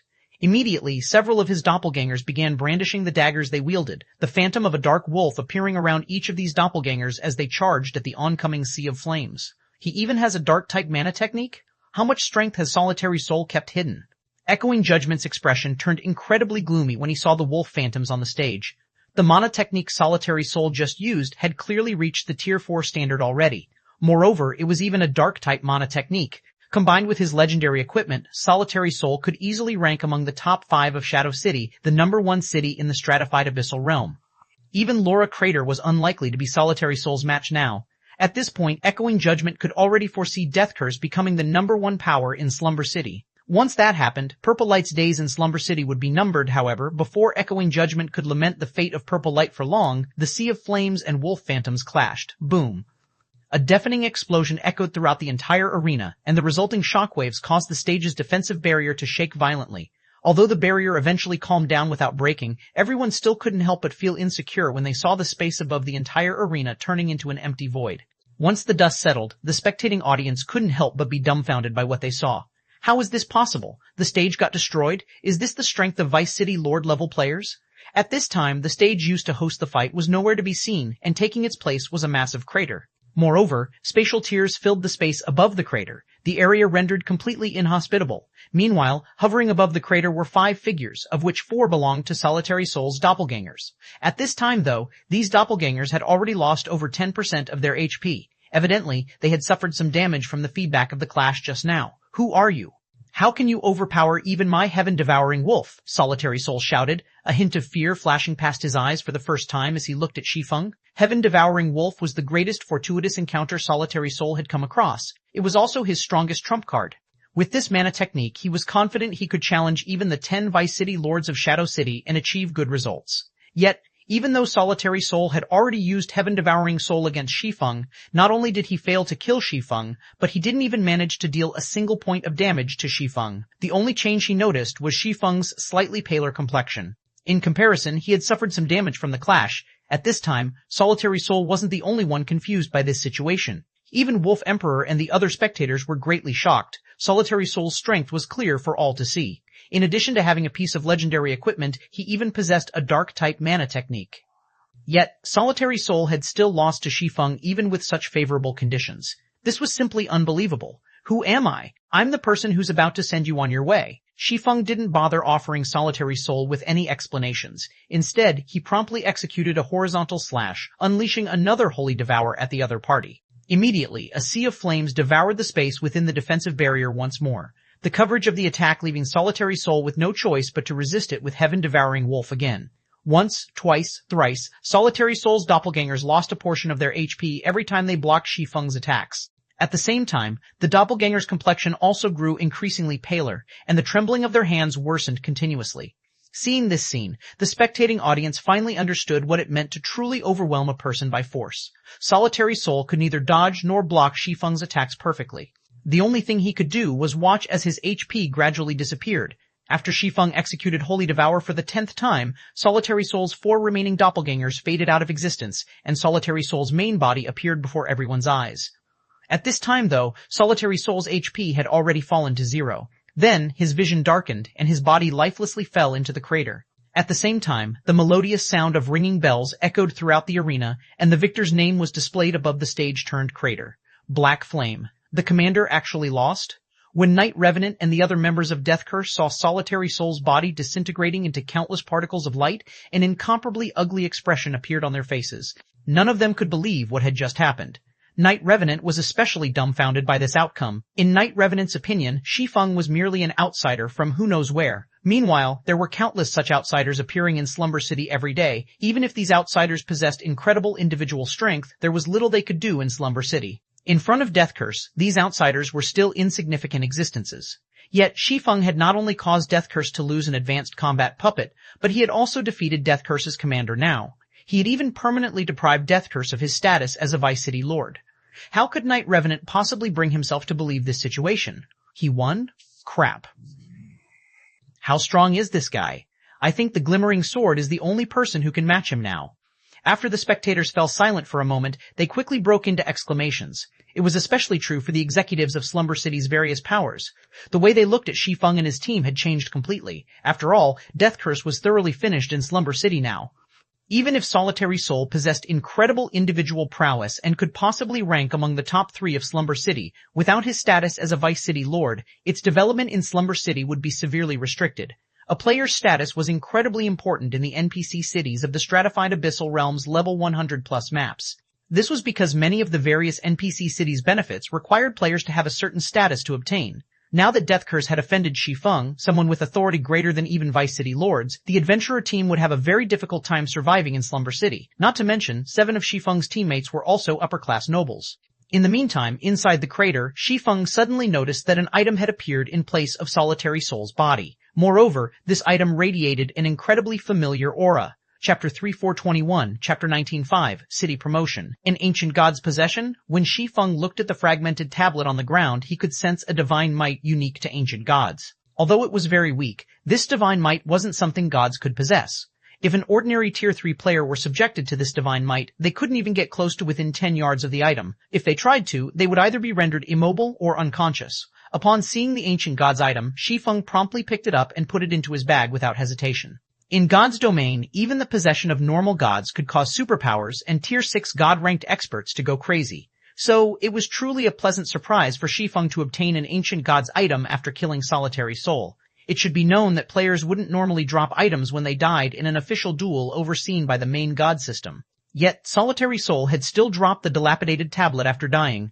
This showed just how extraordinary of an item the tablet was. However, before Shi Feng had time to inspect the tablet's information, a system announcement suddenly rang in his ears. Slumber City Region System Announcement. Under the God of the Abyss's witness, Vice City Lord Solitary Soul has been deemed guilty. In addition to being deprived of his status as Slumber City's Vice City Lord, he will also lose 10 levels and be prohibited from logging into the game for 30 natural days. The system announcement repeated 3 times, the announcement's content causing everyone in the arena to gasp involuntarily. Crap, what kind of penalty is this? Death Curse will probably have to withdraw from Slumber City completely now. Prohibited from logging into God's domain for 30 days and losing 10 levels? With the threat of such a penalty in place, who would dare make an enemy out of Black Flame in Slumber City in the future?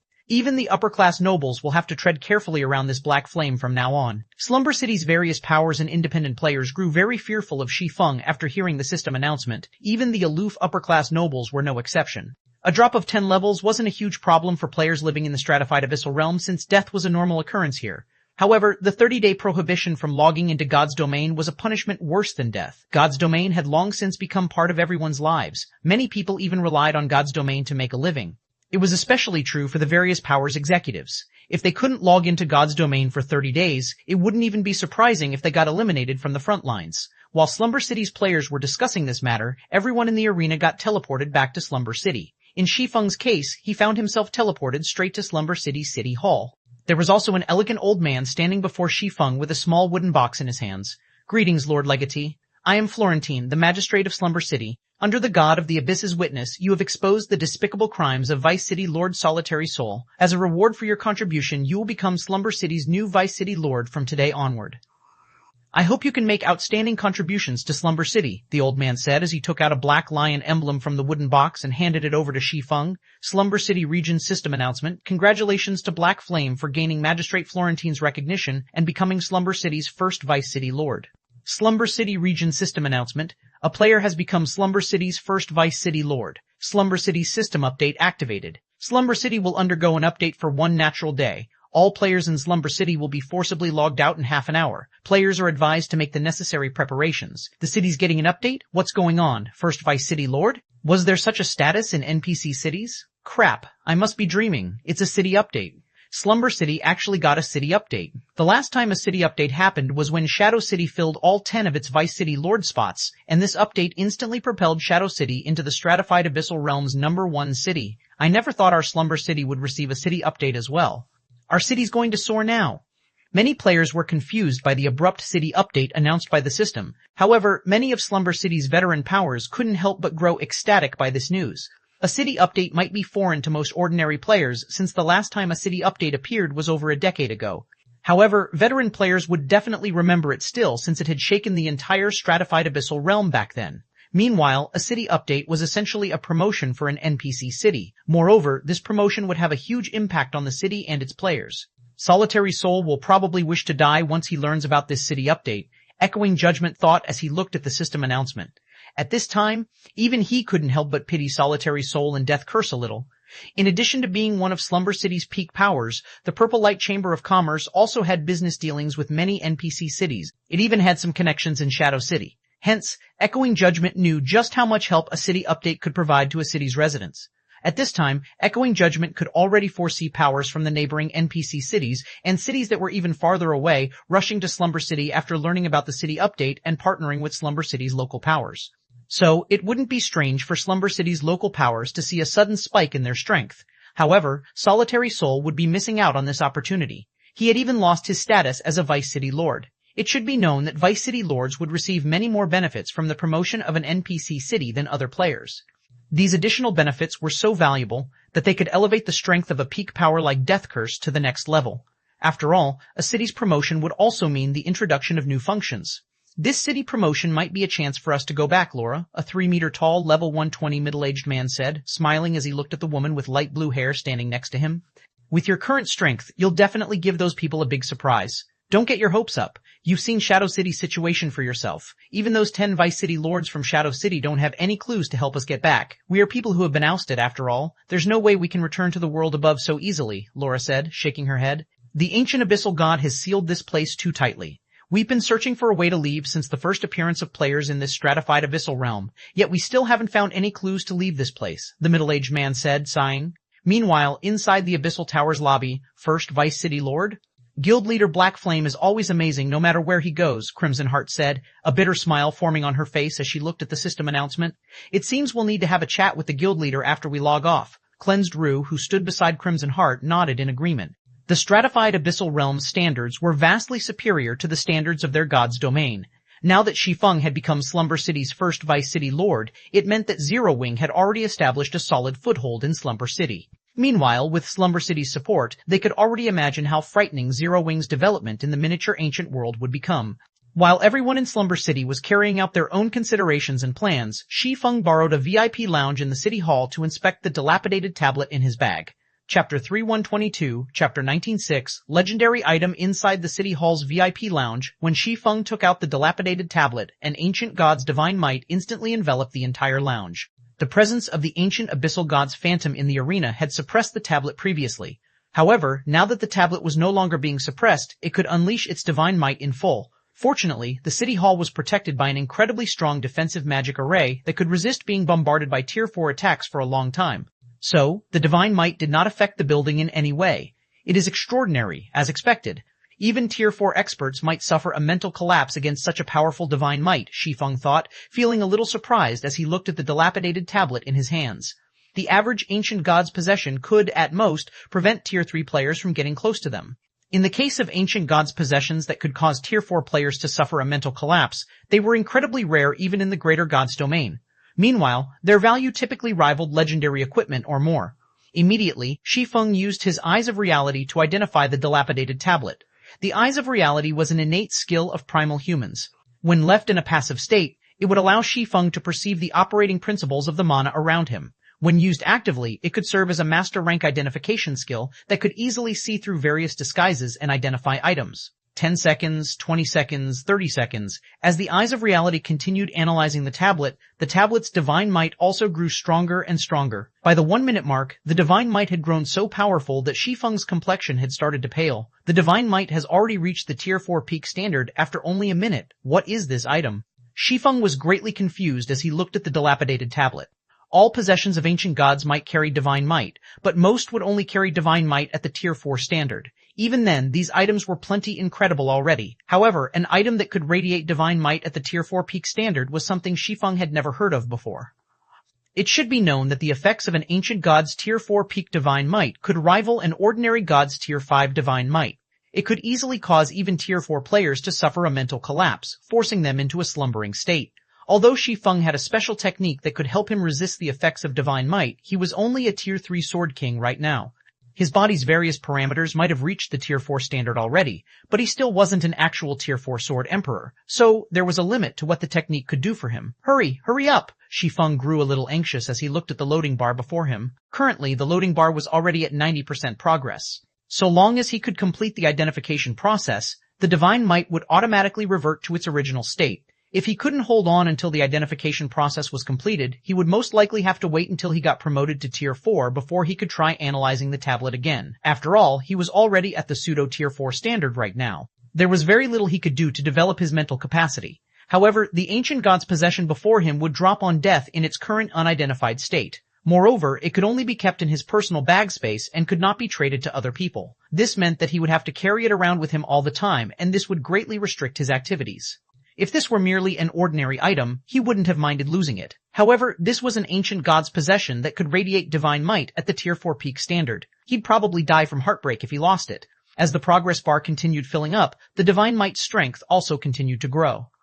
Eventually, the divine might had grown so strong that Shi Feng started to feel the world around him spin. Evidently, his mind could no longer resist the effects of this divine might. When Shi Feng's vision started to turn gray, the pleasant sound of a notification rang in his ears. This sound signified the completion of the identification process. Once the tablet was identified successfully, the divine might that flooded the room disappeared into the tablet like a receding tide. Finally, Shi Feng's grayed and blurred vision also started to recover. Then, after taking a moment to recover his bearings, he looked at the tablet in his hands and wondered, how did Solitary Soul get his hands on such an extraordinary item? It should be known that Shi Feng used to be a tier 6 sword god. Even if his mental capacity was being limited by his tier 3 body, his willpower still far exceeded the standards of the average tier 4 player. Yet, the dilapidated tablet before him had very nearly caused him to lose consciousness. This was simply unbelievable. Meanwhile, after the identification process ended, the tablet's information also appeared before Shi Feng. Abyss Workshop Certification, Legendary Rank Item, a certification of glory in the past. Although it is now damaged, it can still be used to teleport to the Abyss Workshop, cannot be traded, there is a 30% of dropping on death. Automatically disappears if stored in a warehouse for more than 30 natural days. Additional Skill 1, Abyss Teleportation, teleport to the Abyss Workshop from any location. Each teleportation will cost 500 dark crystals, cooldown 30 natural days. Additional Skill 2, World Breaking Teleportation, forcibly opens a world-breaking gate at a pre-designated location. Up to 3 locations can be saved. Each gate can only transfer up to 10 people. Each gate activation costs 3,000 units of 7 luminaries crystal. Cooldown, 10 natural days. While the Abyss Workshop certification might be damaged, it can absorb God crystals to restore its power. Current restoration progress 010, 1, want? Shi Feng exclaimed when he saw the tablet's information. There were 3 great workshops in the Greater God's domain, and every one of them was in possession of the strongest technologies available in the Greater God's domain. Meanwhile, the Abyss Workshop was one of these 3 great workshops. However, the 3 great workshops were extremely mysterious, and finding them was a huge challenge. Among the 3 great workshops, the Abyss Workshop was even rumored to sell epic combat puppets. An epic combat puppet possessed the strength of a tier 6 god. Even when driven by a tier 1 player, an epic combat puppet could clash against a tier 6 god. This was a tier 6 god they were talking about, not a tier 6 player. Every tier 6 god had enough strength to go up against a group of tier 6 players. If players wanted to kill a tier 6 god, they'd have to pay a heavy price. If he could get his hands on several epic combat puppets, he could flatten even the Greater God's domain's hegemonic powers. Aside from the ability to teleport to the Abyss Workshop, the Abyss Workshop certification also had the world-breaking teleportation skill. This skill was not the least bit inferior to the Abyss teleportation skill. Many worlds in God's domain were subjected to strict travel restrictions. Examples of such worlds would be the various stratified abyssal realms. However, with the world-breaking teleportation skill, he could travel back and forth from such restricted worlds with ease in the future. The only problem was the exorbitant cost of 3,000 units of 7 luminaries crystal per use. An ordinary second-rate guild probably couldn't even afford to use this skill even if they got their hands on the Abyss Workshop certification. After all, 7 Luminaries crystals was a rare resource in God's domain. Any location that produced 7 Luminaries crystals would be heavily contested by the various powers. It wouldn't even be surprising to see super guilds going to war over such resource nodes. However, if it meant being able to freely travel between the stratified abyssal realm and the miniature ancient world, Shi Feng wouldn't mind paying the 7 Luminaries crystals. In fact, considering that he could bring the stratified abyssal realm's players into the miniature ancient world, the cost of 3,000 units of 7 Luminaries crystal was a very low price to pay. While Shi Feng was thinking about how he could maximize the use of the Abyss Workshop certification and obtain a large amount of 7 Luminaries crystals, another system notification rang in his ears. System, you still have 15 minutes to go offline. Please make the necessary preparations. 15 minutes? I guess I'll log out and get some rest in advance, Shi Feng decided when he saw the system notification. Using Holy Devour 10 times consecutively had exhausted his mind significantly. Combined with the divine might he had to resist just now, his mind had long since reached its limits. So, now was a good time for him to get some rest. Subsequently, Shi Feng put the Abyss Workshop certification away and logged out of the game, his body disappearing from the lounge. Chapter 3123, Chapter 19:7, Breaking Through the Limits. The midday sun happened to be shining into Shi Feng's bedroom when he climbed out of his virtual gaming cabin. As soon as Shi Feng took his first step out of the cabin, a wave of exhaustion promptly assaulted him, causing him to nearly lose his footing. Sure enough, the mental burden of using Holy Devour consecutively is significant, Shi Feng thought to himself as he held his aching head. The Heavenly Blue Saint's mana technique was top-notch even in the Greater God's domain. Even if he were to reach Tier 4 and fully equip himself in fragmented legendary items, he would just barely meet the minimum requirement to use Holy Devour without overtaxing his mind and body. So, using Holy Devour consecutively in his current condition was simply foolish. However, Shi Feng had no choice but to do so to overwhelm and defeat Solitary Soul. Otherwise, his chances of beating Solitary Soul would have been uncertain. After all, Solitary Soul not only possessed a piece of legendary equipment, but he had also managed to forcibly elevate himself to the Tier 4 standard through some means. After getting out of the cabin, Shi Feng walked to the nearby fridge, grabbed a bottle of S-rank nutrient fluid from the fridge, and drank it. Immediately, he felt a source of warmth appearing in his stomach and spreading out to the rest of his body. The exhaustion he felt also lessened rapidly. However, this recovery effect disappeared less than 5 minutes later, and a sense of hunger assaulted his mind. One bottle isn't enough? Shi Feng could clearly sense that his body had yet to recover and that it was still severely deprived of energy. If he didn't replenish his body's energy, he would most certainly die from hunger. Left with no better choice, Shi Feng gritted his teeth and took out another bottle of S-rank nutrient fluid from the fridge. Only, even after drinking this second bottle, he still felt a strong sense of hunger. Why is the consumption so severe? Shi Feng was shocked when he sensed that he hadn't recovered from even half of his exhaustion even after consuming 2 bottles of S-rank nutrient fluid. Immediately, he took out another bottle and drank it. Previously, Shi Feng had acquired a total of 1 life potion and 6 bottles of S-rank nutrient fluid from ch175 and the God's Domain Association. If not for the God's Domain Association suddenly deciding to hold the God's Domain talent camp, he could have never gotten his hands on such a haul with his current circumstances. After all, both the life potion and the S-rank nutrient fluid were incredibly valuable items. In the case of the S-rank nutrient fluid, its selling price might be 1 million credits per bottle on the black market, but very rarely could one purchase S-rank nutrient fluid even if they had the money to do so. This was because S-rank nutrient fluid could maintain a person's youth and increase the vitality of a person's body cells. It could even repair hidden injuries in one's body.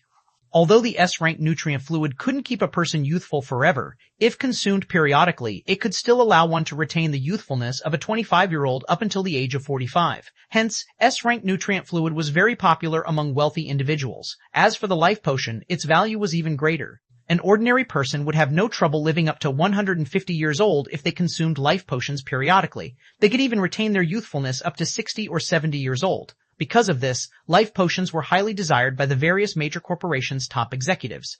After Shi Feng consumed his entire stockpile of S-rank nutrient fluid and life potion, the sense of hunger he experienced finally disappeared. Immediately afterward, he felt as if he had been resurrected as his perception of the world around him sharpened significantly. I achieved a breakthrough in my brain activity? Shi Feng was shocked when he noticed the change in his perception's clarity. A strong body was necessary to develop a strong mind. Meanwhile, only with a strong mind could he control his body better and liberate more of his body's strength. Shi Feng's physical fitness was currently at the standard of martial arts masters. Logically, it should have been incredibly difficult for him to achieve any further breakthroughs in his brain activity. However, Shi Feng could feel that his current brain activity was much higher than before. It was obvious that he had achieved a mental breakthrough. I should be only one step away from reaching the standard of mental strength masters with my current mental standard, Shi Feng thought as he exercised his body in his villa's gym, excitement filling him when he realized the full extent of the changes his body had experienced. Currently, not only had his physical fitness reached the standard of a Henglian master, but even his mental standard was only one step away from reaching the mental strength master standard. The mental strength master standard was a height that most neutralizing grandmasters would never reach in their lives. Meanwhile, individuals who managed to reach this standard were highly sought after by even the most powerful corporations in the world. This was because the control that mental strength masters could exert over their bodies had already reached an unbelievable level. Mental strength masters could even unleash all of their body's strength at will. Normally, the average person could only exert 20% of their body's strength. This was a restriction the brain had imposed on the body to protect it, since the body would break if it used too much strength. However, mental strength masters could ignore this restriction at will. They also wouldn't have to worry about injuring their bodies after unleashing their full strength. Moreover, after becoming a mental strength master, an individual's lifespan would greatly increase. Because of this, it wouldn't even be an exaggeration to refer to mental strength masters as a new type of human. Originally, Shi Feng thought that he would have to develop his physical fitness to the standard of neutralizing grandmasters before his mind could reach the mental strength master standard. He didn't think that he would reach it now. With the amount of control he currently had over his body, he was confident he could triumph over neutralizing grandmasters already. Hence, he could now be considered to be standing at the top of this world's strength pyramid. I have to consolidate my gains right away, but that's not going to happen with the training equipment I have at home. It seems I'll have to pay the God's Domain Association a visit. After exercising his body a little, Shi Feng could sense that his improved control over his body was very unstable. This was most likely due to his body's physical fitness not matching the standard of his brain activity. Simply put, his body couldn't keep up with his brain. If he were to remain in this situation for too long, his brain would definitely start to limit its activity to protect his body. This absolutely wasn't an outcome Shi Feng wished to see. Hence, to avoid losing all of his gains, he'd need to undergo some super physical training to stabilize his condition. Thinking up to this point, Shi Feng quickly changed into casual wear and made his way to the God's Domain Association in the city center. God's Domain Association? Throughout the 10 years God's Domain had remained in operation, the God's Domain Association had not only hosted various competitions in God's Domain, but had also helped to expand God's Domain's influence over the real world. The association had also serviced many players of God's Domain. Every one of the God's Domain Association's branches, be it the main branch or side branches, possessed a comprehensive array of training facilities significantly better than what one could find in a God's Domain academy. These training facilities could allow players to achieve maximum efficiency in their daily physical training. Meanwhile, these training facilities were offered exclusively to members recognized by the God's Domain Association. If one became an advanced member of the God's Domain Association, one could even use these training facilities and rest in the association's accommodations for free. Aside from providing players with excellent training facilities, the God's Domain Association also offered God's Domain's various powers to rent temporary office spaces in their buildings. Meanwhile, Zero Wing was currently using one of the office spaces in Jinhai City's God's Domain Association as its temporary headquarters. As a gold instructor recognized by the God's Domain Association and the guild leader of Zero Wing, a guild recognized by the God's Domain Association, Shi Feng enjoyed benefits vastly better than even the God's Domain Association's advanced members. Hence, he could freely use the association's training facilities without restrictions. After arriving at the association's building, Shi Feng made his way to the top-floor VIP lobby to register for the training facilities. While doing so, he suddenly heard a commotion coming from the lobby's entrance. At this time, two figures had appeared in the VIP lobby. Both of these people were beautiful women, one of them giving off a calm and cool impression, while the other gave off a bright and sunny impression. Of these two women, one of them was someone Shi Feng was actually incredibly familiar with. Meanwhile, this person was none other than one of Zero Wing's Vice Guild leaders during Shi Feng's previous life, Aqua Rose. Chapter 3124, 1908, Aqua Rose. Did I forget to wake up today? Aren't those two Aqua Rose and Unyielding Ice? Why would two God-ranked experts be in a small city like ours? I can't believe I get to see them in person. I can die without regrets now. I wonder if they'll give me an autograph and a handshake. Both of them are my idols. Are you tired of living?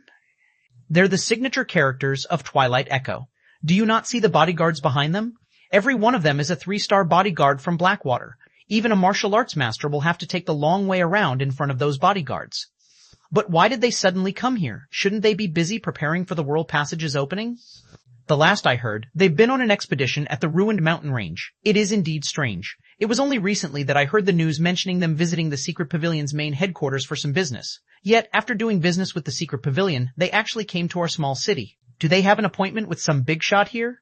Aqua Rose and Unyielding Ice's appearance quickly caused a commotion in the VIP lobby. Reaching Tier 6 was the goal of countless players in God's domain, and players who successfully reached it were existences standing at the apex of God's domain. So, everyone in the lobby, regardless of gender, couldn't help but look toward Aqua Rose and Unyielding Ice in reverence and longing. The reactions of the young boys and girls in the lobby were especially intense since they had grown up listening to the tales of Tier 6 God-ranked experts. Meeting Aqua Rose and Unyielding Ice here was akin to meeting the characters in historical myths in person.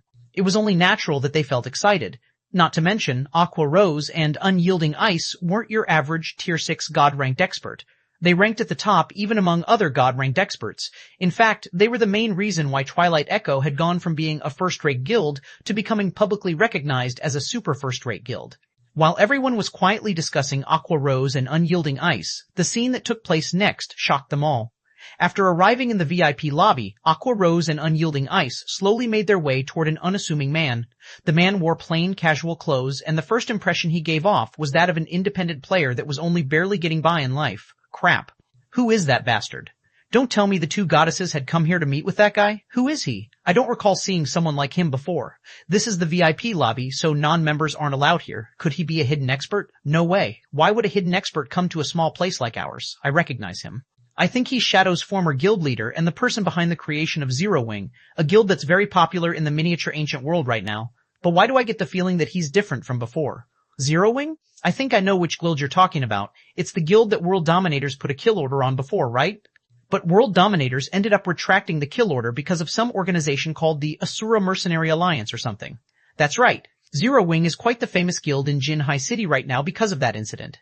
But it still doesn't change the fact that Zero Wing has only been established recently. Moreover, it is only a guild based in the miniature ancient world. It's leagues below even veteran first-rate guilds, let alone super first-rate guilds like Twilight Echo. Could Twilight Echo have taken an interest in Zero Wing? Many superpowers are trying to get a cut of the miniature ancient world right now, so I'm assuming Twilight Echo is the same. But isn't Twilight Echo thinking too highly of Zero Wing? Is there a need to have the two goddesses make a personal trip? Zero Wing has struck gold now. If it gets into Twilight Echo's good graces, it will have no trouble becoming the #1 guild in Jinhai City. When the surrounding crowd saw Aqua Rose and Unyielding Ice walking toward Shi Feng, an indescribable sense of envy filled them. Some of the people present also quickly discerned Shi Feng's identity, and they couldn't help but find this situation astonishing. However, when they thought about Zero Wing's current fame in the miniature ancient world, they more or less understood why Aqua Rose and Unyielding Ice had come to meet with Shi Feng in person. The time of the World Passage's opening was drawing close.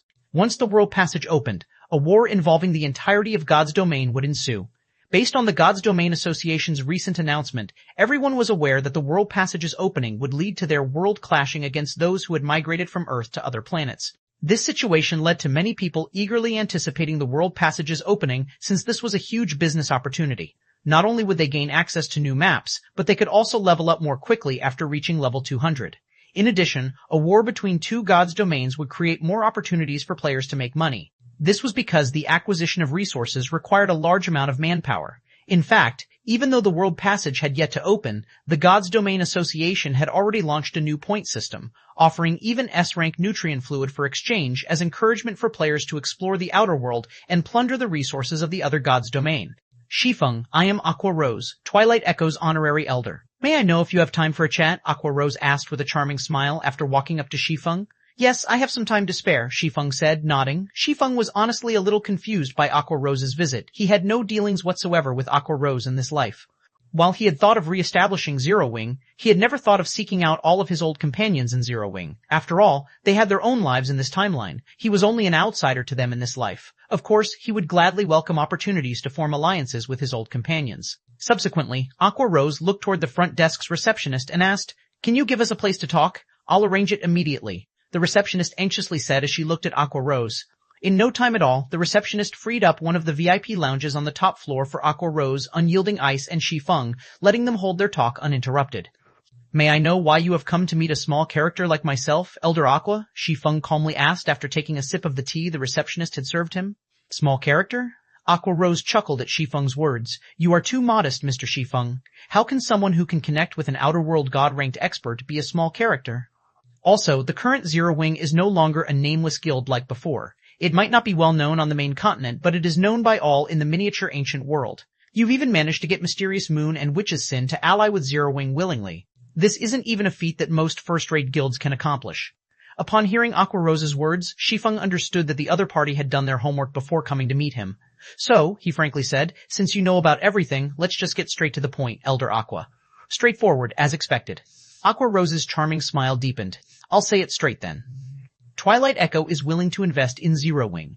The current Zero Wing might have the Asura Mercenary Alliance backing it, but the Flower of Seven Sins is determined to destroy Asura. Not only has the Flower of Seven Sins increased its bounty, but it has even tasked 3 of its 7 commanders to oversee this matter. With Zero Wing's current finances, forgive me for being a little rude, but I doubt you can last more than a week before having to disband.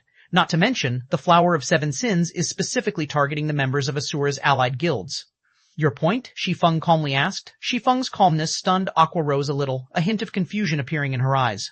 She didn't think that Shi Feng would be unfazed to hear the Flower of Seven Sins targeting Zero Wing. She found it very hard to believe that Shi Feng was merely the former guild leader of a second-rate guild. However, Aqua Rose quickly snapped out of her daze as she continued. Twilight Echo will provide Zero Wing with ample funding. On top of helping you resolve your lack of a headquarters, we will also supply you with S-rank nutrient fluids to nurture your experts. In addition, we will also send reinforcements to help you resist the Flower of Seven Sins experts. Of course, the reinforcements I am talking about aren't limited to just Twilight Echo's experts. Other experts will join in as well, so resisting the Flower of Seven Sins wouldn't be a problem. What are the conditions? Shi Feng did not think Twilight Echo would be so kind as to go to such lengths to help Zero Wing for nothing. However, he'd also be lying if he said the offer didn't tempt him. After all, S-rank nutrient fluids were crucial to his and Zero Wing's development. Having a large supply of S-rank nutrient fluids was one of the conditions needed for a guild to develop into a superpower. Chapter 3125, Chapter 129, Foundation Exposed.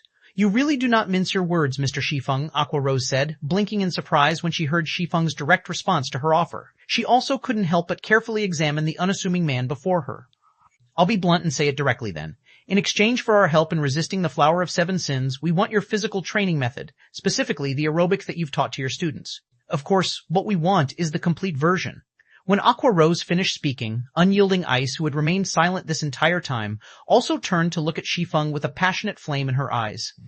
Every superpower in God's domain had its own physical training method that it used to teach its members how to manipulate their body's subtle movements, allowing them to become an expert in God's domain. The problem was that these training methods needed to be supplemented with S-rank nutrient fluids if a player wanted to become a refinement realm expert as quickly as possible. However, according to the information Twilight Echo obtained, Zero Wing, or more specifically Shi Feng, possessed a special training method that could allow one to quickly become a refinement realm expert, even without using S-rank nutrient fluids. It should be known that the supply of S-rank nutrient fluids was incredibly limited. Even corporations partnered with the Green God Company could only purchase a very small amount each year. This limited supply also became a limiting factor for the various superpowers' growth. If a superpower could train players into refinement realm experts quickly without using S-rank nutrient fluids, this superpower would achieve significant improvements. So it still got out in the end? Shi Feng sighed when he heard Aqua Rose's words. It seems Wu Lingling's performance has caught your notice. Shi Feng wasn't particularly surprised by the condition Aqua Rose proposed. After all, the only thing Zero Wing had that could attract the attention of a superpower like Twilight Echo was his aerobic exercise. Yes. Your student's performance in the Secret Pavilion's competition was very eye-catching. Had Wu Lingling participated in any of the past competitions, nobody would have made a big deal out of her victory. However, it just so happened that the opponent she beat this time was Layli, an incredibly rare genius even by the Secret Pavilion's standards, Aqua Rose said, nodding. I've met Layli before, and I can say for certain that the girl is in no way inferior to Zixiong. The Secret Pavilion has also been vigorously training Layli, so the resources she has access to are beyond what most people her age have access to. Please keep reading on MYBZOXNOVLDD.com.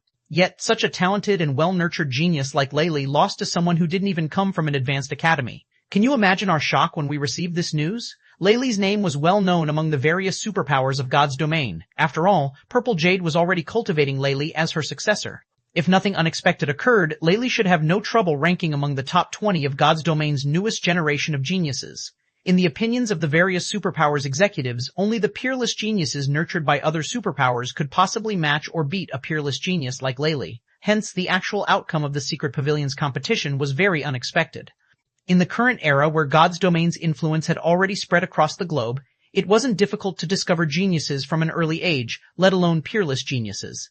The various superpowers of God's domain investigate everyone who registered for a God's Domain Academy's entrance test and immediately determine whether any of these applicants were geniuses worthy of their investment. Jinhai University's God's Domain was no exception. However, the strange thing was that there was no news about the student named Wu Lingling. According to the basic threshold set by the various superpowers, they would conduct further investigation on any students who had managed to reach the late stage of the trial tower's 5th floor during their entrance test. Although the 5th floor's late stage was only the standard of ordinary experts in God's domain, it wasn't an easy goal for 16 and 17-year-old students to reach without experiencing any systematic guidance. Hence, a student would be considered talented in the various superpowers' eyes if they reached this standard during the entrance test. Yet, Wu Lingling had not entered the scope of investigation of any superpowers. This included Twilight Echo. When Aqua Rose and Unyielding Ice first learned of this situation, they had initially suspected that the recruitment personnel had been slacking on their duties and that they had never bothered investigating Jinhai Academy's entrance test. However, when they had their trusted aides investigate the matter, it was discovered that Twilight Echo did have a record of Wu Lingling's entrance test, only they couldn't help but doubt her eyes when they saw Wu Lingling's test results. Wu Lingling had only reached the trial tower's 5th floor middle stage standard. Non-superpowers might regard teenagers with this combat standard as geniuses, but the various superpowers would only treat such teenagers as mediocre individuals who had no talent. Yet, such a mediocre student had defeated Lei, the Secret Pavilion's peerless genius. This was simply unbelievable. When they learned about Wu Lingling's circumstances, 2 possibilities came to their minds. Either Wu Lingling had hidden her strength in the entrance test, or she came across a fortuitous opportunity sometime after the entrance test. Eventually, after learning more about Wu Lingling through the Secret Pavilion, they stumbled upon a shocking discovery. Based on their findings, there was a 90% chance that the reason a mediocre talent like Wu Lingling had managed to defeat Lei was because of the physical training method she had learned from Shi Feng. Meanwhile, thanks to this training method, Wu Lingling had managed to achieve lightning growth in her combat standards. To validate their conjecture, they had also investigated the other students that had participated in Shi Feng's training. Meanwhile, what they found matched their expectations. Shi Feng was indeed in possession of an incredibly effective training method. With the help of this training method, even people of mediocre talent could achieve rapid growth in a short period of time. If they could apply this training method to their guild, they were certain that Twilight Echo would achieve a massive leap in strength within a short time. Initially, Aqua Rose and Unyielding Ice had found it strange that Shi Feng had managed to get his hands on such a technique. After all, he was only the former guild leader of a second-rate guild. However, after they watched the replay of the one-sided clash between Zero Wing and World Dominators, they quickly understood how Shi Feng had managed to get his hands on such an amazing training method. Outerworlders? Zero Wing's guild leader Black Flame was already deemed to be someone from another god's domain. In that case, everything made sense. Only an Outerworlder could possibly possess such an amazing training method.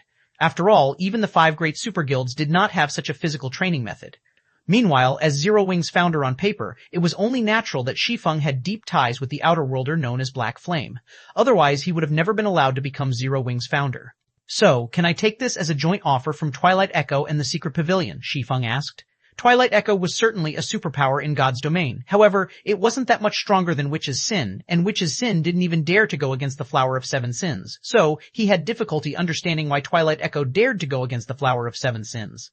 The only explanation Shi Feng could think of was, Twilight Echo had partnered with the Secret Pavilion. After all, the Secret Pavilion was also transcendental power like the Flower of 7 Sins in God's domain. It was one of the few powers capable of going against the Flower of 7 Sins. You've guessed it, Mr. Shi Feng, Aqua Rose said with a smile.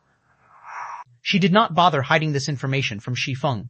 We have indeed partnered with the Secret Pavilion for this deal. However, the Secret Pavilion has always maintained a neutral position and never participated in the struggles between the various powers of God's domain. So, Twilight Echo will be responsible for overseeing this deal on the surface, while the Secret Pavilion will be assisting in secret. I'm sure you can now understand why it wouldn't be difficult for us to fight against the Flower of 7 Sins, right? The Flower of 7 Sins is like a pack of frenzied dogs. They're incredibly hard to deal with. However, if you are willing to sell us your training method, we will not only guarantee Zero Wing's safety, but we will also help Zero Wing construct a fully equipped headquarters in Jinhai City. On top of that, we will also supply 300 bottles of S-rank nutrient fluid for Zero Wing's future development. The assistance against the Flower of 7 Sins is unnecessary. Zero Wing can resolve this matter by itself, Shi Feng said, his tone as calm as before. If you want the training method, I don't mind selling it. However, in addition to a fully equipped headquarters in Jinhai City, it will also cost you 1,000 bottles of S-rank nutrient fluid. TL notes, 1 Zikyung Purple, Jade's name in real life. Chapter 3126, Chapter 200, 4 months. Chapter 200, 4 months. You don't need any assistance, but you want 1,000 bottles of S-rank nutrient fluid in return. Aqua Rose was stunned by Shi Feng's response. In her opinion, what Zero Wing needed the most right now was help against the Flower of Seven Sins. After all, should the Flower of Seven Sins go all out, even the Asura Mercenary Alliance wouldn't be able to keep itself afloat, let alone Zero Wing. It wouldn't take more than a week for Zero Wing to crumble under the Flower of Seven Sins pressure. Yet, Shi Feng was saying that Zero Wing did not need any external assistance. While the Flower of Seven Sins might not have all of its forces concentrated in the miniature ancient world, it shouldn't be underestimated. After all, 3 of its 7 commanders had entered the miniature ancient world. Moreover, all 3 were working specifically to topple the Asura Mercenary Alliance. Zero Wing might have a Tier 6 God-ranked expert, but there was only so much one person could accomplish. Unless Zero Wing chose to hole itself up in Abyssal Star City, it would never be safe from the Flower of Seven Sins. However, if Zero Wing chose to do that, even if it had Abyssal Star City's advantages to rely on, its limited range of operation would cause it to fall behind the other powers in no time. Not to mention, 1,000 bottles of S-rank nutrient fluid was a significant sum even to God's Domain's various superpowers. In fact, the average superpower couldn't even take out so many S-rank nutrient fluids. After all, the supply of S-rank nutrient fluids was limited, and one couldn't necessarily buy it even if one had the money to do so. Meanwhile, the offer of 300 bottles was the best Twilight Echo and the Secret Pavilion could do. After all, their 2 guilds needed S-rank nutrient fluids to develop their own experts. If they were to concentrate all of their S-rank nutrient fluids on the development of their newcomers, the growth of their experts would stagnate. If they did something as foolish as that, they'd essentially be putting the cart before the horse. Your asking price is too much, Mr. Shi Feng, Unyielding Ice said. Your training method might be effective, but it is only effective up to the refinement realm. Even without your training method, we can similarly produce a large number of refinement realm experts so long as we are willing to invest a little more time. The most sincere offer we can give you is 300 bottles. I doubt anyone else in God's Domain will make you a better offer. The offer of 300 bottles of S-rank nutrient fluid was a joint effort by Twilight Echo and the Secret Pavilion. If it were up to any other superpower, they would, at most, offer 100 bottles for Shi Feng's training method. After all, the training method in question had limited value since it merely shortened the time it took for geniuses to reach the refinement realm. It wasn't worth investing too much into such a training method. Please keep reading on MYB0XN, Veldy.C0M. Shi Feng wasn't surprised to hear Unyielding Ice's rejection. Smiling, he asked, "If you find my price not worthwhile, why don't we make a different deal?" "A different deal?" Aqua Rose caressed her cheek as she looked at Shi Feng curiously. "May I know what kind of deal you have in mind, Mr. Shi Feng? I will nurture your talents for you and help them become second-floor experts in the shortest amount of time possible. In exchange, all you need to do is pay Zero Wing a fee of 5 bottles of S-rank nutrient fluid per person. However, I will only accept Refinement Realm experts under the age of 18 and half-step Refinement Realm experts under 17 for training. Of course, you will be responsible for your own talents' S-rank nutrient fluid requirements. Even so, I'm sure this is a worthwhile price for your 2 guilds," Shi Feng said, chuckling. "It seems you know quite a lot, Mr. Shi Feng," Aqua Rose said as she started to look at Shi Feng more seriously. Then she shook her head and continued, "However, this transaction is too much of a loss for us. Not only will we have to pay you 5 bottles per person, but we will also have to be responsible for our talents' requirements. If that's the case, we might as well nurture our talents ourselves. After all, nurturing a genius into a second-floor expert will only cost around a dozen bottles of S-rank nutrient fluid. If we leave our geniuses to you, we might have to spend more than that amount, Mr. Shi Feng." The term second-floor expert might be foreign to most powers in their God's Domain, but as a Tier 6 God-ranked expert, she had long since become very familiar with this term. The entry standard of a second-floor expert was to have the combat power of a Void Realm expert. Achieving this standard wasn't a difficult task for the various superpowers' peak geniuses. With the training systems available in the current era, these peak geniuses could climb from the Refinement Realm to the Void Realm in just 2 or 3 years. Moreover, these peak geniuses would only need 5 or 6 bottles of S-rank nutrient fluid per year. "But what if I say I will need only 4 months?" Shi Feng asked, smiling. It wasn't an easy task for a superpower to produce a peak expert. Firstly, not all geniuses had the potential to reach the Void Realm. Secondly, even if a genius had the necessary potential, it would still take them a long time to reach the Void Realm. Depending on their talent, it might take them 2 to 4 years to climb from the Refinement Realm to the Void Realm. Peerless geniuses could shorten this process to under 2 years, but it would still take more than a year. 4 months? Unyielding Ice widened her eyes as she stared at Shi Feng in disbelief. "Are you sure? Even a peerless genius receiving the full support of a superpower couldn't go from the Refinement Realm to the Void Realm in just 4 months, let alone peak geniuses. If Shi Feng really could turn peak geniuses into Void Realm experts in just 4 months, it would be of massive help to Twilight Echo." After all, second-floor experts were incredibly rare, even among the various superpowers. Not to mention, the World Passage was about to open soon, so the demand for peak experts had never been higher. If Twilight Echo could welcome a new batch of peak experts in 4 months, it would have a much easier time resisting the effects of the Outer World's invasion. Naturally, if any of those peak geniuses fail to reach the second-floor standard in 4 months, I won't charge you anything for their training, Shi Feng said confidently. However, they must listen to my every command throughout the training period. If they do not follow my instructions, I cannot guarantee that they will reach the second-floor standard in 4 months. If it was before he had visited the stratified abyssal realm, he would never have dared to make such a bold claim. However, now that he was a Vice City Lord in Slumber City, he could get his hands on a large number of hypersensitivity potions easily. If he paired these potions with the talented geniuses of Twilight Echo and the Secret Pavilion, those geniuses would have no trouble becoming second-floor experts in 4 months. Although hypersensitivity potions were incredibly valuable, S-rank nutrient fluids that could be used to repair and replenish the energy of a person's body were much more important to him right now. He also had no reliable way of obtaining S-rank nutrient fluids right now, so it was definitely worthwhile to trade hypersensitivity potions for S-rank nutrient fluids. After Aqua Rose pondered in silence for some time, she looked toward Shi Feng and said, "Okay, Twilight Echo accepts this offer. However, I cannot represent the Secret Pavilion on this matter. I can only help relay your offer to them." The transaction Shi Feng proposed was very favorable for Twilight Echo. Although she didn't know why Shi Feng was so confident, if he could nurture a batch of peak experts in 4 months, it would definitely be of significant help to Twilight Echo. That is only natural. Shi Feng nodded. Afterward, Shi Feng and Aqua Rose signed a contract to seal the deal. According to the contract, Twilight Echo would be sending 60 of its peak geniuses to Shi Feng to undergo 4 months of training.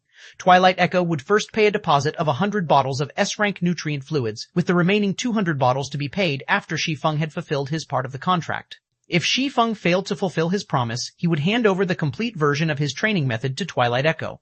Of course, the contract also required Twilight Echo's peak geniuses to follow all of Shi Feng's instructions. If anyone refused to comply, it would be considered Twilight Echo's problem and the deposit for their training would be forfeited.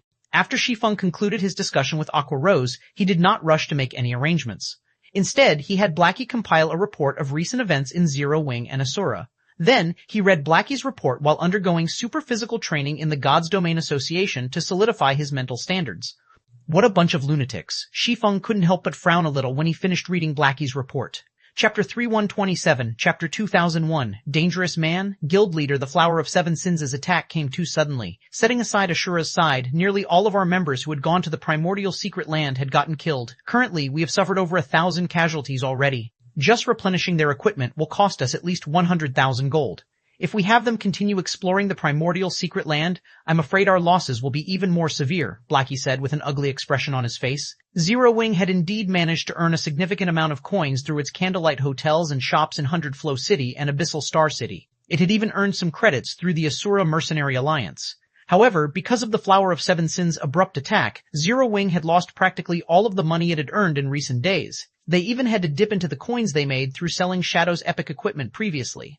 If they excluded the coins and magic crystals Shi Feng had used, Zero Wing only had a little over 400,000 coins in its warehouse right now. These were all of the coins that were left from selling Shadow's epic equipment. If they were to continue compensating for all of the equipment and progress Zero Wing's internal members had lost because of the Flower of Seven Sins, the funds they had could, at most, last them for a week. Not to mention, Zero Wing's internal member count was continuously increasing as time passed. Meanwhile, the credits needed to nurture these internal members mainly came from completing Asura's commissioned quests. Now that it was inevitable for Zero Wing's members to engage in combat with the Flower of Seven Sins members whenever they were out doing Asura's commissions, Zero Wing was put into a very awkward position. Although they could now access the stratified abyssal realm's rich resources, they had only opened up some business avenues in Slumber City. It would still take a considerable amount of time before they could start generating notable sums of profit. Before that happened, unless Zero Wing abstained from making any progress and thoroughly holed itself up in Abyssal Star City, the guild's doom was inevitable. After pondering for a moment, Shi Feng said, "Have someone retrieve all of the abyssal heart fragments from my personal warehouse and sell them at the auction house. The money from those fragments should help us survive for some time." On top of launching an all-out offensive on the Asura Mercenary Alliance and its allies, the Flower of Seven Sins had also doubled the rewards it offered for the bounties it placed on Asura. While the Flower of Seven Sins had worsened its losses by doing so, it had also forced Asura to similarly raise the rewards for its mount quests. This, in turn, resulted in severe losses for the Mercenary Alliance. The Asura Mercenary Alliance was currently paying up to 20 lineage crystals per day due to the increased rewards. At this rate, Asura's lineage crystal supply wouldn't last more than half a month. Please keep reading on MYBZOXNOVLDXNOVL, As for Zero Wing, the guild situation was even worse than Asura's.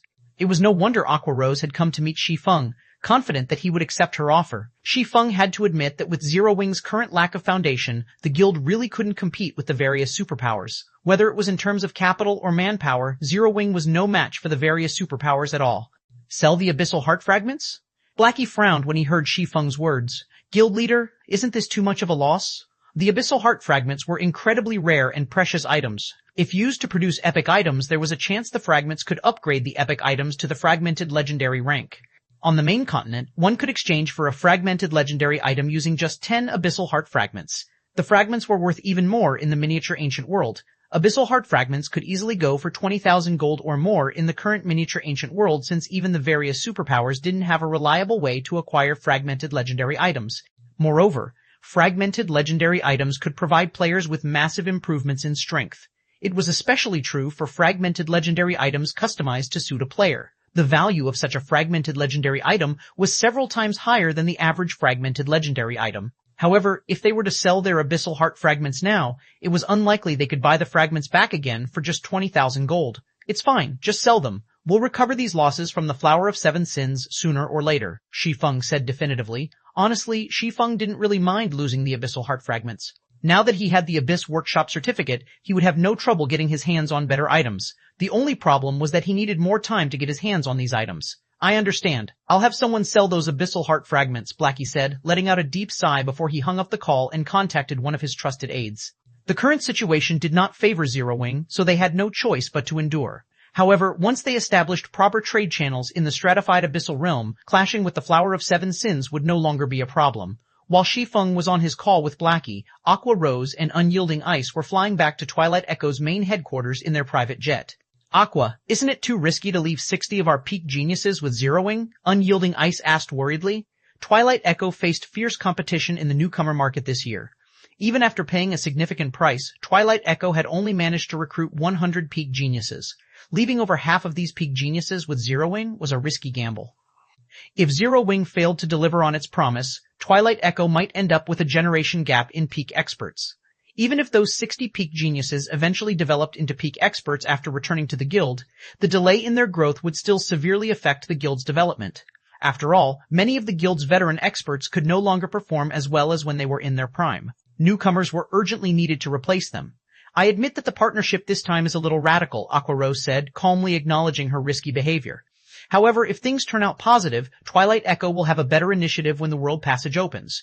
Do you have so much faith in that guy? Unyielding Ice asked in confusion. She was well aware of Aqua Rose's personality. Ever since the incident several years ago, Aqua Rose had stopped putting too much faith in other people. Shi Feng might be an intermediary with Outer Worlders, but his promise of turning Refinement Realm experts into Void Realm experts in just 4 months was too far-fetched. None of the Outer World powers they encountered before had that kind of ability. It's not that I trust him. It's just that he really isn't as simple as he appears, Aqua Rose said, shaking her head.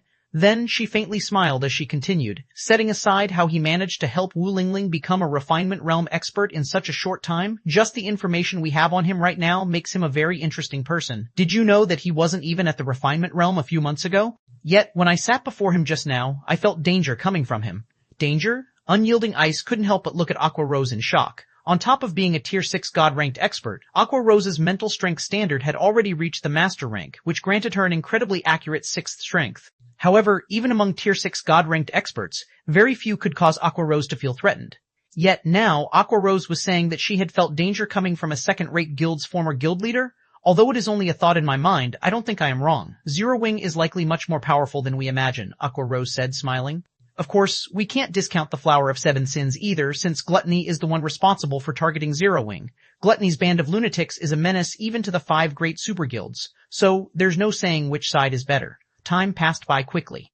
After Shi Feng spent a day training and arranging Zero Wing's and Ashura's affairs, the one-day system update for Slumber City also ended. It's about time I get back online. After looking at the time, Shi Feng climbed back into the virtual gaming cabin in his villa and logged back into God's domain. Chapter 3128, Chapter 22, Upgraded Slumber City, Stratified Abyssal Realm, Slumber City. When Shi Feng logged back into the game, he found that he had appeared in a different location than when he had logged out of the game. Specifically, he had appeared in Slumber City's Central Plaza. What's going on? Is this really Slumber City's Central Plaza? The players that had appeared in the Central Plaza at this time were stunned by the scene in front of them. Currently, suspended in the middle of the Central Plaza that covered a 1-kilometer radius was a gigantic sphere of water. The water sphere itself had a radius of 400 meters. So long as one focused one's senses on this water sphere, one would realize that this sphere wasn't made out of ordinary water. Instead, it was made of mana that had condensed into a liquid state. Meanwhile, the presence of this sphere of liquid mana had increased the density of the ambient mana in the plaza. This, in turn, allowed everyone to experience an indescribably comfortable and refreshing feeling. It felt as if they had just awoken from a deep slumber.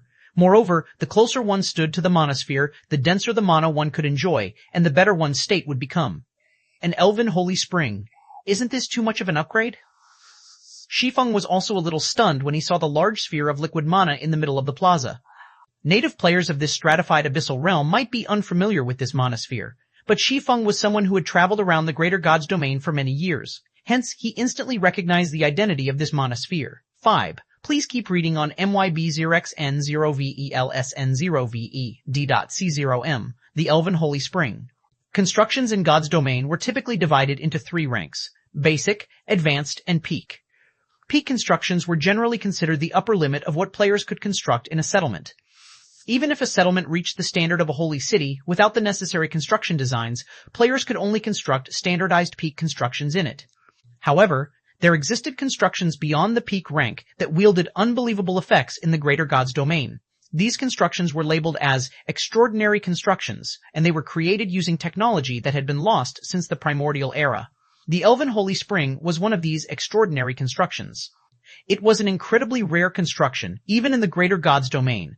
Any city that had an Elven Holy Spring could be regarded as a gathering place for mana, since the Holy Spring would elevate the city's mana density infinitely close to a liquid state. At the heart of the Holy Spring, mana would even remain in a liquid state. Meanwhile, players standing near the Elven Holy Spring's core would have their mana affinity increased. This, in turn, allowed them an easier time improving their skill and spell completion rates. This feature was so valuable that even Tier 6 God-ranked experts were willing to pay an exorbitant price to practice their Tier 6 skills and spells near an Elven Holy Spring. Moreover, an Elven Holy Spring wasn't just helpful in developing players' skill and spell completion rates. When present in an environment rich in mana, players would also have a significantly easier time improving their combat standards and combat techniques. For this reason, Tier 5 and Tier 6 experts in the Greater God's domain would typically try to buy private housing in cities rich in mana to use as their home base. However, most of the Elven Holy Springs that existed in the Greater God's domain were in the hands of the various hegemonic powers and apex powers. Meanwhile, these powers treated the Holy Spring as a priceless treasure, and they would never allow outsiders to enjoy the benefits of their Holy Spring. At most, they would only allow outsiders to tour the city housing their Holy Spring. Yet now, an Elven Holy Spring had appeared in an NPC city inside a stratified abyssal realm. This was simply unbelievable. While Shi Feng was feeling shocked by the Elven Holy Spring's appearance, a commotion came from the players who tried to approach the Holy Spring.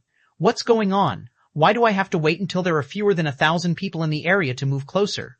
I even have to maintain my position for 10 minutes before I can advance. But why can some people already get within 300 meters of the sphere? The 300-meter mark just so happens to be where the mana starts to transition into a liquid state. Why can only those few people get to enjoy it? I know those people. Every one of them is an upper-class noble. It seems that if you want to enjoy the environment inside the 300-meter zone, you'll either need to have a certain degree of status or ensure that there are no more than 1,000 people in the 300 to 500-meter zone. Did you guys not notice your area status? It shows that the area we're currently in isn't a safe zone. We can fight without getting punished by the city in here. That's not all. I might be inside the 300-meter zone, but if I want to enter the 100-meter zone, I'll need to make sure that there are only 100 people left within the 200-meter zone. Moreover, I can only stay inside this zone for 6 hours. Afterward, I'll get forcibly sent out of the 300-meter zone. It seems even upper-class nobles won't get to enjoy this environment all the time. I won't have to worry about having too much competition now. I'm definitely getting myself a spot in the 100-meter zone. Suddenly, the players in the 300 to 500-meter zone began tearing at each other's necks in an attempt to reduce their numbers to 1,000. The intensity of the fighting was much greater than even a fight between the peak powers of Slumber City. Vice Guild Leader, should we join in the fight? Rainsong asked as she eagerly looked to Crimson Heart. It won't hurt to try, Crimson Heart said, nodding. Aside from Hundred Flower Palace's members, Hidden Soul, Gentle Snow, and the others also got the urge to join in on the action taking place near the Holy Elven Spring. However, unlike Slumber City's native players, they weren't doing so to enjoy the Holy Spring's mana environment. Instead, they wanted to use this opportunity to clash against the many third-floor experts here. If they could fight against all of these powerful experts in such a mana-rich environment, they'd have a much easier time improving their combat standards. The only worry was the EXP they would lose should they die. Unlike Hidden Soul and the others, Shi Feng's attention quickly shifted away from the Elven Holy Spring to a 400-meter-tall tower situated some distance away from the plaza. Currently, he could see an endless stream of mana flowing out from the void and gathering around the tower, causing space and time around the tower to become distorted. The Matrix Tower. This was a construction unique to Slumber City. It was also the only construction that produced the hypersensitivity potion.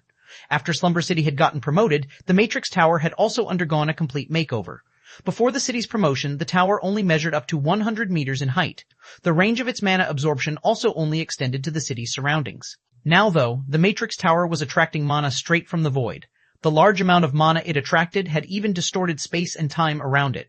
This was a massive transformation. Let's hope there's a change in the production rate. After instructing Blackie and the others to investigate the latest changes to Slumber City, Shi Feng promptly made his way to the Matrix Tower. According to Echoing Judgment, the Matrix Tower only produced 7,000 bottles of hypersensitivity potion each month. Out of these 7,000 bottles, each Vice City Lord could exchange up to 500 bottles using dark crystals.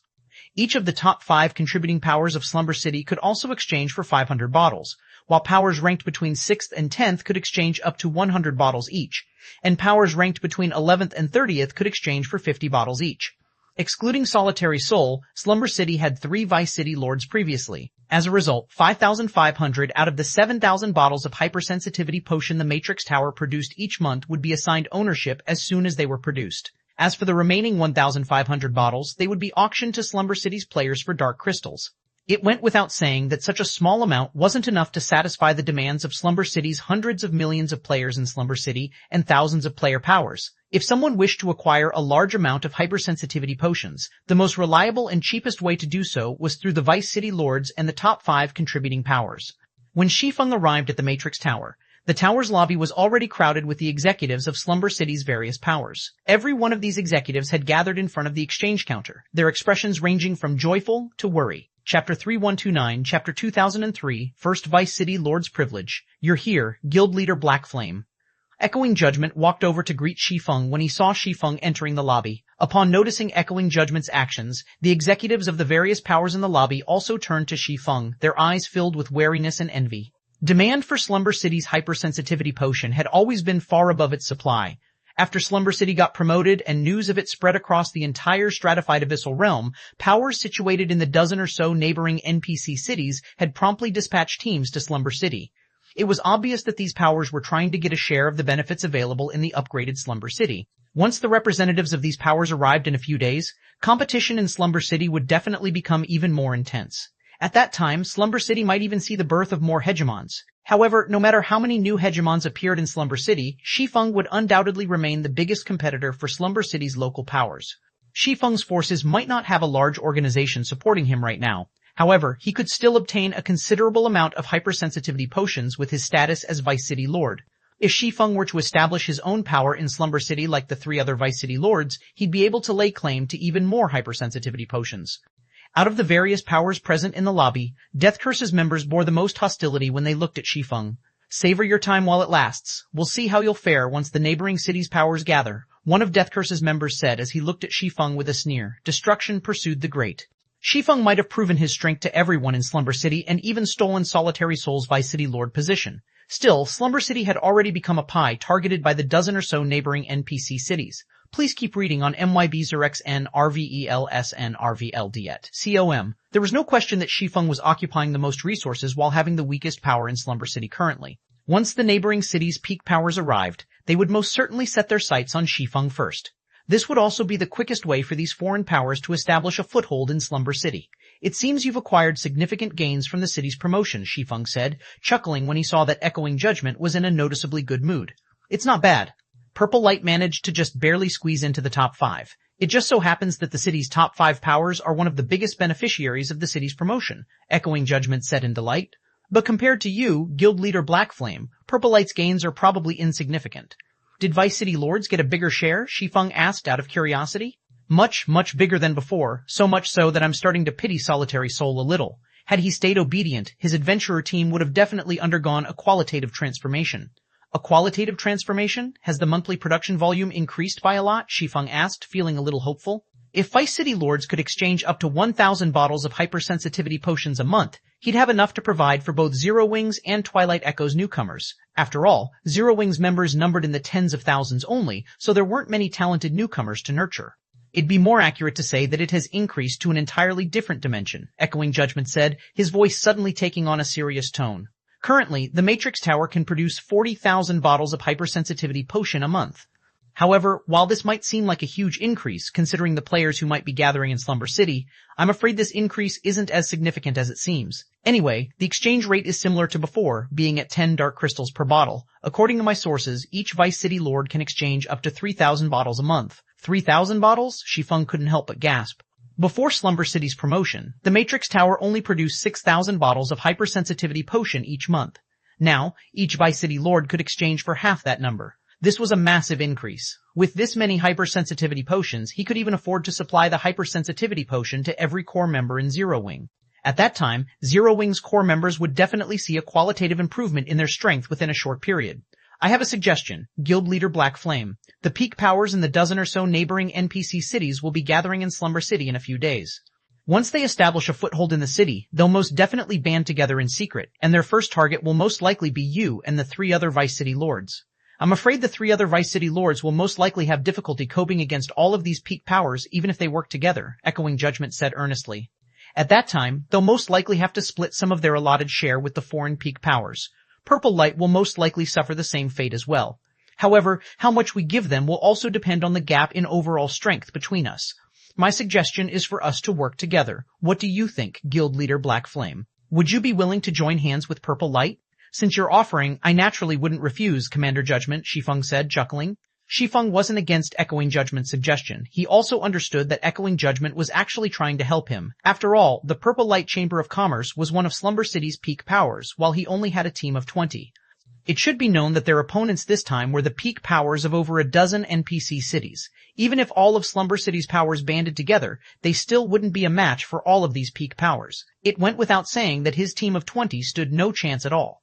Most importantly, he didn't have the dark crystals needed to exchange all 3,000 bottles of his allotted hypersensitivity potions. If he could join hands with Purple Light, he could use Purple Light's connections to sell his excess potions for a good price. Afterward, Echoing Judgment parted ways with Shi Feng to prepare for the negotiations that would take place in a few days. As for Shi Feng, he made his way to one of the Matrix Tower's 3rd floor VIP reception rooms. This was also the place where Vice City Lords could come to conduct their exchanges. Greetings, Lord Legatee. I am Senior Administrator Terad. I am very happy to serve you today. A level 130, Tier 4 young man greeted Shi Feng respectfully after entering the room. This is the list of items available for you to exchange. I believe you will be satisfied with the things listed here. Shi Feng nodded in response as he accepted the exchange list Terad offered him. Unfortunately, he wouldn't be exchanging for any items this time since he didn't have a single dark crystal on him right now. He was only here to inspect the exchange privileges a Vice City Lord enjoyed. What? Shi Feng was dumbfounded when he saw the exchange list. According to Echoing Judgment, Vice City Lords should only be able to exchange up to 3,000 bottles of hypersensitivity potion per month. Yet, the exchange list in his hands showed that he could exchange up to 6,000 bottles. This was as much as the Matrix Tower's entire monthly production volume before Slumber City got promoted. What surprised Shi Feng even more was that the exchange list actually had an item he had seen only once in the Greater God's domain during his previous life. The Magic Tactical Vehicle. Chapter 3330, Chapter 24, Magic Tactical Vehicle, Chapter 24, Magic Tactical Vehicle. Do you have the Magic Tactical Vehicle statistics, Mr. Terad? Shi Feng asked as he pointed to the Magic Tactical Vehicle's name on the list. The list might have indicated that he could exchange for the rumored Magic Tactical Vehicle, but it didn't show any useful information regarding the vehicle itself. The list only mentioned that the Magic Tactical Vehicle was a transportation tool. Of course, the price was also present, and it was most certainly exorbitant. A hypersensitivity potion only cost 10 dark crystals to exchange, yet a Magic Tactical Vehicle cost 500 dark crystals. Going by the stratified Abyssal Realms market situation, 1 dark crystal was worth around 200 magic crystals. Though, one would be hard-pressed to find someone willing to trade dark crystals for magic crystals, since dark crystals were a crucial resource needed to increase one's city contribution. Dark crystals were also the only currency used to exchange for city specialties. The average power in Slumber City only earned around 200 or 300 dark crystals a month.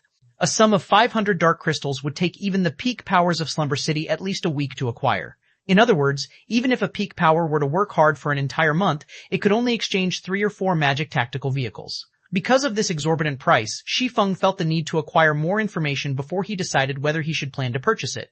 After all, magic tactical vehicles came in various grades. If what was being offered for exchange was only the most basic magic tactical vehicle, it definitely wouldn't be worth spending 500 dark crystals to exchange. A basic magic tactical vehicle was only slightly more useful than a mount as a mode of transport. Compared to the average land mount, which could only ride 2 or 3 people at a time, a basic magic tactical vehicle could ride a full party of 6, and its movement speed only rivaled dark gold mounts.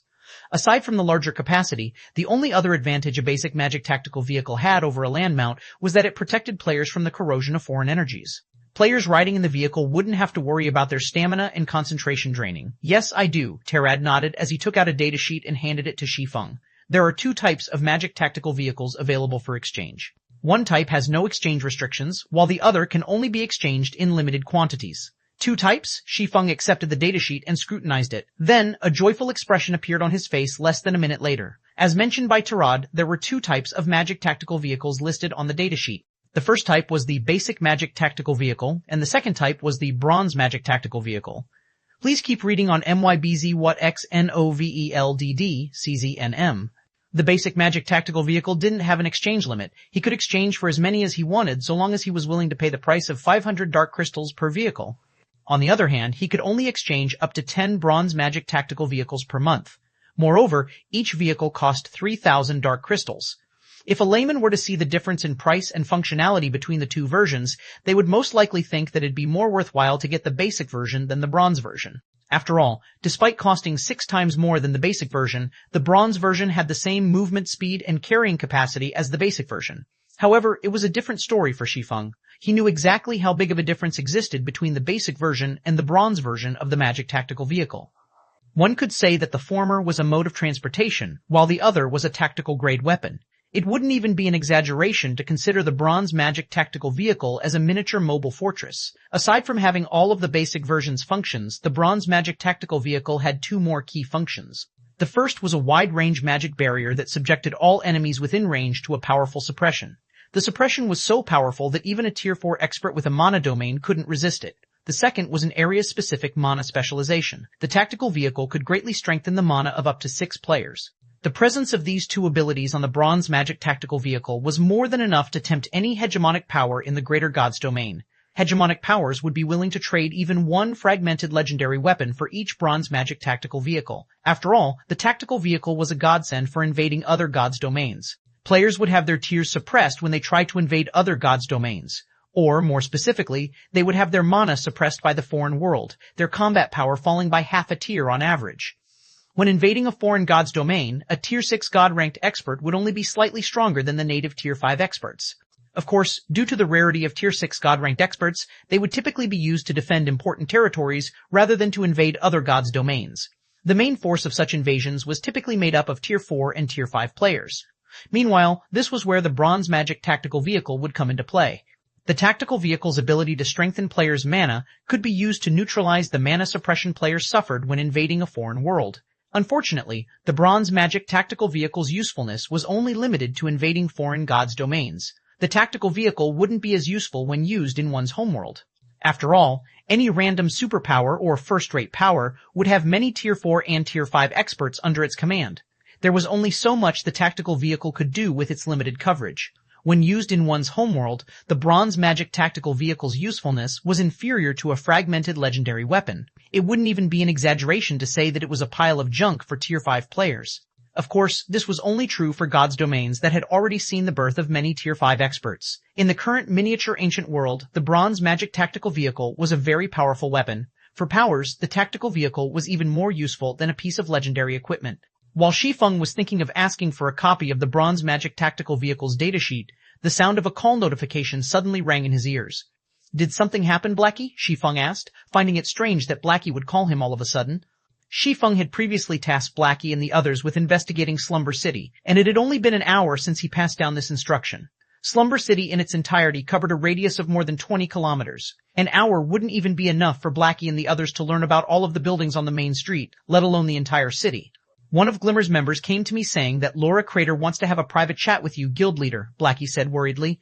Based on my current understanding, Laura Crater is incredibly mysterious. Aside from Purple Lights and Glimmer's members, she rarely interacts with other people. On top of that, she is also a battle maniac. Not only has she fought a name for herself in Slumber City, but she has also defeated many of the strongest players in the neighboring NPC cities. I suspect she is thinking of challenging you to a fight after seeing you defeat Solitary Soul, guild leader. Do you want to meet her? After Shi Feng's fight with Solitary Soul, the name of Black Flame had already been embedded into the minds of everyone in Slumber City. Some players even felt that Black Flame was now the strongest player in Slumber City. This worked very much in Zero Wing's favor, since Zero Wing would have an easier time recruiting members and establishing a foothold in Slumber City. Conversely, if Zero Wing were to lose this fame, its development in Slumber City would slow down to a crawl. Before Shi Feng's arrival, the glimmering sword Laura Crater was recognized by everyone as Slumber City's #1. Unfortunately, nobody knew exactly how strong Laura was. The only thing everyone knew was that the last time she took action, she had defeated the 2 other Vice City Lords in one strike. It was true that Death Curse's Solitary Soul had obtained a piece of legendary equipment and completed the Vice City Lord's temple trial. However, even then, not many people felt that he was a match for Laura Crater. After all, it had already been quite a few years since anybody had seen Laura in action. Chapter 311, Chapter 25, Glimmering Sword. Chapter 25, Glimmering Sword. She wants to meet me? Shi Feng fell into thought when he heard that Laura Crater wanted to meet him. Shi Feng had seen Laura Crater in the Abyssal Tower's lobby previously, and the feeling of strength he felt from her was something he had only come across a few times in the Greater God's domain during his previous life. However, Shi Feng was certain that he had never heard of Laura Crater's name in the Greater God's domain, which was very strange for someone with her strength. It was especially true considering Purple Light's Wordless Ember and Sleeping Quicksand had made such a huge name for themselves in the Greater God's domain. It should be known that Laura was publicly recognized as Slumber City's strongest expert. She was also vastly stronger than Wordless Ember and Sleeping Quicksand currently. So, it stood to reason that Laura's name would spread like wildfire once this stratified abyssal realm was thoroughly integrated into the Greater God's domain. Yet, that never happened during Shi Feng's previous life, which confused him greatly. Okay, where do I meet her? Shi Feng asked. Even if the Glimmering Sword didn't come to find him, Shi Feng would probably go to find her. According to Echoing Judgment, the Glimmer Adventurer team was Slumber City's #1 power, and the Adventurer team owned a mineral vein that produced a large amount of dark crystals. This was also the vein that produced the most dark crystals near Slumber City and the several neighboring cities. Its production volume was at least 3 or 4 times greater than the average vein that produced dark crystals. So, one could say that Glimmer was the wealthiest power in Slumber City when it came to dark crystals. If anyone in Slumber City was looking to get their hands on a large amount of dark crystals, they definitely couldn't avoid Glimmer. There was even a rumor saying that most of the dark crystals sold in Slumber City actually came from Glimmer. Glimmer's headquarters in the Central District, Blackie said. She will be waiting for you there all day today. But are you really going to meet her by yourself, guild leader? Wouldn't it be too dangerous? Hi, please keep reading on MYB0xN0VLD.CAML. Any adventurer team's headquarters was considered private territory. Meanwhile, unless the property owner had designated their property as a safe zone, NPC soldiers would not intervene even if a fight broke out on the property. While most players would normally designate their private property as a safe zone, players could also change this setting whenever they wanted. If they wanted to ambush someone, they could simply designate their property as a combat zone. Because of this setting, players would be at a considerable disadvantage when visiting another player's private property. After all, most private properties would have some sort of defensive magic array set in place. While these defensive magic arrays couldn't stop players from leaving, they could subject all enemies in the area to a powerful suppression. If Laura Crater truly intends on dealing with me, she wouldn't have to go to such lengths. Glimmer has also never shown any interest in unifying Slumbering City, and neither has it participated in the power struggles in the city, Shi Feng said, shaking his head. Otherwise, with Glimmer's influence over Slumber City, it would have long since unified the city years ago. Death Curse would have never gotten the opportunity to rise, much less unify the city. Even so, you still need to be careful. Even if Glimmer doesn't intend on taking action, the same can't be said for the other peak powers in the city, Blackie reminded. Every power in Slumber City was well aware that Zero Wing would soon rise in Slumber City, becoming another one of the city's peak powers and adding to the already intense competition. Meanwhile, the main contributor to Zero Wing's rise was undoubtedly Shi Feng. If Shi Feng were to get killed even once, it would have a huge impact on Zero Wing.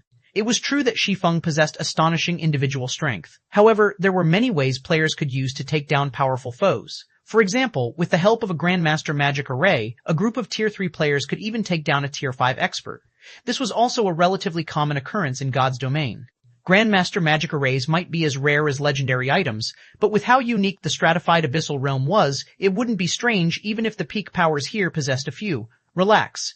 Those powers shouldn't have the time for that right now. The peak powers from other cities will be arriving soon. Those powers are a much bigger threat to the local powers than I am, Shi Feng said, chuckling. By the way, contact Bloodhammer and tell him that Zero Wing can supply the Tower Alliance with hypersensitivity potions. We can supply them with up to 1,000 bottles a month at the price of 1 lineage crystal per bottle. 1,000 bottles a month? For 1 lineage crystal per bottle? Blackie was a little stunned when he heard Shi Feng's offer. Although he had long since known that Shi Feng could exchange for a large number of hypersensitivity potions after becoming a Vice City Lord, he didn't expect it to be this many. Will they be willing to take this offer, though? I doubt they'll refuse. Hypersensitivity potions are much more useful than lineage crystals to them, Shi Feng said confidently. Lineage crystals might be precious in their homeworld, but it wasn't as valuable in the Tower Alliance's homeworld. Although Shi Feng could also exchange hypersensitivity potions to lineage crystals with purple light, the amount he could get from purple light probably wouldn't be as much as he could get from the Tower Alliance. Based on what Shi Feng gathered, the Tower Alliance should be a superpower very close to becoming a hegemonic power. It was vastly superior to a chamber of commerce that was based in only one city in the stratified abyssal realm. In addition, lineage crystals were quite valuable in this stratified abyssal realm. So, there wouldn't be any power in the stratified abyssal realm willing to accept a one-to-one trade for lineage crystals and hypersensitivity potions. However, it was a different story for the Tower Alliance. The Tower Alliance had entered the stratified abyssal realm with the specific purpose of recruiting experts. So, it would definitely be interested in the prospect of getting its hands on more hypersensitivity potions and nurturing its own experts. Okay, I'll contact Bloodhammer right away. Blackie nodded excitedly and hung up the call. If Zero Wing could get its hands on 1,000 lineage crystals a month, he was confident that Zero Wing could quickly become a superpower in the miniature ancient world. While Blackie was contacting Bloodhammer, Shi Feng arrived in front of Glimmer's headquarters situated in the city's center. Glimmer's headquarters was a mansion that occupied an area the size of a stadium. Yet, despite its massive headquarters, Glimmer's member count did not exceed 10,000. The adventurer team's size was significantly smaller compared to the city's other peak powers, which had over 100,000 members at the very least. However, the average strength of Glimmer's members was also the highest out of all peak powers in Slumber City. Even the weakest member in the adventurer team was a refinement realm expert. The adventurer team also had the most novice temple knights, the number exceeding 1,000, as expected of Slumber City's number one power. The number of experts here far exceeds my expectations, Shi Feng inwardly exclaimed as he looked at the players loitering in the mansion's front yard. At a glance, Shi Feng could see over 30 Temple Knight-level experts in the front yard. Moreover, nearly 10 radiated an aura rivaling Death Curse's Knight Revenant. It should be known that Knight Revenant was a third-floor expert very close to reaching the fourth-floor standard. He was also a Vice Commander-level individual in Death Curse. Meanwhile, Death Curse only had 4 such Vice Commanders. Glimmer's strength definitely wasn't as simple as outsiders assumed. After Shi Feng walked into Glimmer's mansion, a 3-meter-tall middle-aged man who was at level 120 and radiated a Tier 4 aura approached him. Then, after scrutinizing Shi Feng for a moment, the middle-aged man pointed at the innermost room of a nearby corridor and coldly said, "I really don't understand what the commander sees in you. Go in then. The commander is waiting for you inside." Chapter 332, Chapter 2006, Golden Law. When Shi Feng walked into the simple yet elegant office, he quickly noticed the room's uniqueness. Even though the mana outside was already plenty dense, the density of the mana inside this office was actually more than double that of the outside world. The mana here was infinitely close to reaching the liquid state, and Shi Feng felt like he was standing inside the Elven Holy Spring. A Grandmaster Mana Gathering Array? Shi Feng was rendered speechless when he saw the room's magic array arrangement. As its name suggested, a mana-gathering magic array could gather mana to elevate the mana density within a specified area. Meanwhile, the higher a mana-gathering array's quality, the greater its rarity. One would be hard-pressed to buy Master Mana-Gathering Arrays even if one had the money. As for Grandmaster Mana-Gathering Arrays, they were incredibly rare even in the Greater God's domain, and one could even trade it for a fragmented legendary item for it. Yet, Laura Crater had set up such a valuable magic array in her office.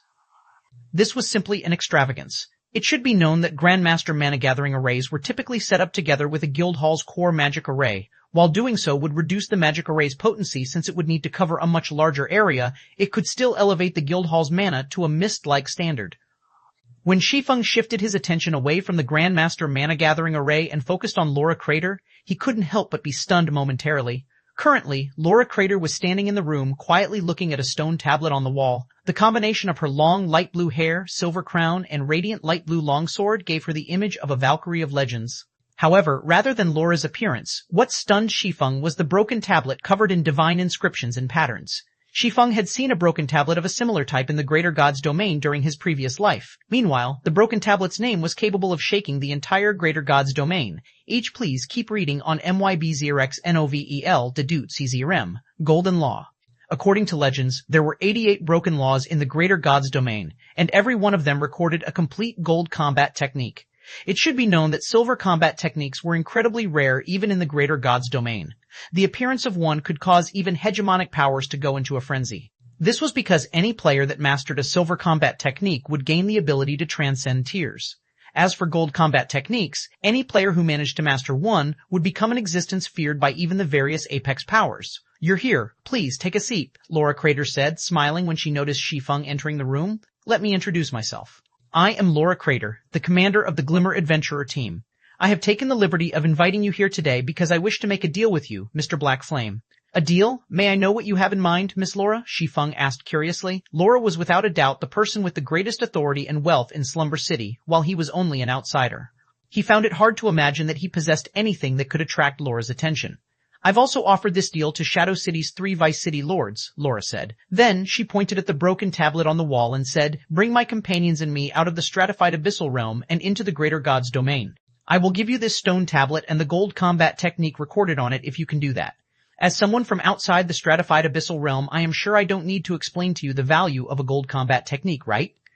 "How are you so certain I am from outside the stratified abyssal realm, Miss Laura? Moreover, how are you certain I can take you out of here and to the Greater God's domain?" Shi Feng asked, feeling a little surprised by Laura's offer. The value of a golden law surpassed even divine artifacts, yet Laura had boldly revealed her possession of one and even offered to give it away. Unless she was sufficiently confident, there was no way she would take such a risk.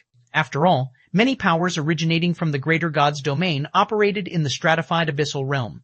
If they learned about Laura's possession of a golden law, they would use every means they had to snatch it. It's because I too come from outside the stratified abyssal realm. Meanwhile, players from outside the stratified abyssal realm have a completely different approach toward mana manipulation than players native to the stratified abyssal realm. So, it isn't difficult to tell the two groups apart, Laura answered.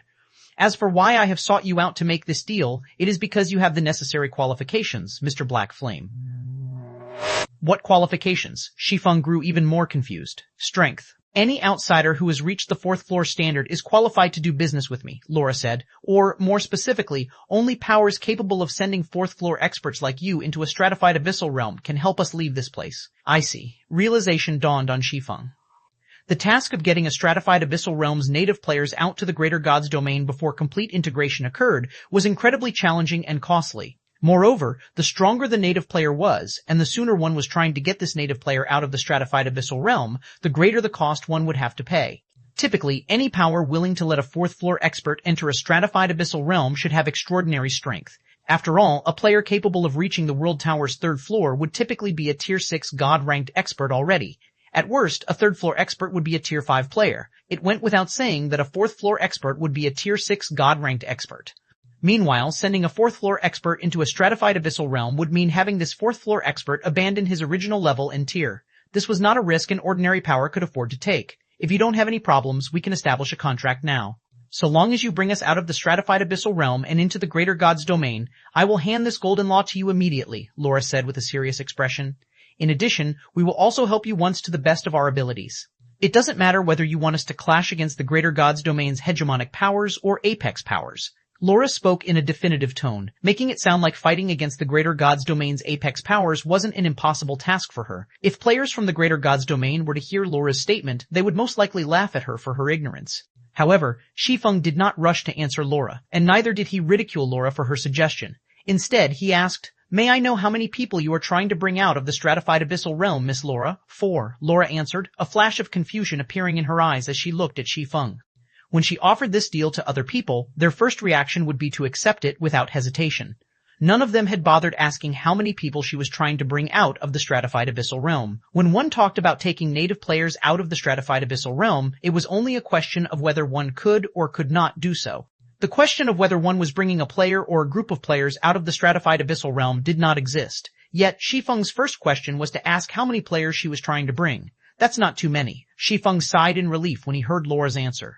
If Laura planned to bring the entire Glimmer Adventurer team out of the stratified abyssal realm, he would most likely have to disappoint her. After all, he neither had the manpower nor resources to search for a way to bring such a large group of players out of the stratified abyssal realm. However, if it was only 4 players, he could simply spend 3,000 units of 7 Luminaries crystal to open a world-breaking gate. Now that he had access to a large supply of hypersensitivity potions, obtaining a large number of 7 Luminaries crystals would be no trouble. "Do you have a way to take us out, Mr. Black Flame?" Laura asked, her gaze turning fiery when she heard Shi Feng's words. "I do," Shi Feng said definitively. "Only, we might have to change the content of our deal." Chapter 333 Chapter 27 Mind-Blowing Wealth Change the Content? Laura quickly suppressed the excitement in her heart when she heard Shi Feng's words. Then she asked, "May I know what you have in mind, Mr. Black Flame?" "Simple. I don't need any golden laws. I only need you to become Zero Wing's ally," Shi Feng said after giving the matter some thought. "I will also need you to give your full support to Zero Wing's development in the stratified abyssal realm. A golden law might be an incomparably valuable item that even the Greater God's domain's various apex powers would fight desperately to obtain." Still, it wasn't something that was of any use to him right now. Or, more specifically, he didn't have anyone who could learn the gold combat technique recorded inside the Golden Law. This was because players needed to reach Tier 5 first before they could learn a gold combat technique. Moreover, that was only the minimum requirement. Whether one could actually learn it was an entirely different story. According to Shi Feng's knowledge, even the Greater God's domain's various apex powers, existences that commanded a large number of Tier 6 God-ranked experts, only had a handful of players who had successfully learned a gold combat technique. While a golden law might seem like a wonderful thing, it was no different from a pie in the sky for the current Zero Wing. It'd be much better if he exchanged for something more practical. Of course, it would be best if he could get Laura to join Zero Wing, but that evidently wouldn't be possible. However, there should be no problem getting Laura to enter an alliance with Zero Wing. After all, there weren't many restrictions or hierarchical problems in an alliance. Meanwhile, Laura's adventurer team was Slumber City's #1 power. If Zero Wing could acquire the full support of Glimmer, the guild would have a much easier time achieving rapid development in Slumber City. Find the original at Hosted Novel. If it's only entering an alliance, I don't see any problems with that so long as Zero Wing is fine with such an arrangement. But you should know that only 4 of us will be leaving the stratified abyssal realm. We're also at level 120, Tier 3 only. We won't be of much help to you in the Greater God's domain, Laura said as she looked at Shi Feng incredulously. As for support in the stratified abyssal realm, so long as it is something Glimmer can accomplish, we will not refuse to help. However, now that the dozen or so neighboring cities have their eyes on Slumber City, I'm afraid there is very little Glimmer can do. Please keep reading on myb0xnovld.com. Golden laws should be the most attractive items to the Greater God's domain's various powers, yet Shi Feng had refused a golden order and simply sought an alliance with Glimmer. Zero Wing stood to gain nothing from this deal, no matter how she looked at this. As for the stratified abyssal realm's material resources, any hegemonic power worth its salt probably wouldn't pay a second glance at these meager things. The only resource the various hegemonic powers wanted was the stratified abyssal realm's experts. However, recruiting these experts required the stratified abyssal realm to be fully integrated into the Greater God's domain, and this was a very long process that could take many years. There was also very little Glimmer could offer Zero Wing in terms of combat support. Currently, over a dozen NPC cities' peak powers have already set their sights on Slumber City. Even if all of Slumber City's local powers banded together, they still wouldn't be a match for all of these peak powers. So, Laura simply couldn't understand what Shi Feng was thinking. It is fine so long as you agree to my terms, Miss Laura. Zero Wing doesn't need any combat support. All Glimmer needs to do is sell Zero Wing dark crystals at market value. It would be even better if Glimmer could help sell some of Zero Wing's hypersensitivity potions, Shi Feng said, smiling. His conditions might seem insignificant to Laura, but they were incredibly important for Zero Wing. Although he also had the option of getting Laura to give him all of Glimmer's resources for free, doing so would impact their partnership in the future, so a fair deal must be done.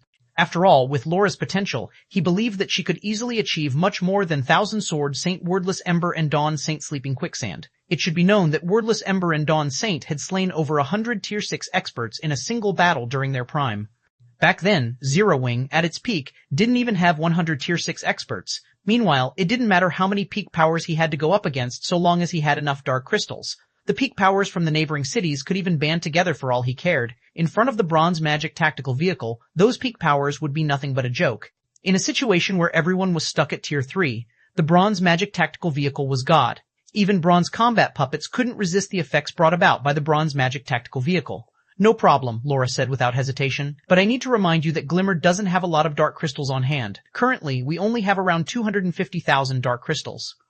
Moreover, I'm afraid the sale of hypersensitivity potions won't go very well. With so many peak powers targeting Slumber City, few people will dare to buy them in bulk if we price them too high. We'd be fortunate if we could get 10 dark crystals per bottle. T250,000? Shi Feng was at a loss for words as he looked at Laura.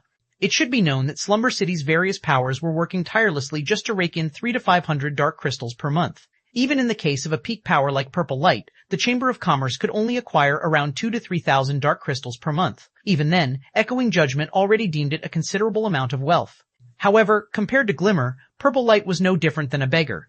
Even if Shi Feng were to use magic crystals to trade for Glimmer's dark crystals at market price, he wouldn't be able to buy all of them with the 2 million magic crystals he brought. After all, the market value for dark crystals was 200 magic crystals per dark crystal.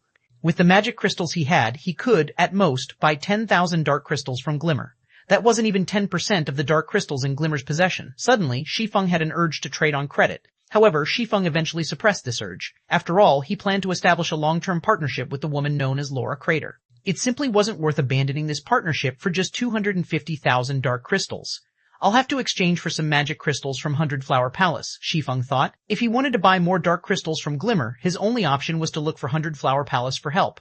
100 Flower Palace had entered the stratified abyssal realm intending to extend its operations to this place, so it must have brought a lot more magic crystals than he did. 100 Flower Palace should also be more than willing to part with some of its magic crystals if he offered to sell them some hypersensitivity potions. Afterward, Shi Feng signed a God's Domain contract with Laura. According to the contract's terms, Laura Crater and her companions would become Zero Wing's allies.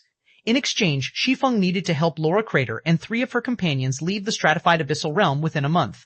As for how Laura and her companions would get from the miniature ancient world to the greater God's Domain, it was up to them to think of a way. At the same time, Laura Crater would also sell dark crystals to Shi Feng at 200 magic crystals per dark crystal. This deal would remain effective over the long term. Unless Glimmer was having difficulties maintaining normal operation, the adventurer team would trade a minimum of 10,000 dark crystals to Zero Wing each month. Since they signed a God's Domain contract, the contract's terms would remain in effect so long as both parties remained in God's Domain. If any party breached the terms agreed in the contract, the party that had breached the contract would suffer the contract's penalty no matter which God's Domain they were in. The only real way they could avoid the contract's penalty was if they stopped logging into God's Domain forever. Meanwhile, after Shi Feng signed the contract with Laura, he promptly exchanged his 2 million magic crystals for 10,000 dark crystals. Then, he hurried over to the Matrix Tower. Chapter 3134, Chapter 28. Returning to God's Domain inside the top-floor combat simulation room of Glimmer's mansion. Commander, do you really believe that he can take us out of the stratified abyssal realm? A 3-meter-tall middle-aged man asked worriedly as he watched Laura Crater fighting against 3 simulated Tier 4 NPCs. We've spent many years saving up all those dark crystals. They should have also been our capital to achieve rapid growth in the greater God's Domain in the future. Yet, you're giving everything to that kid. It will be a huge loss for us if he fails to fulfill his promise. I don't know if he can do it, but he is the most promising partner right now, Laura said after repulsing the 3 level 20 Tier 4 NPCs she was fighting against. Then, with a hopeful look on her face, she continued, 10 years. It's been 10 years already, yet those 3 people mingling in Shadow City have yet to find a way to get us out of the stratified abyssal realm. The best they can do is move Temple Knight level experts out of the stratified abyssal realm. None of their methods of leaving can be used on us. According to them, people with strength like us will most likely have to wait until the stratified abyssal realm is fully integrated into the greater God's Domain before we can leave. But that's a process that might take 10 or even 20 years. We cannot afford to wait that long. But Black Flame is different. He seems to have a special means of leaving the stratified abyssal realm. If he can get us out, it doesn't matter how many dark crystals we have to give away. So long as we can enter the greater God's Domain, I will let those people know that I, Laura Crater, am back. After Laura finished speaking, the light blue longsword in her hand suddenly gave off a brilliant glow. Immediately afterward, all 3 shield-bearing Tier 4 Sky Knights disintegrated into dust and disappeared from the combat simulation room. At the same time, numerous cracks appeared on the room's defensive magic array, which was capable of shrugging off even Tier 4 curses. Slumber City, Matrix Tower, Lord Legatee, you're back so soon? Did you forget something? Senior Administrator Tarad asked as he looked at Shi Feng strangely. It hadn't been more than 2 hours since Shi Feng left, yet he was already back at the Matrix Tower again. Please keep reading on MYB0XNOVLD.C0M. Yes, I did forget something. I was in such a hurry just now that I left without exchanging anything, Shi Feng said, his voice sounding much more confident this time around. May I know what you plan to exchange, Lord Legatee? Tarad asked, promptly taking out the exchange list for Shi Feng to inspect. I don't need the list. I plan to exchange for 3 bronze magic tactical vehicles and 100 hypersensitivity potions, Shi Feng said. Very well. Your total comes to 10,000 dark crystals. Once you complete the payment, we will prepare the items for you immediately, Terad said, nodding. Then, he added, but I need to remind you that the bronze magic tactical vehicle can only be stored in special bags. Moreover, each bag can only have one tactical vehicle. Since you are purchasing 3 tactical vehicles, they will occupy 3 of your bag equipment slots. If you do not have enough empty bag equipment slots, please have them prepared first. I understand, Shi Feng said, nodding as he handed 10,000 dark crystals to Terad. Every player would only have 5 bag equipment slots. This meant that they could carry a total of 5 spatial bags. Meanwhile, magic tactical vehicles were considered non-bag space items in God's domain. They could only be stored in special bags or epic spatial bags. However, epic spatial bags were incredibly rare, so most people tended to resort to the alternative when transporting non-bag space items. Fortunately, Shi Feng didn't bring many things with him to the stratified abyssal realm apart from magic crystals. So, even though he didn't have an epic spatial bag, he could easily open up 3 bag equipment slots. Around 10 minutes after Shi Feng made the payment, Senior Administrator Terad returned to the reception room with 4 spatial bags. Lord Legatee, here are your 3 bronze magic tactical vehicles and 100 hypersensitivity potions, Terad said. Then, in a serious tone, he continued, this is our first attempt at manufacturing bronze magic tactical vehicles, so they aren't the best when it comes to defense. Please use them with caution. I will, Shi Feng said, not particularly surprised by Terad's warning. Instead, he promptly clicked on one of the bags holding the tactical vehicles to inspect the vehicle's statistics. Magic tactical vehicles weren't siege weapons, but rather support items for players. A player would be crazy to use a tactical vehicle to engage in direct combat. Dragonhorn tactical vehicle, bronze rank. Maximum capacity, 6 people movement speed, 270% durability, 300 possesses tier 3, basic defensive capabilities. Additional active skill 1, Advanced Anti-Mana Barrier, erects a barrier that inhibits the use of mana for all hostile units within a 1,000-yard radius. Barrier costs 1,000 magic crystals per minute to maintain. Additional active skill 2, Hexagram Protection, erects a magic array that greatly strengthens the mana of up to 6 people within a 1,000-yard radius. Enhancement works up to the tier 4 standard. Magic array costs 1,000 magic crystals per minute to maintain. Additional passive skill, Energy Shield, prevents the inflow of energy from outside the vehicle and outflow of energy from inside the vehicle. What a powerful tactical vehicle. Shi Feng was greatly astonished by the Dragonhorn tactical vehicle's parameters. According to his research, the average bronze magic tactical vehicle should only have an intermediate anti-mana barrier. Meanwhile, such an anti-mana barrier would only have full effect on tier 3 players and monsters. Against tier 4 players and monsters, the barrier's effects would be reduced. On the other hand, an advanced anti-mana barrier could thoroughly inhibit tier 4 players from accessing the mana around them. The barrier could even cause tier 4 players to have trouble manipulating the mana inside their bodies, which would, in turn, reduce the power of their skills and spells by 50% or more. Logically, an advanced anti-mana barrier was something only an advanced bronze magic tactical vehicle should have. Yet, it had come with the Dragonhorn tactical vehicle. Of course, in exchange for this powerful barrier, the Dragonhorn tactical vehicle's defenses were far below average. The average bronze magic tactical vehicle would have armor at the tier 3 advanced standard and durability of 500 points or more. Even a tier 4 mythic monster would need quite some time to destroy a standard bronze magic tactical vehicle. However, in the case of the Dragonhorn tactical vehicle, it could, at most, withstand a few dozen hits from a mythic monster. Although its defense is weak, it is just fine for the current Zero Wing, Shi Feng thought as he put away the Dragonhorn tactical vehicles and left the Matrix Tower. Subsequently, time passed by rapidly. In the blink of an eye, 10 days had already gone by since Shi Feng's team arrived in the stratified abyssal realm. During these 10 days, everyone had increased their levels to level 112 or above.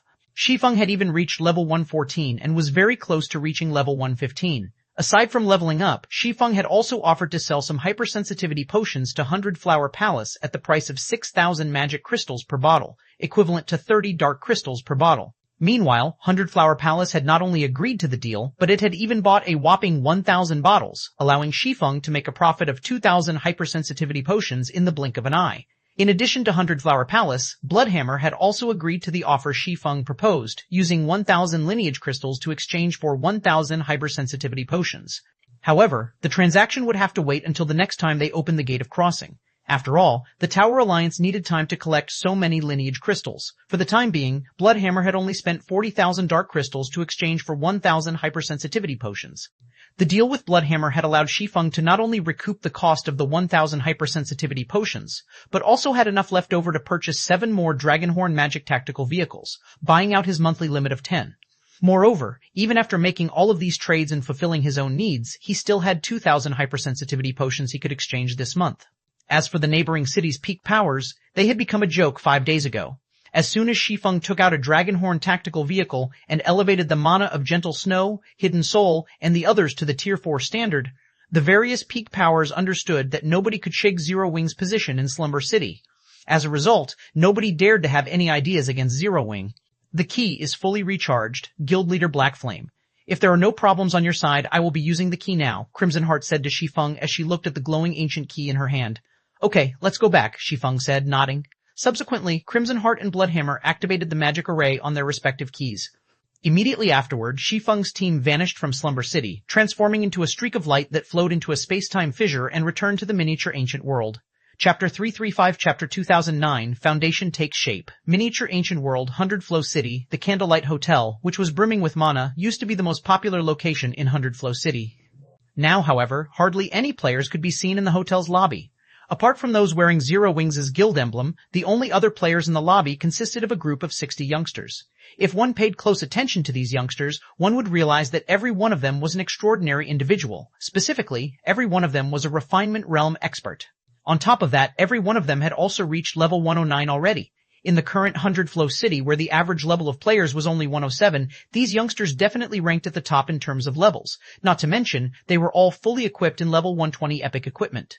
It wouldn't be an exaggeration to say that this group of youngsters would be considered a formidable force in any NPC city. First-rate guilds that had taken control over an entire city would even be fearful of these youngsters. Currently, though, it didn't seem like these youngsters were here to rent a room in the Candlelight Hotel, as most of them wore impatient looks on their faces. At this time, a petite girl carrying a tower shield on her back looked at the callous young man standing at the head of the group and said exasperatedly, "Cloud, what is Elder Aqua thinking having peak geniuses like ourselves come to Zero Wing? Special training? Isn't that a joke? The Flower of Seven Sins is currently targeting Zero Wing in all aspects. Even those who have dealings with Zero Wing are put on the Flower of Seven Sins hit list. Moreover, even non-members at the Flower of Seven Sins can get 1,000 credits for every targeted player they kill. Not to mention, what kind of training can a guild like Zero Wing possibly give us? It's basically a nice way of telling us to come and help Zero Wing. I know, right? Everyone is avoiding Zero Wing like the plague right now. Nobody dares to have anything to do with Zero Wing. I heard that Zero Wing's member count has even fallen below 5,000 already, and the ones remaining are mostly internal members on Zero Wing's payroll," a lanky young man said, nodding. Zero Wing has so few members right now that it's only limiting its operation to Abyssal Star City's surroundings. It doesn't even have the manpower to compete for the team dungeons near 100 Flow City or hunt for mounts in the Primordial Ruins. I bet that Zero Wing must be trying to get us to help it hunt for mounts. I also guess that. They might make it sound like we are receiving training from Zero Wing on the surface, but will actually be helping Zero Wing hunt for mounts in reality. After all, the various powers have already begun exploring the Boundary Mountain Range's surroundings after amassing a sufficient number of mounts. I doubt Zero Wing even has mounts to form an expedition team right now, a beautiful female swordsman said, sighing. We'll definitely have to fight with the Flower of Seven Sins lunatics a lot from now on. I wonder how Zero Wing is going to compensate us? I spent nearly all of my GCPs to get this set of epic equipment. If there's not going to be any compensation, I'm going to have to use fine gold equipment to replace any pieces that I lose. Wash, please keep reading on MYBZOXN0VLDD, The other youths present nodded in agreement with the female swordsman's words. They couldn't understand why the higher-ups in Twilight Echo had made such an arrangement for them.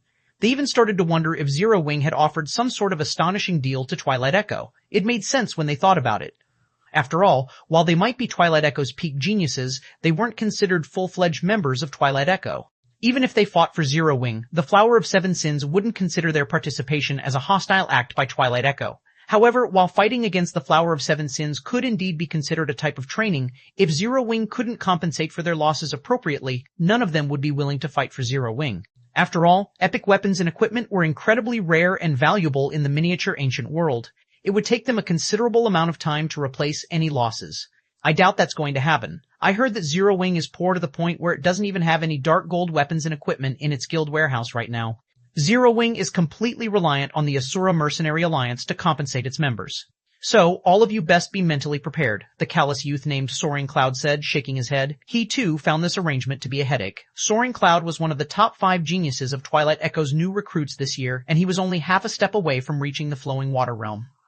Originally, he thought that he would receive Twilight Echo's priority cultivation and secure himself a top spot among God's Domain's latest generation of players. Yet, now, he had ended up in this situation.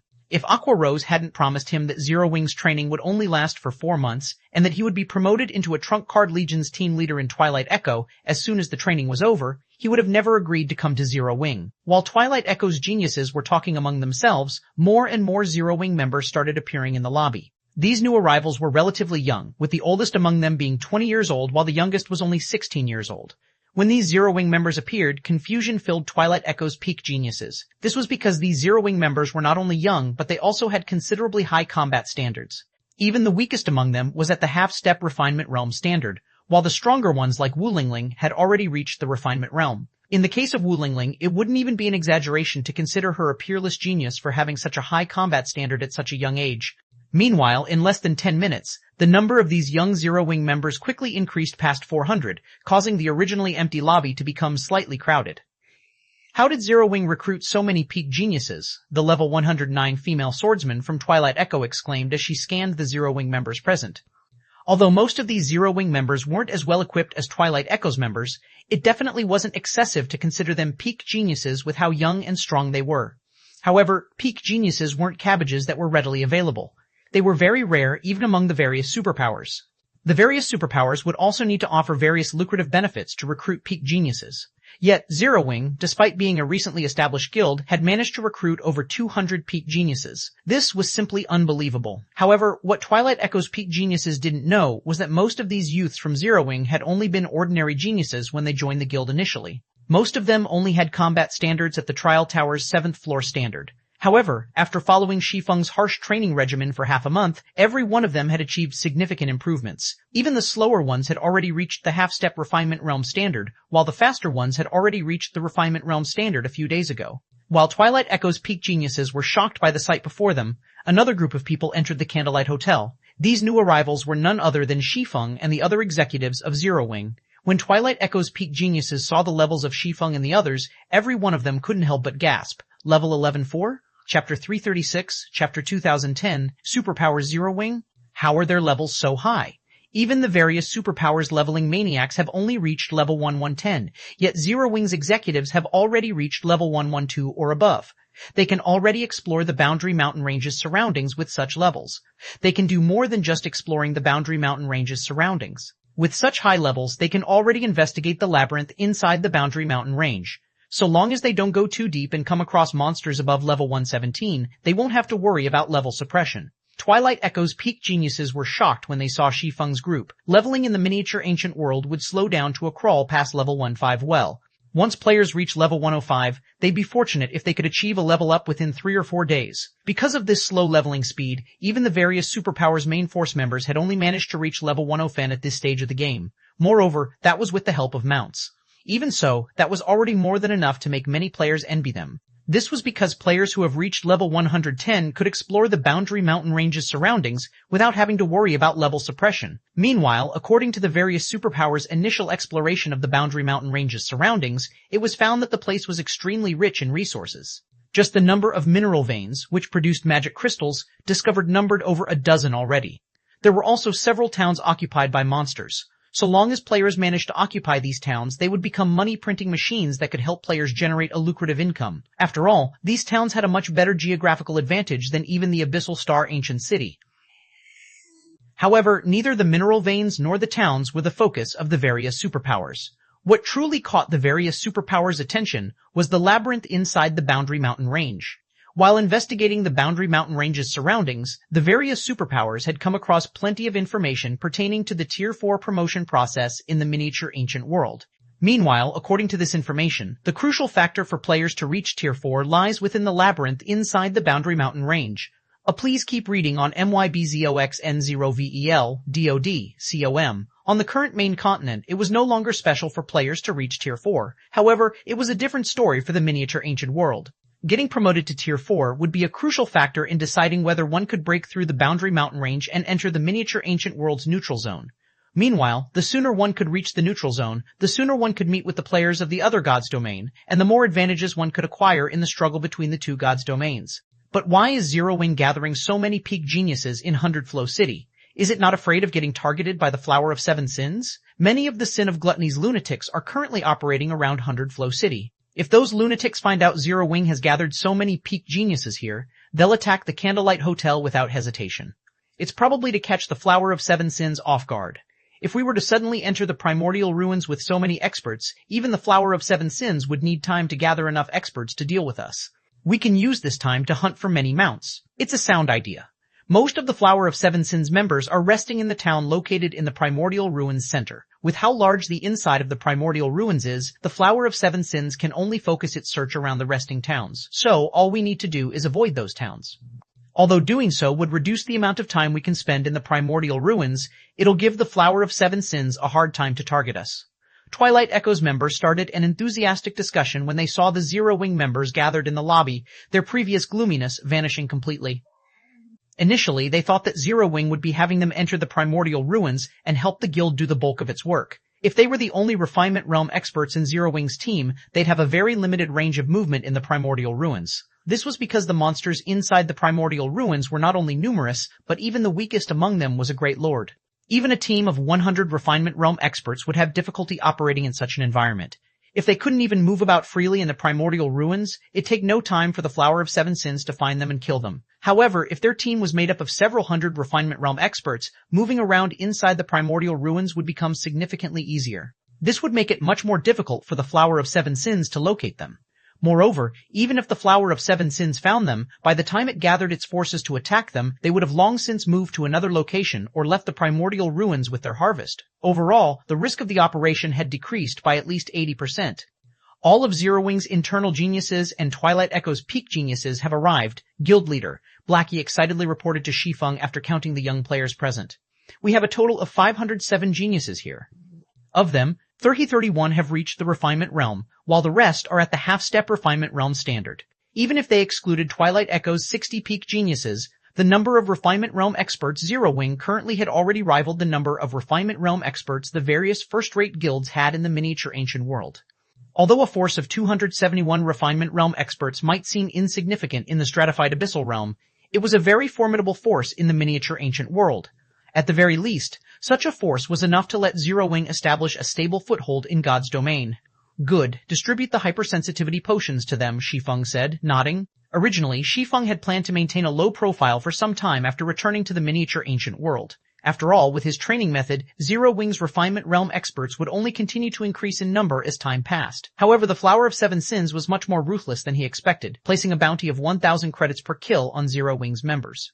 Players could earn an ordinary person's monthly wage simply by killing a few of Zero Wing's members. Who wouldn't be tempted by such an offer? Because of this, many players had started to ambush Zero Wing's members even near Abyssal Star City. In contrast, the players who targeted the Flower of Seven Sins members were only the various Powers members interested in exchanging Asura's items. Although this situation had affected the Flower of Seven Sins operations to a certain extent, it wasn't enough to harm the organization's roots.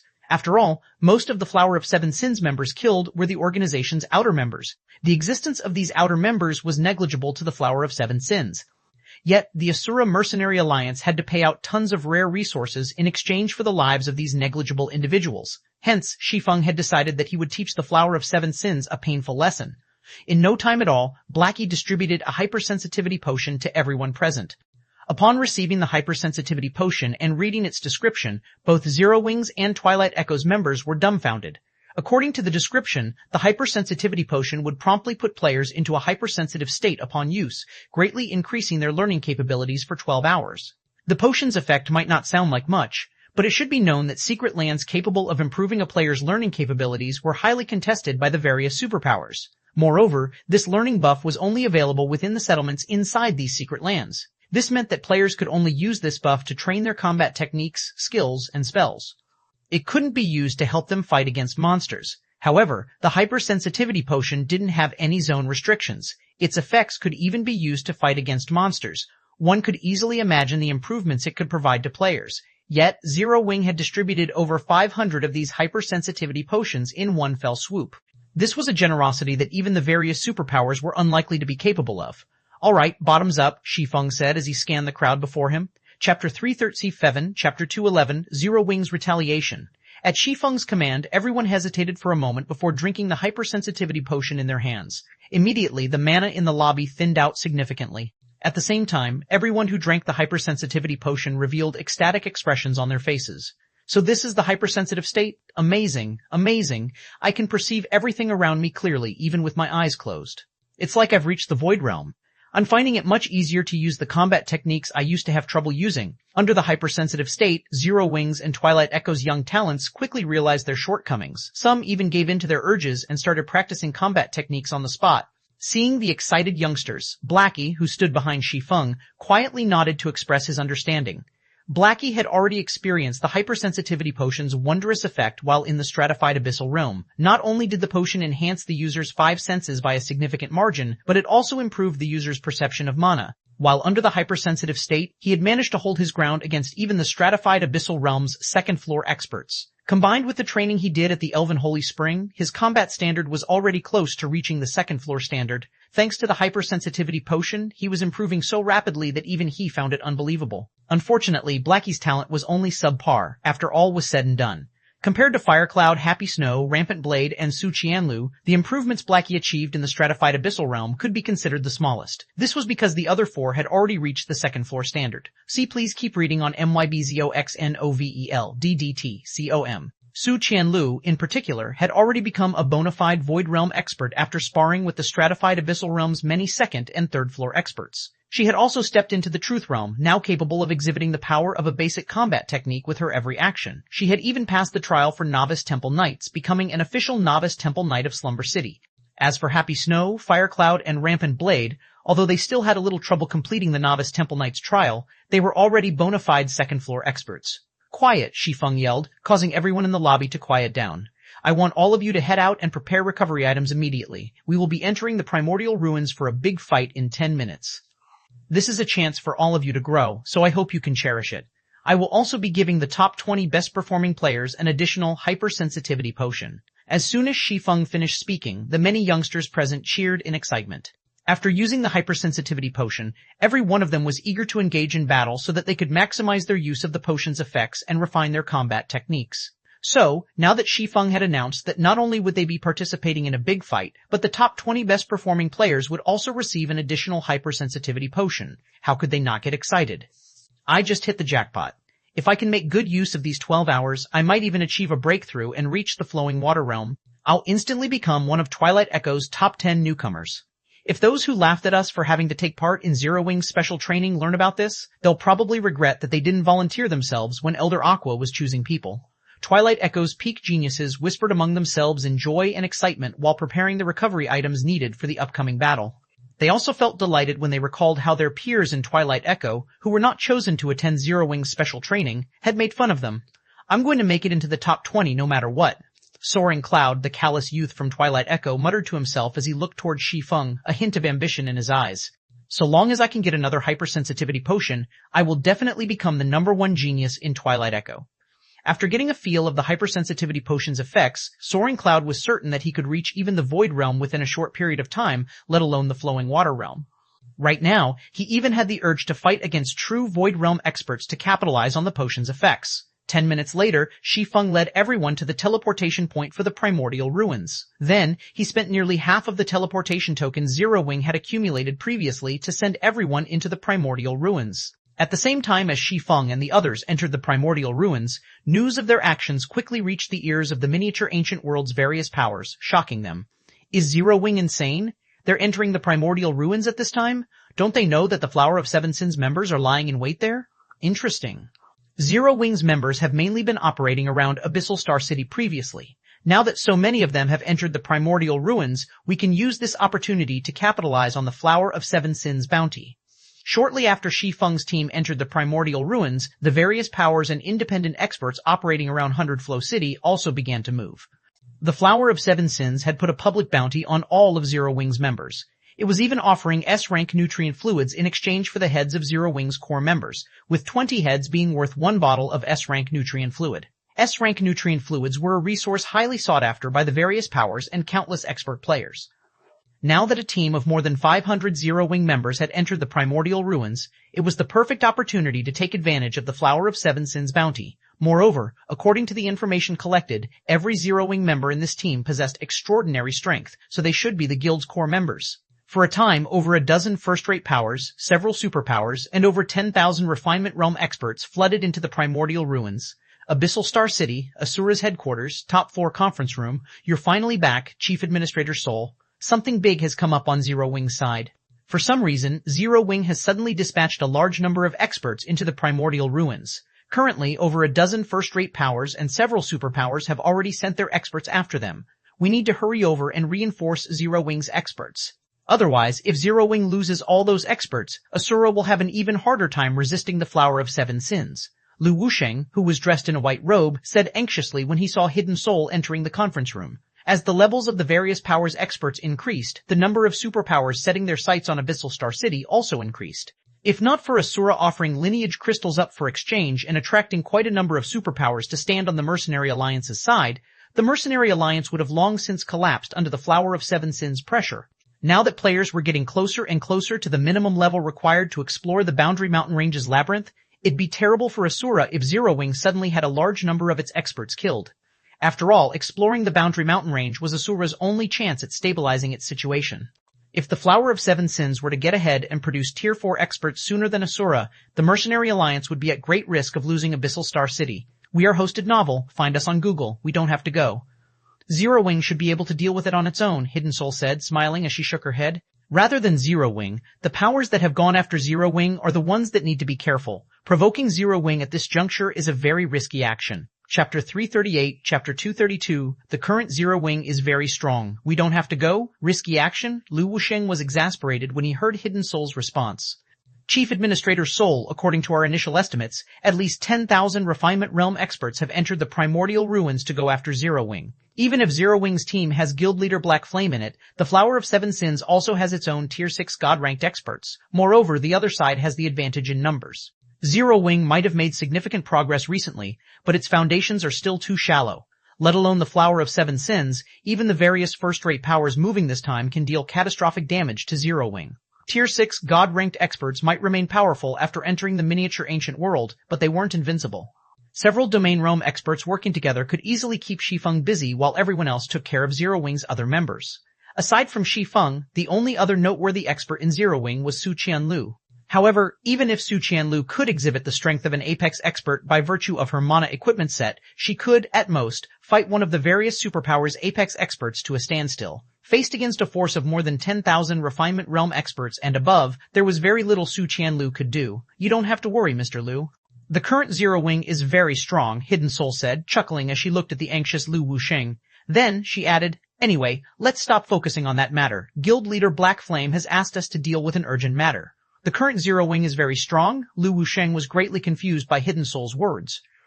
No matter how he racked his mind, he simply couldn't figure out how Zero-Wing could possibly go up against the experts of so many first-rate powers and superpowers. However, he also didn't think Hidden Soul would lie to him since Hidden Soul's fate was tied to the Asura Mercenary Alliance.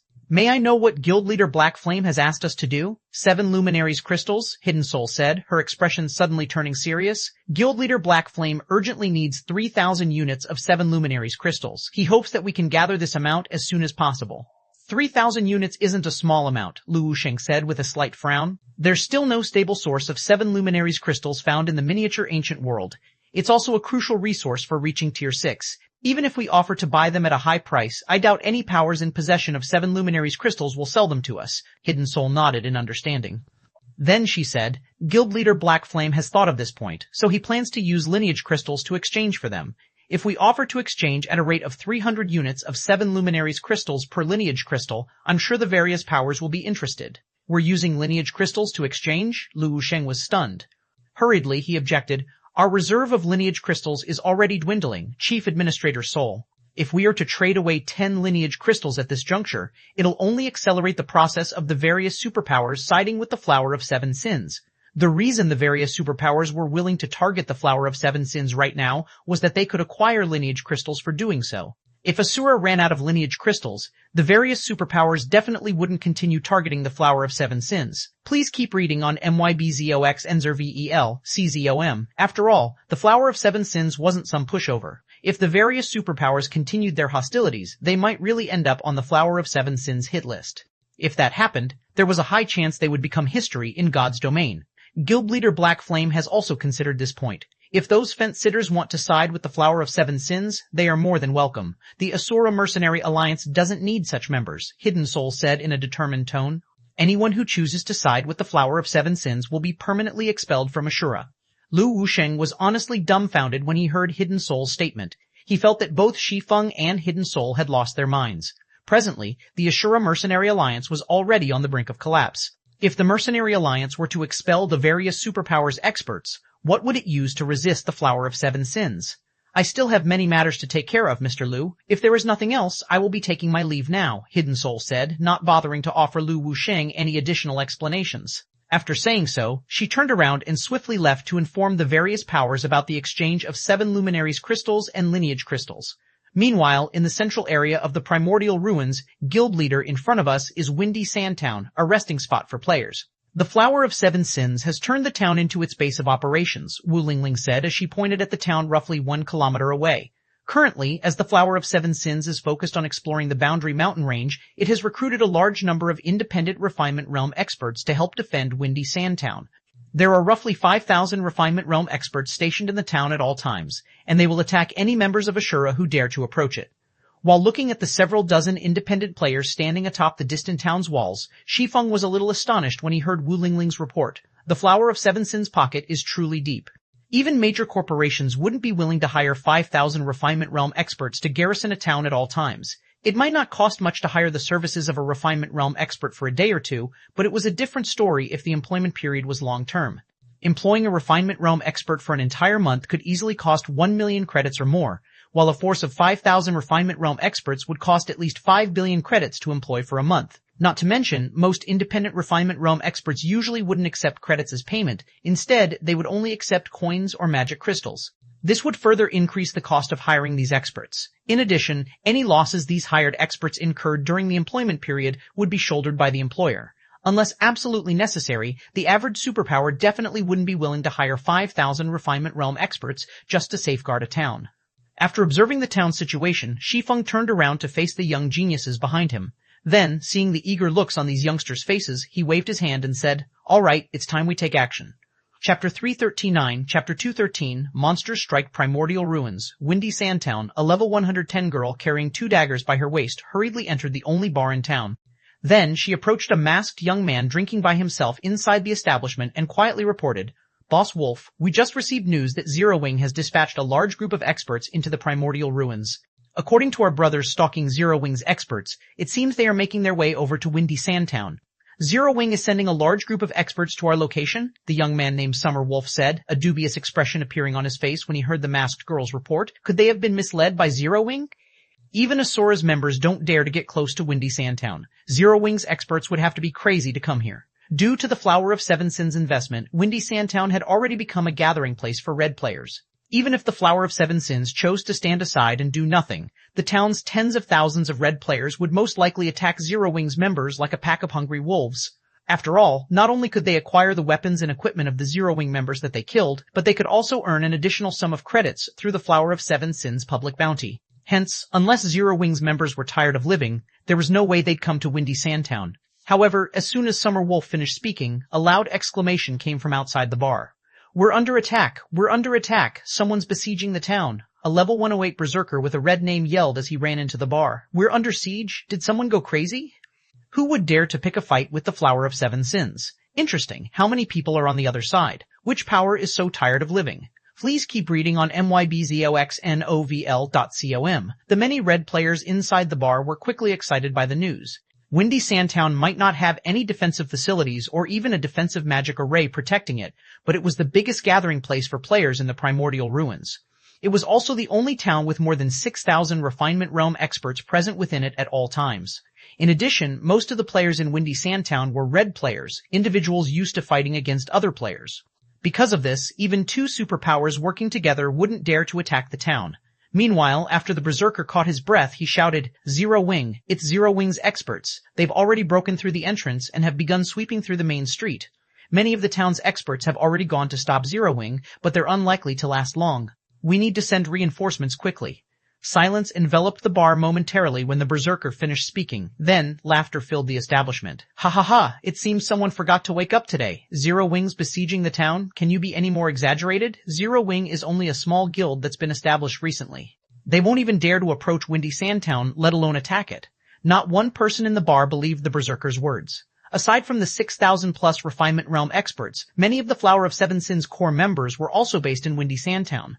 They'd consider Zero Wing plenty courageous if it dared to send its members near the town, much less besiege the town. After all, a force of 6,000-plus Refinement Realm experts was enough to kill several Tier 6 God-ranked experts. Could this be true, Boss Wolf? The short woman from the Flower of Seven Sins asked, sweat appearing on her forehead. Only a few minutes ago, she received news of Zero Wing's Black Flame entering the primordial ruins with a large group of experts. Yet now, someone had entered the bar saying that Zero Wing was besieging the town. Although this claim sounded absurd, the coincidental timing led her to suspect it might be true. It matters not whether it is true. Since Zero Wing's members dared to approach Windy Sandtown, we'll make sure none of them leave here alive, Summerwolf said, a flash of excitement appearing in his eyes. Notify the Wild Wolf team. It's time to hunt Black Flame. Although Summerwolf didn't know what gave Zero Wing the courage to come to Windy Sandtown, the Flower of Seven Sins was no pushover. It didn't matter even if Zero Wing's team had a Tier 6 God-ranked expert leading it. In a situation where everyone was at Tier 3, even a former God-ranked expert would fall when attacked by more than 20 peak experts and above. Okay, I'll notify the others, the short woman responded excitedly. It was normally incredibly difficult to kill a Tier 6 God-ranked expert. Aside from the 7 commanders, there were only a handful or so players capable of killing God-ranked experts in the Flower of Seven Sins. For players like herself, they would never get the opportunity to accomplish such a glorious feat unless they could also get promoted to Tier 6. Now, however, a God-ranked expert had sent himself to their doorsteps. This was a heaven-sent opportunity to kill a God-ranked expert. Just the thought of killing a God-ranked expert excited her greatly. However, as soon as this short girl finished speaking, several other Flower of Seven Sins members rushed into the bar from outside with fear coloring their faces. Boss Wolf, run away quickly. Monsters, they're a group of monsters. There's no way those monsters are from Zero Wing. They must be experts from the 5 great super guilds disguising as Zero Wing's members. The 5 great super guilds must have joined hands to attack us. These several Flower of Seven Sins members shouted frantically after entering the bar. When Summerwolf saw these panic-stricken players, he recognized them instantly. They were none other than the members of the Wild Wolf team. Every one of them was a bona fide peak expert. When 24 of them joined hands and got the help of a battle array, they could hold their ground against even the Tier 6 God-ranked experts in the Flower of Seven Sins. What's going on? Calm down and speak clearly, Summerwolf said hurriedly, the words of the Wild Wolf team's members confusing him. Monsters? 5 great super guilds? What were they even talking about? Many peak experts. A few minutes ago, a large number of peak experts suddenly appeared outside the town. Many of them wore Zero Wing's guild emblem, but that's only a disguise. There's no way Zero Wing has over 500 peak experts. That's right. I wanted to ask why they were attacking us, but they didn't give us any time to react and simply attacked without saying a word. We lost over 2,000 Refinement Realm experts to them in less than a minute. Those people are simply monsters. Every one of them is ridiculously young, with the oldest looking no more than 20. Yet, I can barely hold my ground in a one-on-one fight against those monsters. Some of those people are stronger than even the team leader. It didn't take more than 5 seconds before a group of them killed the team leader. TL notes, Phi, Summerwolf, and the short girl have both appeared in Chapter 69 before. However, based on the conversions in this chapter, I don't think Summerwolf is the team leader of the Wild Wolf team. Chapter 340, Chapter 2014, Terror Descends, a group of experts who are less than 20 years old. The people in the bar couldn't help but doubt the sanity of the Wild Wolf team's members after hearing what they had to say. After all, only an insane person would say such nonsense. Peak experts typically referred to Void Realm experts capable of grasping their surroundings with their senses to a masterful degree. Or, more specifically, peak experts could observe a battlefield they were fighting on from a third person's perspective. However, reaching the Void Realm was by no means an easy feat, especially not for someone under the age of 20. Experts capable of achieving this standard before 20 years old would typically be a peerless genius who had received the full support of a superpower. Meanwhile, a superpower would be smiling from ear to ear if it could nurture 2 or 3 of such geniuses per generation. A force of 500+ peerless geniuses was something one couldn't find even if one added the peerless geniuses of all superpowers together. Hence, to say that such a force was attacking Windy Sandtown was simply absurd. Let's go out and see who we're dealing with, Summerwolf said as he stood up from his seat. Summerwolf similarly felt that the Wild Wolf team members' recount sounded absurd. However, he didn't disregard their words completely. Since the attacking force had managed to cause the Wild Wolf team members to grow so flustered, it should at least mean that the other party had many powerful experts. After saying so, Summerwolf walked out of the bar with the Flower of Seven Sins' several dozen peak experts. At the same time, he also contacted the Flower of Seven Sins members operating near Windy Sandtown, having them hurry over for support. Boss Wolf, aren't you being overly cautious to have everyone come back for support? The short girl walking next to Summer Wolf asked. Lord Gluttony's side is in urgent need of a large number of mounts right now. The invading force consists of 500 or so people only. If we have all of the core members come back from hunting, it'll severely affect Lord Gluttony's plans. Please keep reading on MYBZOXN0VEL, CZOM. Windy Sandtown had at least 7,000 Refinement Realm experts garrisoning it at all times. On top of that, there were also 100 Flower of Seven Sins core members stationed in the town. Every one of these core members was a peak expert. Not to mention, the town also had a large number of red players resting in it. With so many experts on their side, they could withstand even an all-out assault from a superpower, let alone Zero Wing. As for the 500-plus peak experts the Wild Wolf team members mentioned, she estimated that the invading party would, at most, have 100 or so peak experts. After all, the average superpower in God's domain didn't even have such a large number of peak experts. Even if Zero Wing borrowed the Asura Mercenary Alliance's strength, it would already be plenty amazing if it could recruit the help of 100-plus peak experts. It's better to be safe than sorry. Not to mention, Black Flame is leading Zero Wing's team this time. If we can take him down here, it'll be a devastating blow to Zero Wing and Asura, Summer Wolf explained. With Windy Sandtown's strength, defending against a God-ranked expert will be easy. However, killing a God-ranked expert will be a challenge, especially after the Wild Wolf team has gotten ambushed. If we want to ensure we kill Black Flame, we'll have to rely on the lunatics under Lord Gluttony. Every commander in the Flower of Seven Sins had their own forces. Among them, the Sin of Gluttony was known for its madness. The predators under Gluttony's command were also regarded as lunatics within the Flower of Seven Sins. On top of being Void Realm experts or above, these predators fought without regard for anyone around them. The term cooperation did not exist in their dictionaries. Even when they fought as a team, they would only think of taking advantage of each other's existence to kill their targets. They were willing to kill even their teammates, so long as they could kill their targets. In addition, the Sin of Gluttony had a special legacy that granted these predators the Blood Rage ability. With this ability, the predators could increase their basic attributes in physique by up to 50% without using battle arrays or magic barriers. All they needed to do was fight on the same battlefield. Meanwhile, the more predators there were on a battlefield, the greater Blood Rage's effects would be. Moreover, Blood Rage could also reduce the damage the predators took by up to 95%. When a group of 20 predators fought together, even a Tier 6 God-ranked expert wouldn't dare to clash with them head-on. Moreover, this was when those lunatics were fighting a Tier 6 God-ranked expert while being only at Tier 5 themselves. Now that everyone in the miniature ancient world was still stuck at Tier 3, the predators would be an even greater threat to God-ranked experts. It might only take 10 predators to kill a God-ranked expert of the same tier. Shortly after Summer Wolf finished speaking, he and the other peak experts of the Flower of Seven Sins arrived at Windy Sandtown's main street. Impossible. Summer Wolf was stupefied when he saw the sea of corpses before him. At this moment, the main street that used to be crowded with red players had already transformed into a land of death, the corpses of players covering the entire street. Although these players were dead, their red name status did not disappear. So, Summer Wolf could instantly determine that the players lying on the ground were all red players. What happened here? The short girl standing next to Summer Wolf was similarly shocked and confused by the scene before her. Only a few minutes had passed from when someone had come into the bar to tell them that the town was under attack until now. Yet, over 10,000 of Windy Sandtown's experts had died in these few short minutes. It should be known that these were all red players they were talking about. Moreover, most of them were Refinement Realm experts. Before Summer Wolf and the others could recover from this shocking scene, several excited voices suddenly entered their ears. Hey, there are still some alive here. These people are mine.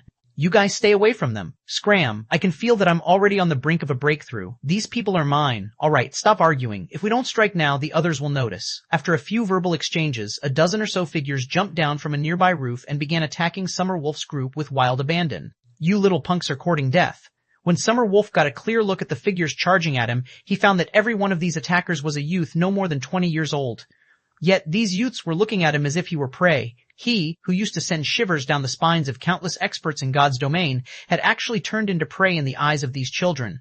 This situation enraged Summer Wolf. However, a short moment after both sides started clashing, Summer Wolf's anger turned into astonishment. To his disbelief, every one of these dozen or so youths possessed combat standards rivaling Void Realm experts. In fact, the sharpness of their 5 senses was superior to even Void Realm experts. They could always avoid fatal blows in the nick of time.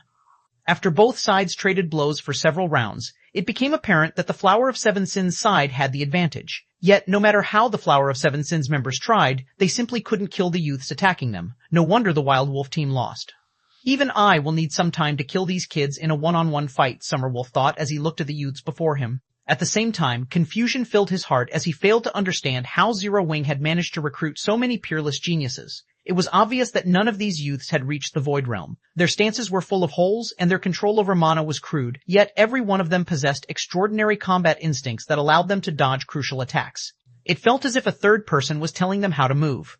After observing the youths for a moment, Summerwolf revealed a cold smile as he commanded, "Use the Soul Curse Scroll to increase their death penalties. Zero Wing will need a very long time to recover if we can get rid of all these peerless geniuses." The other Flower of Seven Sins members nodded in agreement.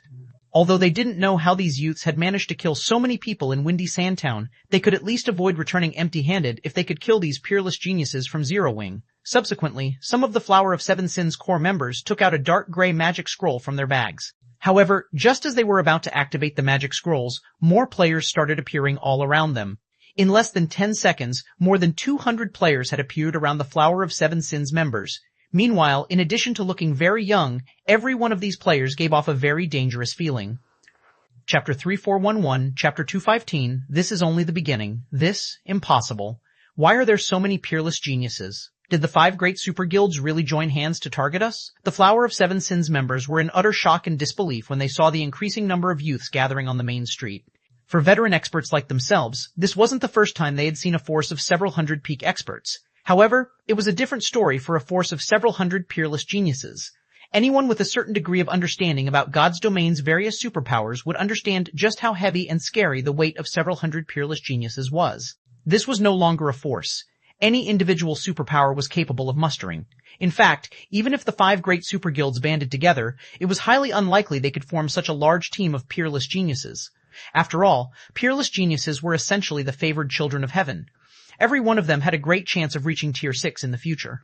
A superpower would be fortunate if it could find even one peerless genius out of 10 million youths. Yet, now, several hundred peerless geniuses were gathered on this street. It was as if every superpower in God's domain had decided to send their peerless geniuses to Windy Sandtown. "Who are you people? Why are you targeting us?" Summerwolf asked as he looked at the youths around him warily. After seeing so many peerless geniuses gathered, he no longer dared to continue attacking.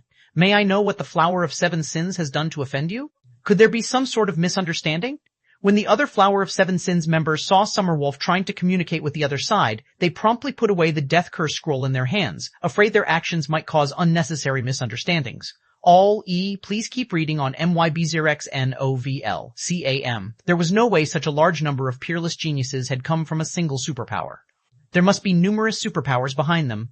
Anyone who thought otherwise would be a fool. The Flower of Seven Sins might be a transcendental power capable of exterminating even veteran superguilds. However, against the joint force of over a dozen superpowers or the 5 great superguilds, even the Flower of Seven Sins would have no choice but to lower its head. Shortly after Summerwolf finished speaking, the youths gathered on the main street suddenly stepped aside to open a path. Then, a cloaked man carrying a longsword by his waist slowly walked down this path and approached the Flower of Seven Sins members. The Flower of Seven Sins' members instantly grew alert when they saw this man. This was because this man was none other than Black Flame, Zero Wing's guild leader. "Misunderstanding?" Shi Feng smiled as he looked at Summerwolf. "How interesting. Tell me then, how, exactly, did Zero Wing misunderstand you? Is it because you killed too few of our members, or did you make a mistake when you placed a bounty on us?" "Zero Wing?" Summerwolf stared at Shi Feng in shock. "How can all of you be from Zero Wing?" The Flower of Seven Sins had thoroughly investigated Zero Wing before initiating an all-out war with the guild. While it was true that Zero Wing had some geniuses, these were ordinary geniuses that the various superpowers couldn't even be bothered to recruit. Aside from Black Flame, there was no other noteworthy individual in Zero Wing. "Aside from Zero Wing, who do you think we could be?" Shi Feng asked with a raised brow. Then, waving his hand dismissively, he continued, "Go back and tell your commanders that this is only the beginning. Sooner or later, Zero Wing will claim back whatever the Flower of Seven Sins owes us." As soon as Shi Feng finished speaking, the 200+ Zero Wing and Twilight Echo members here promptly charged forward like a hungry pack of wolves. Summerwolf and the others might be the Flower of Seven Sins core members, but even Summerwolf, the strongest out of the group, was only a domain realm expert. He might be able to barely survive and escape if he was only going up against 6 or 7 peak experts. However, against a force of 20 or 30 peak experts, he didn't even have a chance to flee for his life. As for the Flower of Seven Sins Void Realm experts, they lasted no more than a few seconds when ganged up on by 3 or 4 peak experts. This scene caused the Zero Wing members who had arrived late to sigh dejectedly. Opportunities to fight against so many peak experts were incredibly rare, yet the others had gobbled up this opportunity without leaving even scraps for them. We've cleaned up Windy Sandtown already. Should we head outside and hunt for the remaining Flower of Seven Sins members? Blackie asked Shi Feng when he saw that everyone was still filled with enthusiasm. The Flower of Seven Sins will definitely lose its mind if we wipe out all of its members in the primordial ruins. Now that the various superpowers were frantically exploring the Boundary Mountain range, the importance of mounts had increased drastically. After all, a team without mounts had a very limited range of movement. The exploration efficiency of such a team would be significantly lower than that of a team equipped with mounts. The Flower of Seven Sins had expended a ton of manpower to secure an advantage in the miniature ancient world. If its exploration of the Boundary Mountain range ended up being slower than the various superpowers, the corporations backing the organization would definitely start to have opinions. Meanwhile, when the newcomers of Zero Wing and Twilight Echo heard Blackie's question, they promptly perked up their ears and looked at Shi Feng with expectant gazes. Their battle with Windy Sandtown's numerous refinement realm experts had only allowed them to get accustomed to the hypersensitive potion's effects. It hadn't helped them improve their combat standards by much. If they wanted to improve their combat standards quickly, they needed to engage in more fights with peak experts and above. Unfortunately, there were far too few peak experts in Windy Sandtown. There weren't even enough for them to share. No, that's just a waste of time. The primordial ruins is far too big. With so few of us here, searching for the Flower of Seven Sins scattered teams is no different than trying to find a needle in a haystack. They should have also received news of the battle here already, so it'll be even more difficult to find them, Shi Feng said, shaking his head. Sort out the loot for now. Afterward, take everyone out of the town and hunt for mounts. Once the hypersensitivity potion's effects run out, withdraw from the primordial ruins immediately. The primordial ruins was the size of a kingdom. Trying to find the Flower of Seven Sins scattered teams with only a 500-man team was simply impractical. Not to mention, they would be exposing themselves to an encirclement if they did so. If they wanted to maximize the use of the hypersensitivity potion, they should be engaging in fights constantly. It didn't matter whether they fought against players or monsters. So long as they kept fighting, they could utilize their enhanced senses to discover their flaws and reduce their weak points. Of course, it would be even better if they could fight against peak experts, since doing so would allow them to discover their flaws more easily. However, the hypersensitivity potion's effects only lasted for 12 hours. Rather than waste that limited time running about, it'd be much better if they spent that time fighting easily accessible monsters. Moreover, Shi Feng had already accomplished his goal in the primordial ruins. All that was left to do was wait for the situation to ferment. After all, he wasn't aiming to train just Zero Wings and Twilight Echo's geniuses. A more important goal was establishing an unshakable foothold for Zero Wing in the miniature ancient world. Only then could Zero Wing enter the upper echelons of God's domain. After Shi Feng issued his command, Blackie promptly left with everyone to carry it out. Meanwhile, not long after Zero Wing's team withdrew from Windy Sandtown, news of Windy Sandtown's forces getting annihilated quickly spread like wildfire.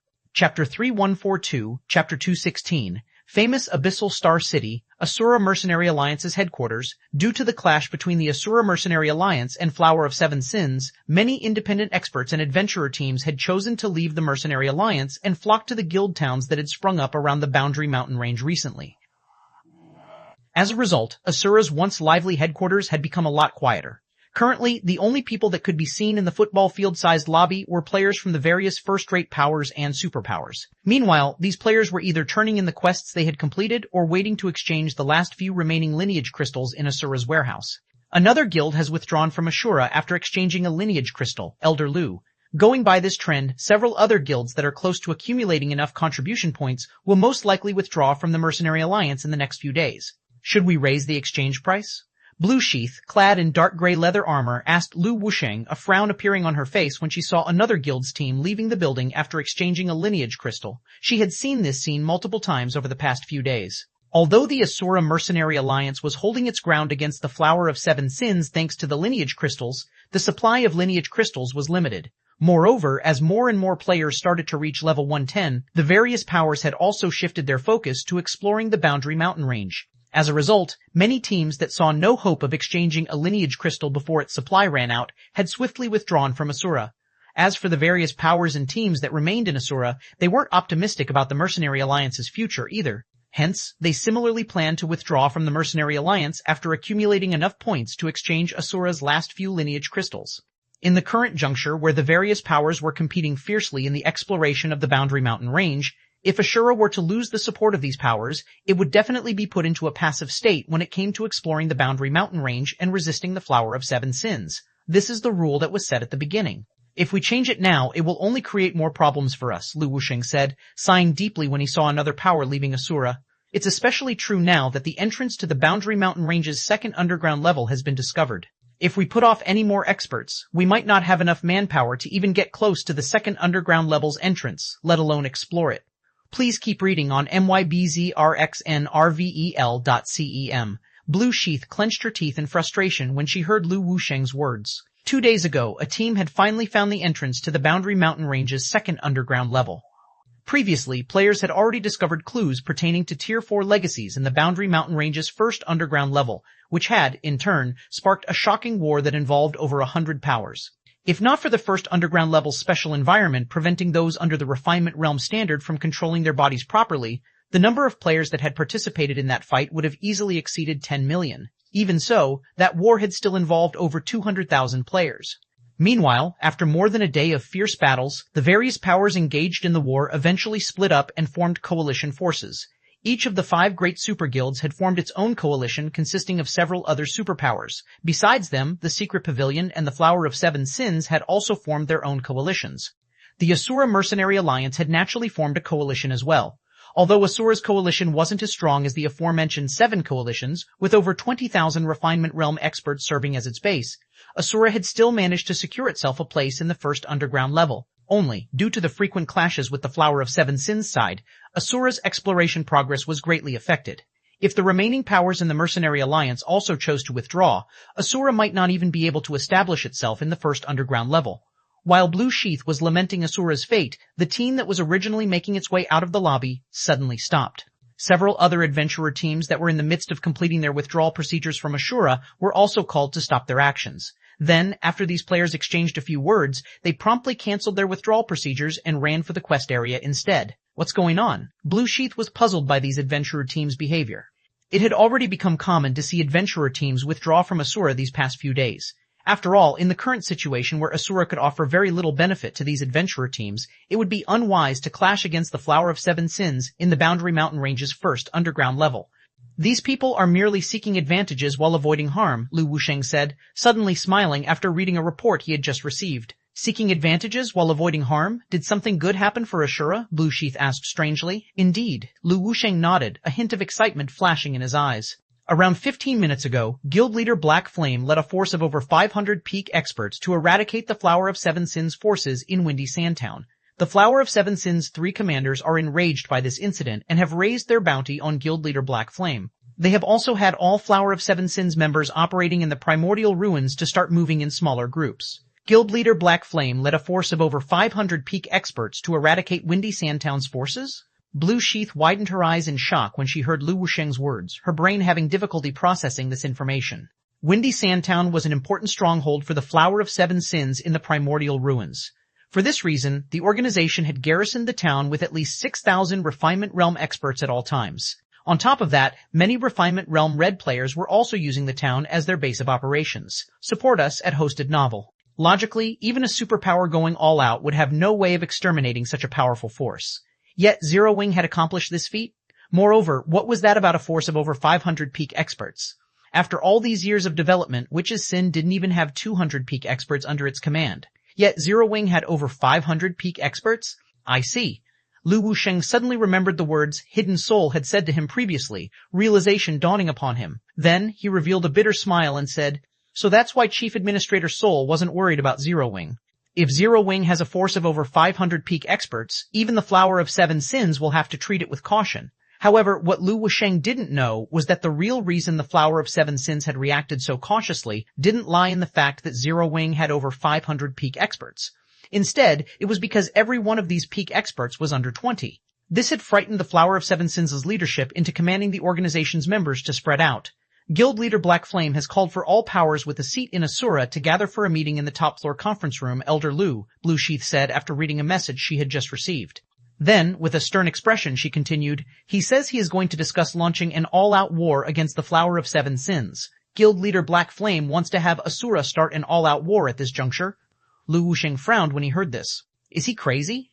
Asura might have put a bounty on the Flower of Seven Sins and clashed with the organization many times out on the fields, but both sides had merely treated each other as a hostile force. Neither side had escalated the matter beyond that. However, it would be an entirely different story if Asura were to declare an all-out war. This would mean that any power tied to Asura would have to choose between fighting with the Flower of Seven Sins to the very end or leaving the Mercenary Alliance. Rather than declaring war on the Flower of Seven Sins, it'd be more appropriate to say that Shi Feng was forcing the Mercenary Alliance's various powers to make a decision, to leave, or to resist. Chapter 34T3, Chapter 217, shocked Asura Mercenary Alliance's headquarters, top-floor conference room. In the conference room that was the size of 2 basketball courts, 12 seats were arranged around the central round table that took up a good portion of the room's space. Not only were every one of these players at level 110, but the equipment they wore was also enough to cause even peak experts to drool. Of these 12 players, even the weakest among them was geared in a Hall of Fame-level epic equipment set. 3 of these players even had equipment that carried the glow effect unique to fragmented legendary items. However, rather than the equipment of these 3 people, what made them feared by the 9 other players present was the powers these 3 people represented. This was because these 3 people were representatives of Witch's Sin, World Dominators, and Blackwater. Every one of these guilds was a publicly recognized superpower in God's domain.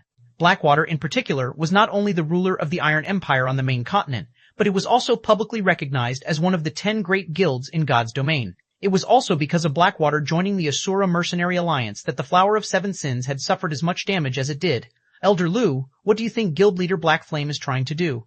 Is he attempting to tie the entire alliance to Zero Wing? A middle-aged man seated near Lu Wusheng asked coldly. The man wore Blackwater's guild emblem on his chest and carried an amethyst staff in his hand. If Guild Leader Black Flame is really bent on acting so willfully, Blackwater will have to consider withdrawing from the Asura Mercenary Alliance.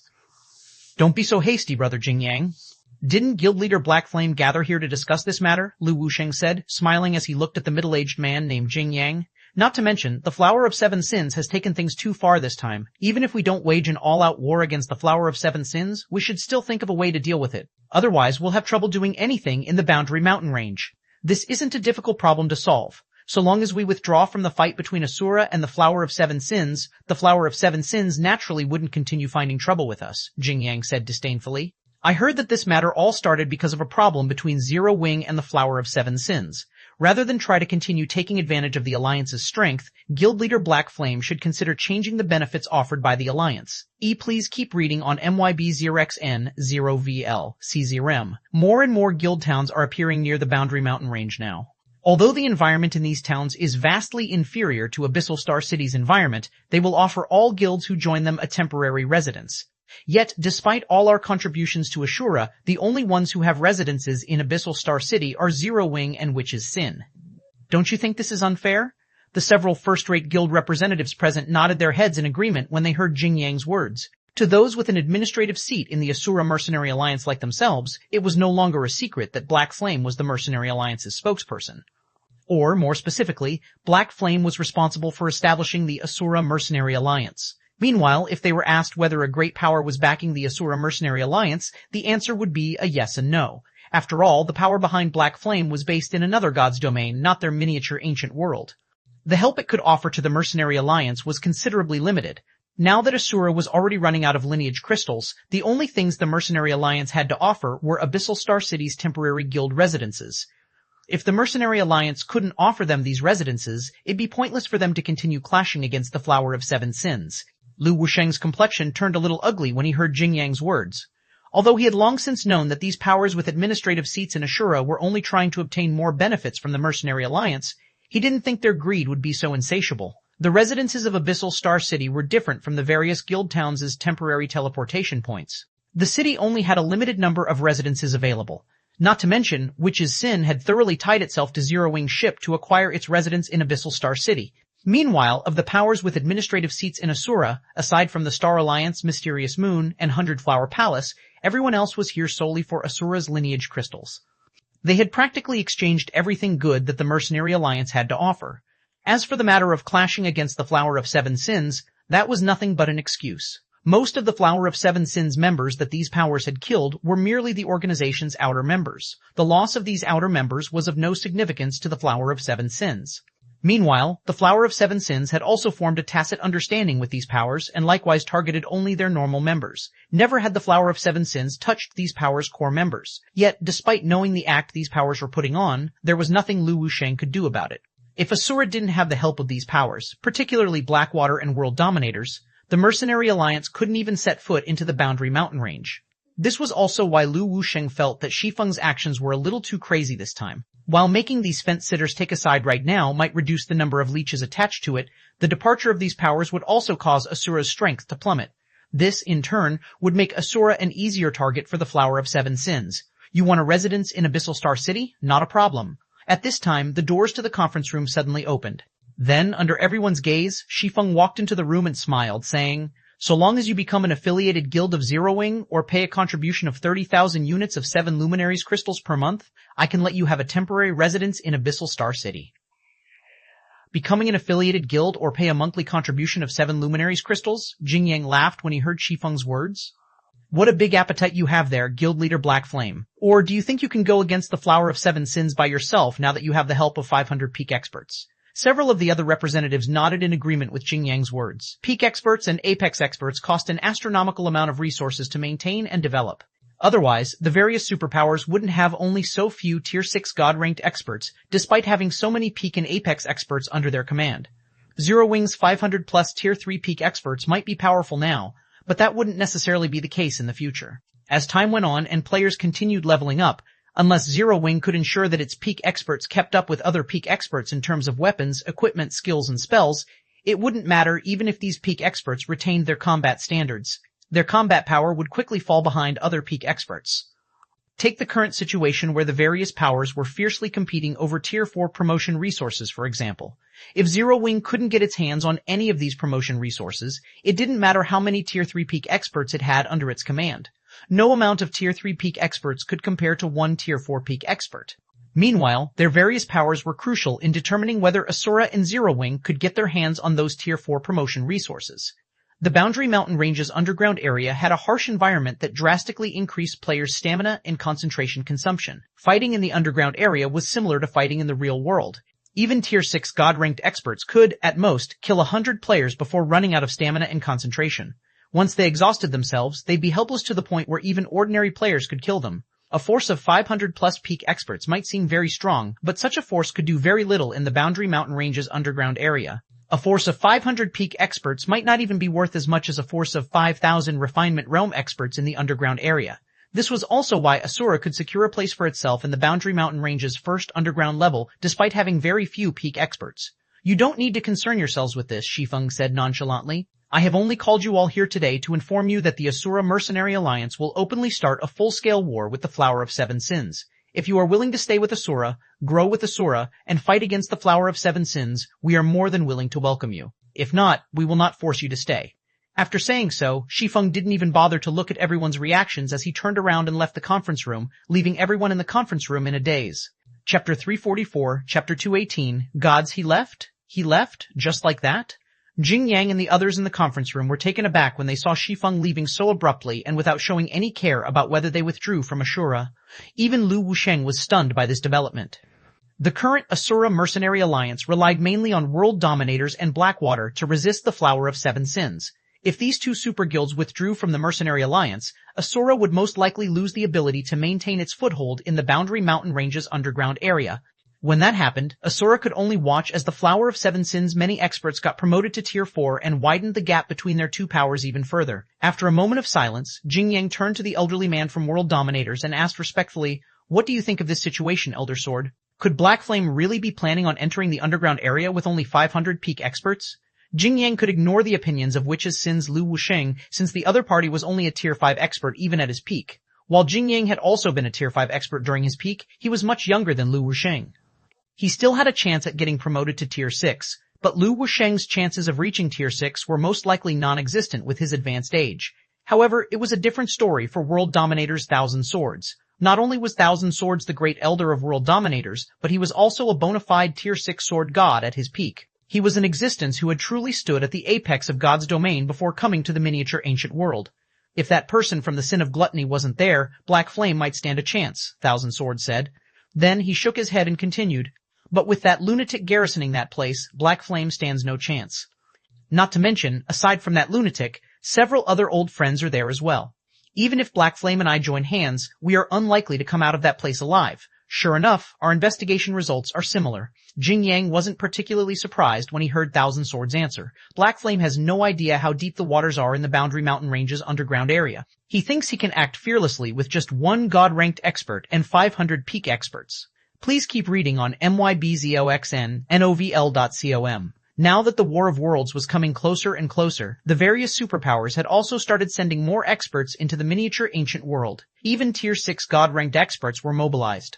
It was just that nobody knew how many God-ranked experts each other had sent. However, according to the Blackwater Corporation's sources, at least 7 God-ranked experts were operating in the Boundary Mountain Range's first underground level at all times. Moreover, there were even faint signs showing that the powers behind these God-ranked experts were planning on joining hands to monopolize the Boundary Mountain Range's second underground level. If that was true, it'd become impossible for other powers to get a slice of the action. Find the original at Hosted Novel. Night arrived in the miniature ancient world, and bright lights illuminated Abyssal Star City's streets. Players could be seen all over the city, either walking and talking merrily on the streets or enjoying a meal and a conversation with friends in restaurants and pubs. Meanwhile, at this time, every player in the city was talking about the same thing, the Asura Mercenary Alliance. After Zero Wing had mobilized a force of 500-plus peak experts to wipe out the Flower of Seven Sins forces in Windy Sandtown, the Asura Mercenary Alliance had subsequently declared an all-out war on the Flower of Seven Sins. For a time, the miniature ancient world's various powers were in an uproar. The Flower of Seven Sins was the #1 assassin organization in God's domain. The organization was also the only power to have turned the tables on the 5 great superguilds after being declared war on by them, causing the 5 great superguilds to suffer severe losses. Eventually, the 5 great superguilds even had to stop targeting the Flower of Seven Sins to stop their losses. Now that the Asura had publicly declared war on the Flower of Seven Sins, the Mercenary Alliance's good days were undoubtedly coming to an end. Don't you think you are in too much of a rush, Guild Leader Black Flame? Hidden Soul asked worriedly as she looked at Shi Feng, who was sorting out documents behind his desk. Aside from Witch's Sin, Hundred Flower Palace, Mysterious Moon, and the Star Alliance, the other guilds have all withdrawn from the Mercenary Alliance. With this, it'll become even more difficult for us to enter the Boundary Mountain Range's second underground level. Hidden Soul wasn't against Shi Feng's decision to get rid of the fence-sitters in Asura as soon as possible. After all, these fence-sitters had only joined Asura because of the lineage crystals. They weren't actual allies of Asura. On the contrary, these powers had even reduced the living space available for independent experts in Asura, hence it was a must to get rid of these fence-sitters. The only problem was that without the support of these powers, Asura wouldn't even have the strength necessary to get close to the Boundary Mountain Range's second underground level. Not to mention, unlike outsiders, Hidden Soul knew that Zero Wing's so-called peak experts were merely a temporary product of the hypersensitivity potion. It might be fine if they had access to an unlimited supply of hypersensitivity potions, but that wasn't the case at all. Hypersensitivity potions were incredibly valuable and limited in supply, so they couldn't constantly be used as tools for combat. Rush? Shi Feng chuckled. Indeed, I am in a rush. After all, if they don't leave, I'd have no way of carrying out the next step of my plan against the Flower of Seven Sins. The next step of your plan against the Flower of Seven Sins? Hidden Soul grew confused. Was what you did still not everything? Zero Wing might have gained a batch of hypersensitivity potions, but these potions had yet to transform into Zero Wing's strength, let alone the Asura Mercenary Alliance's strength. If they were to clash against the Flower of Seven Sins now, they'd have no chance of victory. How are the preparations for the 7 Luminaries crystals coming along? I've collected all 3,000 units already, Hidden Soul said as he handed a bag full of 7 Luminaries crystals to Shi Feng. Then, with a bitter smile, she continued, but we have also spent the last of our lineage crystals as a result. So, I'm afraid we'll have a very difficult time resisting the Flower of Seven Sins from now on. Previously, many experts had joined Asura to resist the Flower of Seven Sins due to the allure of the lineage crystals. However, now that Asura had no more lineage crystals to offer, these experts naturally had no more reason to clash with the Flower of Seven Sins. Relax. We won't need outsiders to help us deal with the Flower of Seven Sins anymore. From now on, we will deal with this problem ourselves. After inspecting the bag of 7 Luminaries crystals, Shi Feng chuckled as he took out the Abyss Workshop certification from his bag. Then, he injected all 3,000 units of 7 Luminaries crystals into the certificate, opening a world-breaking gate and connecting it to the world-breaking teleportation array he had set up previously. Boom! Immediately, space in the middle of the office shattered, and a dark gray rift slowly opened. After this spatial rift reached 5 meters in width, space within the room gradually stabilized. Then, several figures walked out from the dark gray rift a moment later.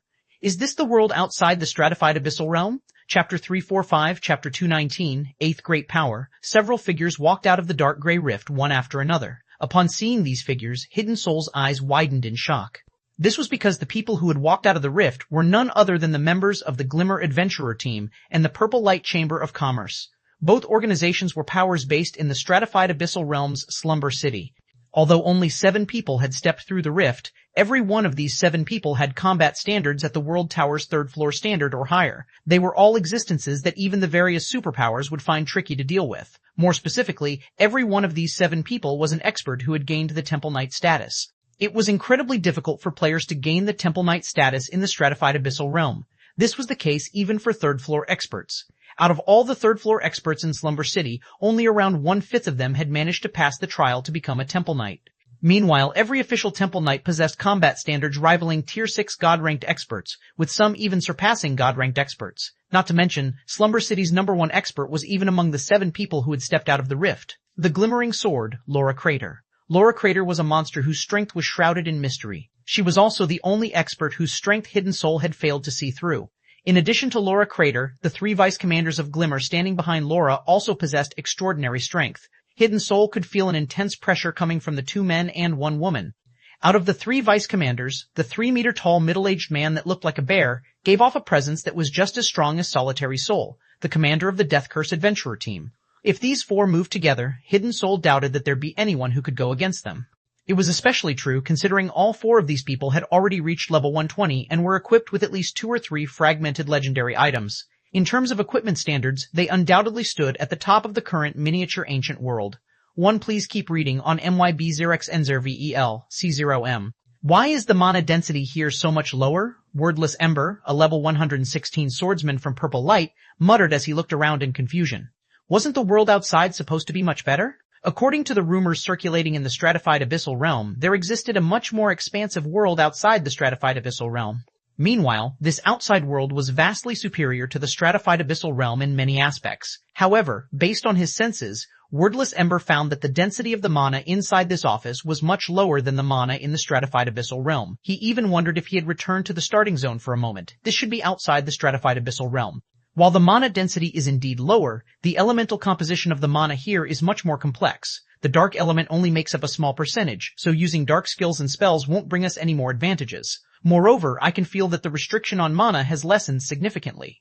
It has become much easier to release my mana domain, Sleeping Quicksand, a level 117 oracle said definitively. You two be quiet, Echoing Judgment, the commander of Purple Light, said as he gave Wordless Ember and Sleeping Quicksand a glare. Then, he turned to Shi Feng and said apologetically, I'm sorry for their rude behavior, Mr. Black Flame. This is their first time leaving the stratified abyssal realm, so they can't help but get excited.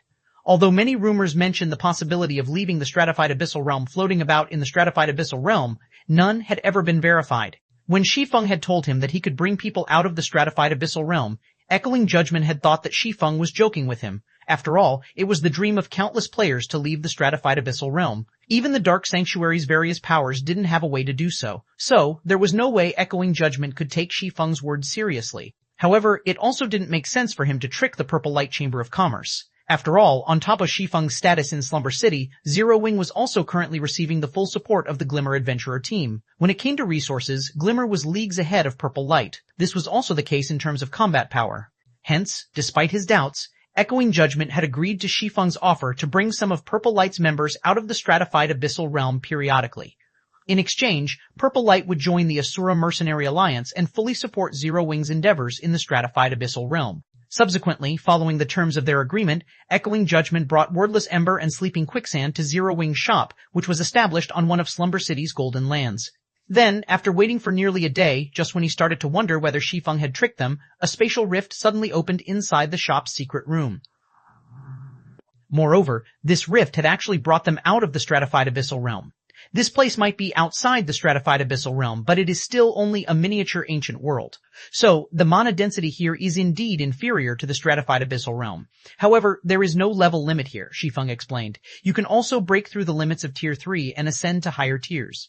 So long as your tier is sufficiently high, you will also have an easier time once you enter the Greater God's domain in the future. At the very least, it'll be much better than if you were to simply wait for the stratified abyssal realm to merge with the Greater God's domain.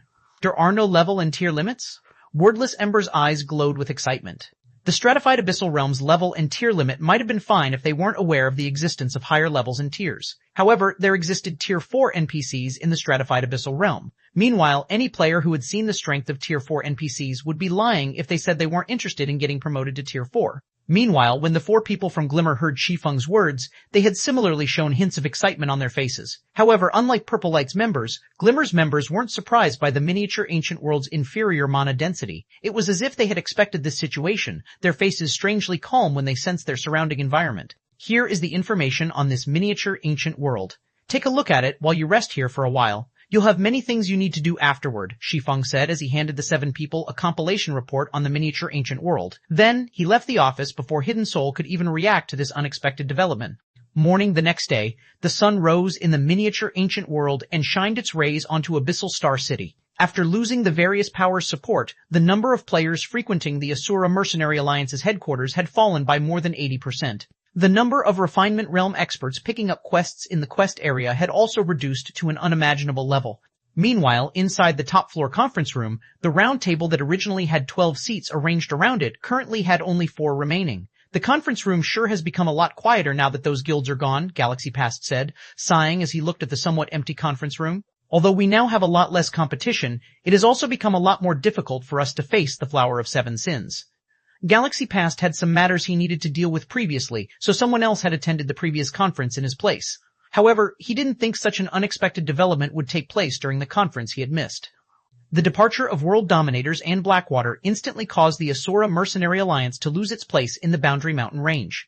As if to rub salt into Asura's wound, after leaving the Mercenary Alliance, Blackwater, World Dominators, and the various first-rate powers had formed their own alliance and secured themselves a spot in the Boundary Mountain Range. Now, the Asura Mercenary Alliance was truly behind the various powers when it came to progressing toward the Tier 4 promotion. None of those powers have joined with sincere intentions, so it's fine even if they leave Asura sooner than later. Although our progress toward Tier 4 might slow down a little, the Mercenary Alliance would have to deal with fewer leeches at the very least, Crimson Heart, who was representing Hundred Flower Palace, said nonchalantly. Moreover, Asura still retains a significant advantage when it comes to leveling up. It won't be too late for us to go and compete for the Boundary Mountain Range's resources after we have reached an adequate level. It seems you are quite confident in Asura's future development, Vice Guild Leader Crimson. Do you perhaps have some insider information? Lu Wusheng asked curiously as he looked at Crimson Heart, who had not attended the previous meeting. According to Witch's Sin sources, Hundred Flower Palace shouldn't have a close relationship with Zero Wing, yet for some reason Hundred Flower Palace suddenly appeared and started showing full support for Zero Wing's decision.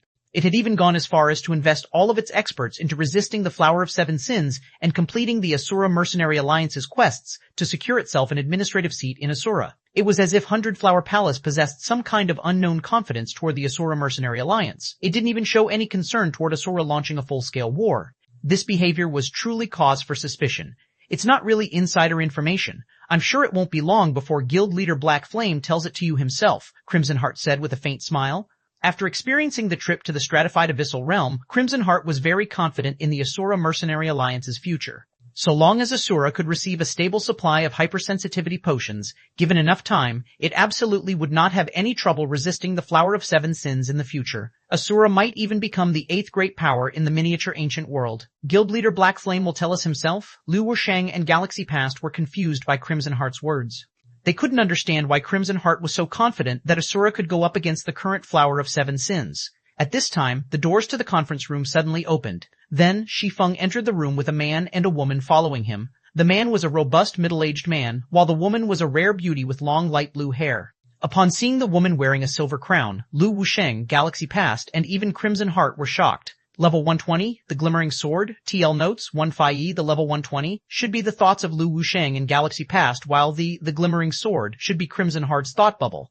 Chapter 346, Chapter 220, Earth-Shattering, TL Notes, 1 Glimmering Sword. Going by this chapter's wording, it would seem that the author has forgotten that he had previously designated Glimmering Sword as Laura Crater's nickname and has started to treat it as her actual ID. I'm still not exactly sure about this. This will only be proven when her ID appears in a system announcement or something system-related.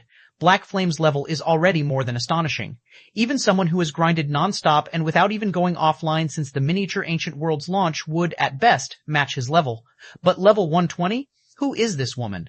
Shock and confusion filled Lu Wusheng when he saw Glimmering Sword's level. Players would have their leveling speed plummet once they reached level 100.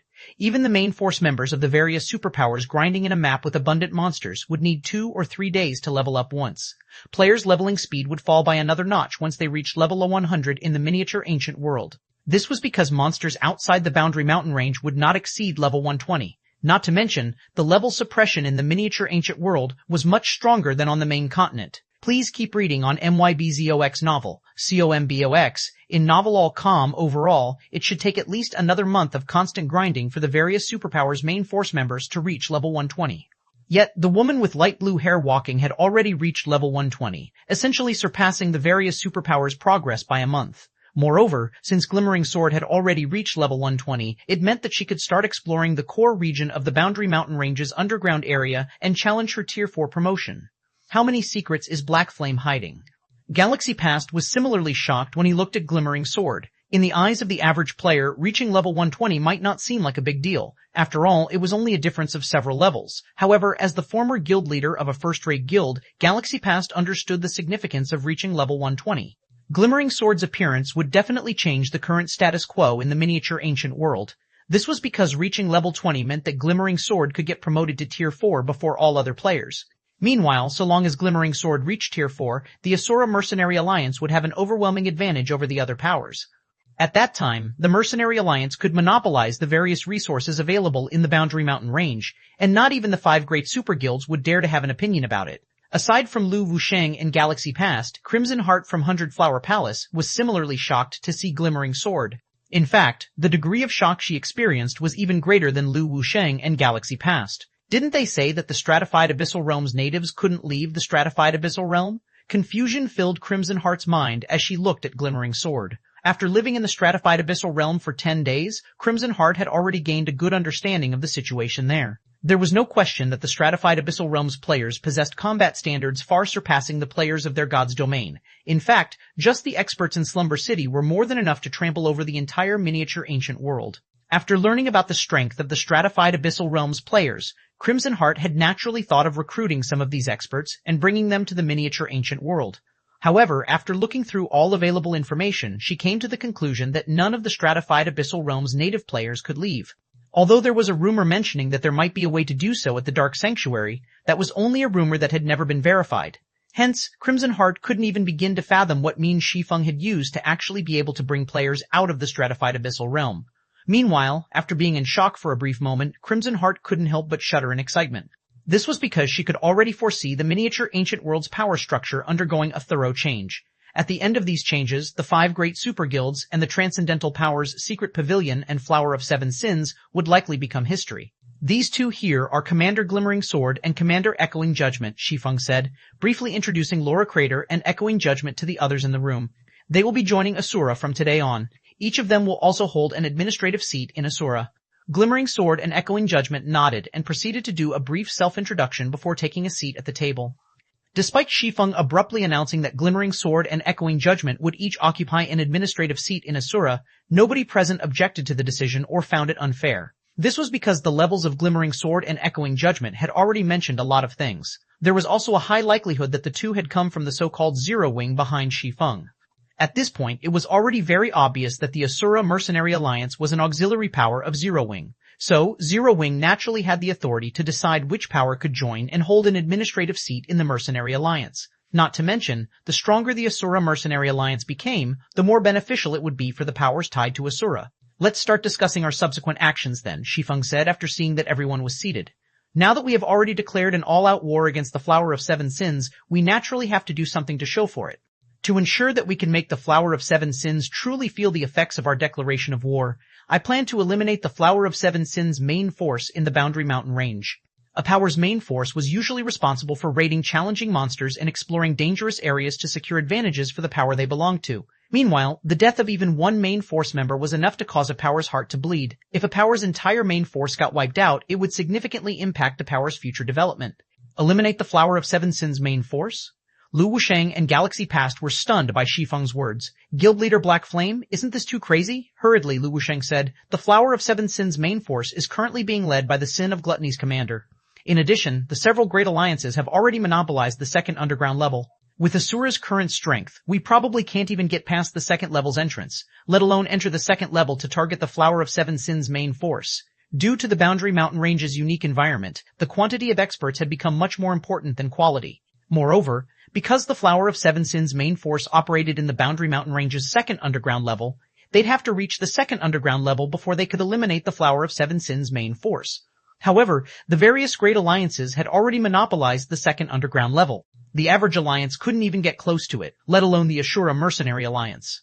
I agree. After Blackwater and World Dominator's withdrawal, Ashura only has a few thousand Refinement Realm experts remaining. Even if we invest all of them into the Boundary Mountain Range, it still wouldn't be enough to go up against the Flower of Seven Sins' several tens of thousands of Refinement Realm experts, Galaxy Past said. If Blackwater and World Dominators hadn't withdrawn from the Asura Mercenary Alliance, Asura might have had the ability to clash against the alliance formed by the Flower of Seven Sins.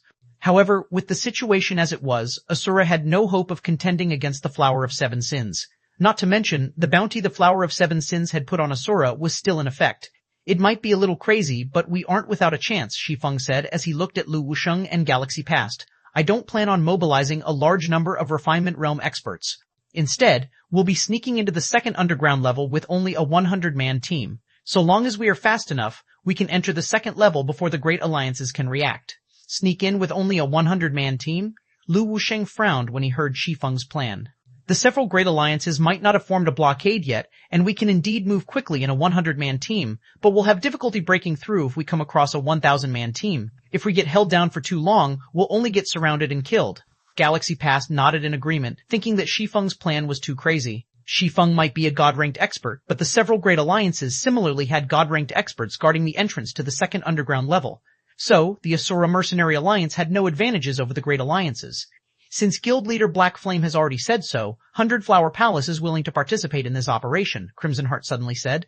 Mysterious Moon is also willing to send players for this operation, Zhuo Yalan said, albeit somewhat reluctantly. Similar to Lu Wusheng and Galaxy Past, Zhuo Yalan also felt that Shi Feng's plan carried great risk. One unexpected encounter could easily result in the dispatched experts being wiped out. However, Lin Yao Yue, who stood next to her, had urged her to agree to the plan, so she decided to trust her friend's judgment. Meanwhile, Lu Wusheng and Galaxy Past couldn't help but grow confused when they saw 100 Flower Palace and Mysterious Moon agreeing to Shi Feng's crazy plan. They couldn't understand why the two guilds were so confident in Zero Wing. After all, the operation involved them entering a lion's den filled with tens of thousands of Refinement Realm experts. This simply wasn't a force the current Asura Mercenary Alliance could go up against. Fine, nothing ventured, nothing gained. The Star Alliance is also willing to participate, Galaxy Pass said, gritting his teeth. He'd be lying if he said he wasn't interested in gaining access to the Boundary Mountain Range's second underground level. After all, the second underground level held crucial information pertaining to the Tier 4 promotion. Since Zero Wing, 100 Flower Palace, and Mysterious Moon were willing to take the risk, the Star Alliance naturally couldn't shrink back. It seems I'm going to have to work these old bones again. Witch's Sin is also willing to join, Lu Wusheng said, sighing deeply. Chapter 347, Chapter 221, Boundary Mountain Range. The Boundary Mountain Range consisted of a series of snow-white mountains that spanned the entire miniature ancient world. The mountain range was shrouded in space-time rifts all year round, and even Tier 4 mythic monsters with the ability to fly did not dare to approach the mountain range's airspace. If players wished to cross the Boundary Mountain Range, they could only do so via the pathways inside the mountain range. Even so, these seemingly safer pathways were by no means safe as many void creatures inhabited them. No single party of players could survive inside the mountain range on its own. Currently, though, these monster-infested pathways had become a popular grinding spot for the teams of the miniature ancient world's various powers. Ranged DPS quickly get rid of those void larvae. Do not let them get close to our front line. Otherwise, their mana explosions will wipe out our MTs. A level 109 young man wearing World Dominators Guild emblem shouted.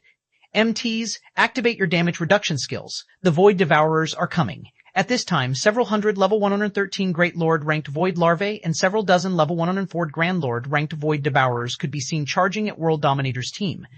Of the two types of monsters, the Void Devourers were translucent beasts that corroded and plundered all life from their surroundings with their presence alone. If a Tier 3 expert without sufficiently high magic resistance got within 20 meters of a Void Devourer, it wouldn't take more than 5 seconds before they died from corrosion. However, after World Dominator's 30-plus MTs activated their respective Tier 3 damage reduction skills, they managed to hold their ground against the Void Devourers and prevent the monsters from getting anywhere close to the team's rear line. As for the Void Larva flying in midair, they were warded off by the team's ranged DPS. Any Void Larva that tried to get close to the team's MTs would be either repelled by attacks or restrained by skills and spells. The precision and coordination World Dominators members showed far exceeded what the average expert could achieve. In less than 20 minutes, World Dominators team had managed to eliminate all of the several hundred Void Larvae and several dozen Void Devourers. World Dominators team's performance stunned the other teams that were passing by. Please keep reading on mybzoxnovel.com, as expected of a Super Guild's team. Even though we are all Refinement Realm experts, they are much stronger than us. It feels like every one of them is close to reaching the Flowing Water Realm. I know, right? Thank goodness we joined World Dominators Alliance. With World Dominators and Blackwater's teams taking the lead, we can level up much more safely. The teams that chose to stick with Asura are probably feeling miserable right about now. Without the two Super Guilds' protection, they can't even enter the Boundary Mountain Range's first underground level. The various powers teams began a hushed discussion among themselves when they saw World Dominator's team concluding its battle with relative ease. The changes that took place in the Asura Mercenary Alliance were too sudden. Originally, they thought they could continue leeching off Asura's contribution system for a little longer. However, after Asura had abruptly declared an all-out war on the Flower of Seven Sins, they had no choice but to leave the Mercenary Alliance ahead of time. As players' levels increased, the various superpowers' advantages would become more and more prominent. This was naturally also the case for the Flower of Seven Sins. So, the Asura Mercenary Alliance's decision to go against God's Domain's #1 assassin organization was no different than suicide. While the various powers teams were holding their discussions, a young and beautiful girl in World Dominator's team approached the young man leading the team at the front. Then, in an excited tone, she said, "A message just came in from Teacher, Commander. He wants the two of us to gather at the second underground level's entrance as soon as possible. Teacher has secured 2 slots for us in the exploration team this time, so we can also fight for the first wave of Tier 4 promotion opportunities. We're getting a chance as well?" Gu Yurin, the young man, clenched his fists excitedly when he heard the news. The next moment, though, he gnashed his teeth in frustration and said, "If it weren't for Zero Wing, we would have never had to get Teacher to help us with this matter." "It couldn't be helped," Dao Yue said, sighing when she recalled their current situation. Because of their failure to annihilate Mysterious Moon, they were forced to settle in a second-tier team. Now, they even had to rely on their teacher to secure them a chance to get promoted to Tier 4. They would have never needed to resort to such a method if it were in the past. Zero Wing was just too strong back then. Even our entire guild couldn't do anything against Zero Wing, let alone the two of us. However, now that Zero Wing has chosen to thoroughly make an enemy out of the Flower of Seven Sins, it won't be long before Zero Wing and Asura meet their doom. Yes, you're right. Gu Yurin nodded, his mood becoming much better after hearing Dao Yue's words. Although Gu Yurin had thought of getting revenge on Zero Wing, he could never think of a way since Zero Wing's Black Flame simply wasn't an opponent he could go up against right now. Fortunately, Black Flame had decided to thoroughly offend the Flower of Seven Sins. It should be known that all 7 of the Flower of Seven Sins' 7 commanders were Tier 6 God-ranked experts. Meanwhile, the organization had dispatched 3 of its commanders to the miniature ancient world to ensure its advantage in the struggle for the Boundary Mountain Range. Thus, it was utterly foolish for Zero Wing to make an enemy out of the Flower of Seven Sins while having only 1 God-ranked expert under its command. Just as Gu Yurin was about to have his team advance to the second underground level's entrance, a 100-man team of mounted players sped past his team. Among these 100 players, the player in the lead rode on a snowy white 3-tailed giant wolf that was 7 meters tall. That mount, is that Black Flame? Gu Yurin wondered when he saw the familiar giant wolf disappearing into the distance. That giant wolf should be the Thunder Wolf. It had caused quite the sensation when it first appeared in 100 Flow City. Only Black Flame is known to have a Thunder Wolf, so that person should be Black Flame, Dao Yue said, affirming Gu Yurin's guess. But why would Black Flame be heading in that direction? Did he also learn about the news regarding the second underground level, so he has decided to enter the second level as well? Black Flame, I didn't think he would dare to come here. Gu Yurin suddenly smiled. I thought I would never get a chance to have my revenge. Since he has decided to send himself to my doorsteps, I'll gladly take this opportunity. After saying so, Gu Yurin had Dao Yue spread the news of Black Flame appearing in the Boundary Mountain Range's first underground level. He also made sure to inform the Flower of Seven Sins about this. Subsequently, news of Shi Feng leading a team into the Boundary Mountain Range quickly spread across the entire first underground level. Boundary Mountain Range, second underground level's entrance, who does Black Flame think he is? Just because he is a God-ranked expert, he thinks he can barge into the Boundary Mountain Range with only so few experts? Jing Yang couldn't help but laugh when he read the report he had just received. Then, he turned to look at the various Great Alliance's army of experts gathered in front of him and continued, I wonder how much he'll regret his actions when he reaches here? Not long ago, the several Great Alliances had thoroughly blocked off the second underground level's entrance. Even after Blackwater and World Dominators had joined forces, they had only managed to secure 100 slots to enter the second underground level. As for the other superpowers, some didn't even manage to secure 10 slots for themselves. Meanwhile, to ensure that nobody could sneak into the second underground level, The several great alliances had dispatched a total of 20,000 refinement realm experts to guard the second level's entrance at all times. Moreover, as many as 3 god-ranked experts were tasked with leading this army. Among them, one of them was even Death Omen, the commander of the Flower of Seven Sins, Sin of Pride. Faced against a force of 3 god-ranked experts and 20,000 refinement realm experts, and above, even World Dominator's almighty Great Elder Thousand Swords dared not act rashly. All he could do was grit his teeth and accept the several great alliances arrangements, leading only a 100-man team into the second underground level. As for Black Flame, he wouldn't have such luck even if he came here. Chapter 348, Chapter 222, One Person is Enough.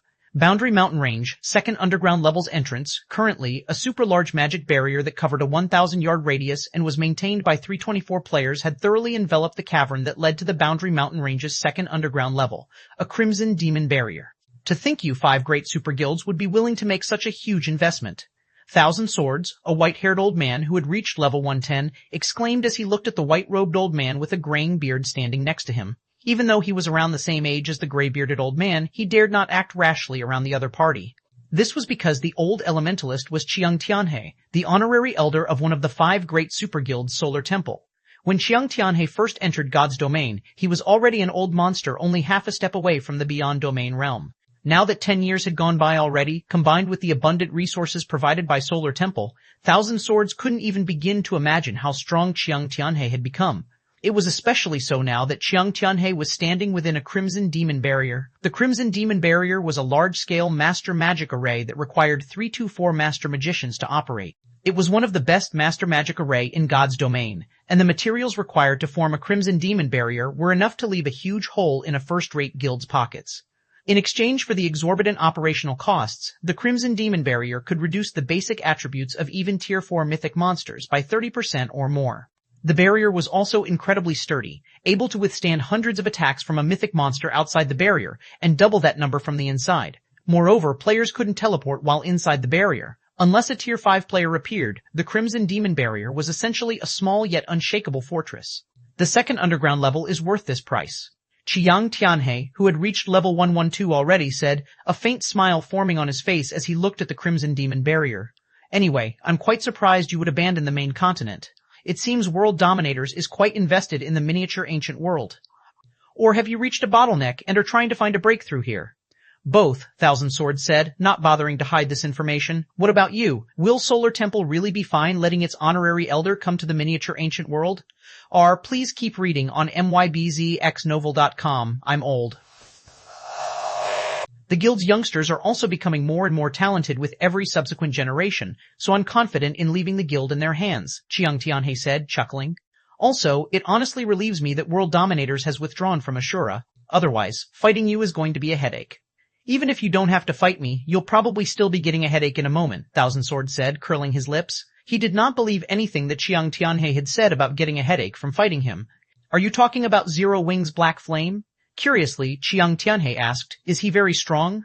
I don't know, Thousand Swords said, shaking his head. I cannot see through his strength. However, since he managed to get even Hidden Soul to acknowledge him, I doubt he will be weaker than me. That little girl is indeed amazing. Despite never reaching Tier 6, her combat standard and techniques are in no way inferior to actual God-ranked experts. If Black Flame received that little girl's acknowledgement, he would be quite the interesting opponent to fight, ch175 said, nodding his head. Then, he looked toward a young woman and a middle-aged man standing nearby and continued, but I'm afraid Black Flame has made an unwise decision to come here this time. While I might not hold any personal opinions against Asura, the youngsters from the Flower of Seven Sins and Sacred Temple are unlikely to go easy on him. Hearing this, Thousand Swords also turned to look at the young woman and middle-aged man without objecting to ch175's comment. Of the two people in question, the young woman was the Flower of Seven Sins' Death Omen, while the middle-aged man was Sacred Temple's Ruthless Sky. In the case of Death Omen, she was the most talented female assassin that had appeared in the Flower of Seven Sins in recent years. Even with his current strength, Thousand Swords would feel frightened when he imagined Death Omen coming after his life. As for Sacred Temple's Ruthless Sky, aside from being the Gale Sword Meister, one of the 8 Sword Meisters in God's domain, he was also an expert close to reaching the domain realm's 3rd step. In the future, there was no doubt he would join the ranks of old monsters. With these two people here, even if ch175 abstained from taking action, Thousand Swords doubted that Shi Feng could beat either of them while inside the Crimson Demon Barrier. If the two of them worked together, Shi Feng would most likely fall. This was why Thousand Swords had previously told Jing Yang that they were unlikely to enter the second underground level even if he worked with Shi Feng. Just the fact that Solar Temple's honorary elder Qiang Tianhe was guarding the second level's entrance already made this place an impenetrable fortress. On top of that, the place was even guarded by Death Omen, Ruthless Sky, and a force of 20,000 Refinement Realm experts or above. While Thousand Swords and Qiang Tianhe were happily conversing, a 100-man team suddenly appeared at the cavern's entrance. Along with the team's arrival, the players in the cavern couldn't help but turn their attention to the snowy white wolf standing at the front of the team. It's Black Flame. Black Flame is here. I thought the report just now was nothing but a joke. I really didn't expect that the Asura Mercenary Alliance would dare to come here. They probably don't know that the several great alliances have already joined forces. Black Flame must be feeling quite shocked right about now. In addition to 3 God-ranked experts, there are also 20,000 Refinement Realm experts guarding this place. Even if Black Flame says that he is only here to target the Flower of Seven Sins, the other powers in the alliance probably won't sit by and do nothing. The various powers members grinned and snickered when they saw Asura's team appearing at the cavern's entrance, finding Asura's ignorance of the situation amusing. The Asura Mercenary Alliance might have thought that it had the strength to go against the Flower of Seven Sins after Zero Wing's victory in Windy Sandtown, but the Mercenary Alliance had no idea just how powerful the Flower of Seven Sins actually was. Not to mention, Asura's opponent this time wasn't limited to just the Flower of Seven Sins. The Mercenary Alliance would also need to clash against the various superpowers that had joined forces with the Flower of Seven Sins. They're here? Death Omen narrowed her eyes as she focused her gaze on a masked woman in Shi Feng's team. This masked woman was none other than Hidden Soul, the Sin of Pride's former commander. Then Death Omen smiled as she said, "This time, I'll let you know how laughable your decision is." Meanwhile, over at Shi Feng's team, Lu Wusheng and Galaxy Past revealed somber expressions on their faces when they saw the army of experts ahead of them. Why are there so many experts gathered here? A crimson demon barrier. This is probably something only the 5 great super guilds can take out. Moreover, why are the Flower of Seven Sins and 5 great super guilds members together? Did they join forces? Before making their way here, they had already heard rumors of the several great alliances joining forces to monopolize the Boundary Mountain Range's second underground level. However, they didn't think that the great alliances would act so quickly. God-ranked experts and a crimson demon barrier. With this, nobody can enter the second underground level without permission from the several great alliances, Zhuo Yalin said, an ugly expression forming on her face when she saw the army of Refinement Realm experts in front of her. At this moment, she even doubted that their team could leave this place safely. It should be known that their team had passed by many of the several great alliances experts on their way here. So long as the Flower of Seven Sins contacted these experts, they could launch a pincer attack on their team. Do we have to enter that place to search for clues relating to the Tier 4 promotion, Guild Leader Black Flame? Glimmering Sword suddenly asked as she looked at the entrance at the other end of the cavern. It should be right there. Shi Feng nodded. In that case, leave it to me to break through here, Glimmering Sword said as she jumped off her mount and approached the Crimson Demon Barrier. Are you insane, Commander Glimmer? Lu Wusheng was stunned when he saw Glimmering Sword walking forward by herself. Hurriedly he said, "That's not a place you can go by yourself." Although Glimmering Sword had reached level 20 already, the advantages she had in basic attributes would be mitigated under the effects of the Crimson Demon Barrier. "You don't need to worry, Elder Lu," Cassio, the 3-meter-tall middle-aged man from Glimmer, said with a casual smile. "The commander can handle a battle of this degree all by herself." Chapter 349, Chapter 223, A Goddess Appears. Chapter 223, A Goddess Appears, TL Notes, 2/3 June, 2020-22. Changes. Glimmering Sword. Shimmering Sword. Laura Crater's nickname. ID Glimmer Adventurer Team, Shimmer Adventurer Team, Shimmer Adventurer Team, all by herself. Lu Wusheng looked at the 3-meter-tall man standing in front of him in confusion. If he couldn't see that Cassio was similarly level 120 and feel the frightening pressure the other party radiated, he would have absolutely thought that Cassio was joking with him. Please keep reading on myboxnovel.com. Setting the 20,000 Refinement Realm experts aside, just the presence of the 3 God-ranked experts and the Crimson Demon Barrier was already enough to elevate the defenses of this place to the level of a fortress. Not to mention, due to the Boundary Mountain Range's environment, players would expend stamina and concentration much quicker. The destructive power of all skills and spells would also be severely weakened. While subjected to these penalties, even a God-ranked expert would die from exhaustion if they tried to fight against a force of 1,000 Refinement Realm experts. "Let's trust in Commander Shimmer, Elder Lu," Shi Feng said after thinking it over. Shi Feng was honestly curious to see how strong Laura Crater was. After all, he had never heard of this name before. Yet, judging by Laura's achievements in Slumber City, it didn't make sense that he had never heard of her when Wordless Ember and Sleeping Quicksand had spread their names across the entire Greater Gods domain. Since Laura was willing to take action, Shi Feng naturally welcomed it. Even if Laura ended up not being a match for the enemies, Shi Feng still had the strength to resist the Flower of Seven Sins. Lu Wusheng stopped speaking after hearing Shi Feng's words. It didn't matter whether they attacked as a team or sent only one person anyway. Nothing would change with how many powerful enemies they faced. Meanwhile, Hidden Soul, Crimson Heart, Gentle Snow, Lin Yao Yue, Su Qianlu, and Rampant Blade couldn't help but focus their minds as they watched Laura walking into the distance. If it was before they had entered the stratified abyssal realm, none of them would believe that a single person could go up against the powerful army before them. However, after experiencing the stratified abyssal realm, they felt that if it was Laura Crater, the person publicly acknowledged as Slumber City's #1 expert many years ago, it might just be possible to accomplish this impossible feat. After all, despite how powerful Solitary Soul, the Death Curse Adventurer team's commander, had shown himself to be, he had merely gained the qualifications to challenge Laura. Moreover, that was the Laura Crater of several years ago. Currently, aside from the Shimmer Adventurer team's several vice commanders, probably nobody else knew how strong Slumber City's #1 expert was currently. Now that they had the opportunity to witness Laura in action, they could use this opportunity to gauge how powerful she was exactly. The Boundary Mountain Range was battered by snowstorms all year round. Even the tunnels underneath the mountain range constantly had freezing winds billowing in them. As her long, light blue hair fluttered along with these howling winds, Laura took a deep breath and fixed her gaze on the Crimson Demon barrier situated 1,000 yards away from her. Then, she took a step forward and vanished, leaving behind an afterimage as she charged at the distant barrier like a lightning bolt. What speed! Galaxy Past was stunned when he saw that Laura had already disappeared from her original location. Galaxy Past used to be a Tier 5 expert. Even if he was now only at Tier 3, his 5 senses were so sensitive that he could perceive the movements of Tier 4 mythic monsters with perfect clarity. Yet now, none of his senses could keep up with Laura's movements. Meanwhile, inside the Crimson Demon barrier, the several Great Alliance's members laughed when they saw a lone figure suddenly approaching their direction. Why is that woman walking over by herself? Don't tell me she got scared and is here to surrender. That woman sure is pretty. She can definitely give those publicly acknowledged goddesses a run for their money. It's a pity that she's with the Asura Mercenary Alliance. Even if she comes over to surrender, I doubt the people from the Flower of Seven Sins will spare her. Nobody was surprised to see the Asura Mercenary Alliance's team halting their advance. After all, anybody who saw their formation would be scared witless. What they did not expect was for Asura's team to send only one player over. After all, this could only mean one of two things. Either Asura was trying to negotiate or surrender. However, so long as Asura's team wasn't made up of idiots, they would understand that any negotiations would be futile. In that case, it could only mean that Asura was planning to surrender. After all, this was the only way Asura's team could safely leave the Boundary Mountain Range. Otherwise, death would be the only outcome that awaited the team. Foolish. Do they think they can still surrender after all this time? Death Omen revealed a contemptuous expression as she looked at the approaching Laura Crater. Wolf, head over with a team and kill her. Understood, Summer Wolf responded. Then, he quickly organized a team of 30 Flower of Seven Sins core members.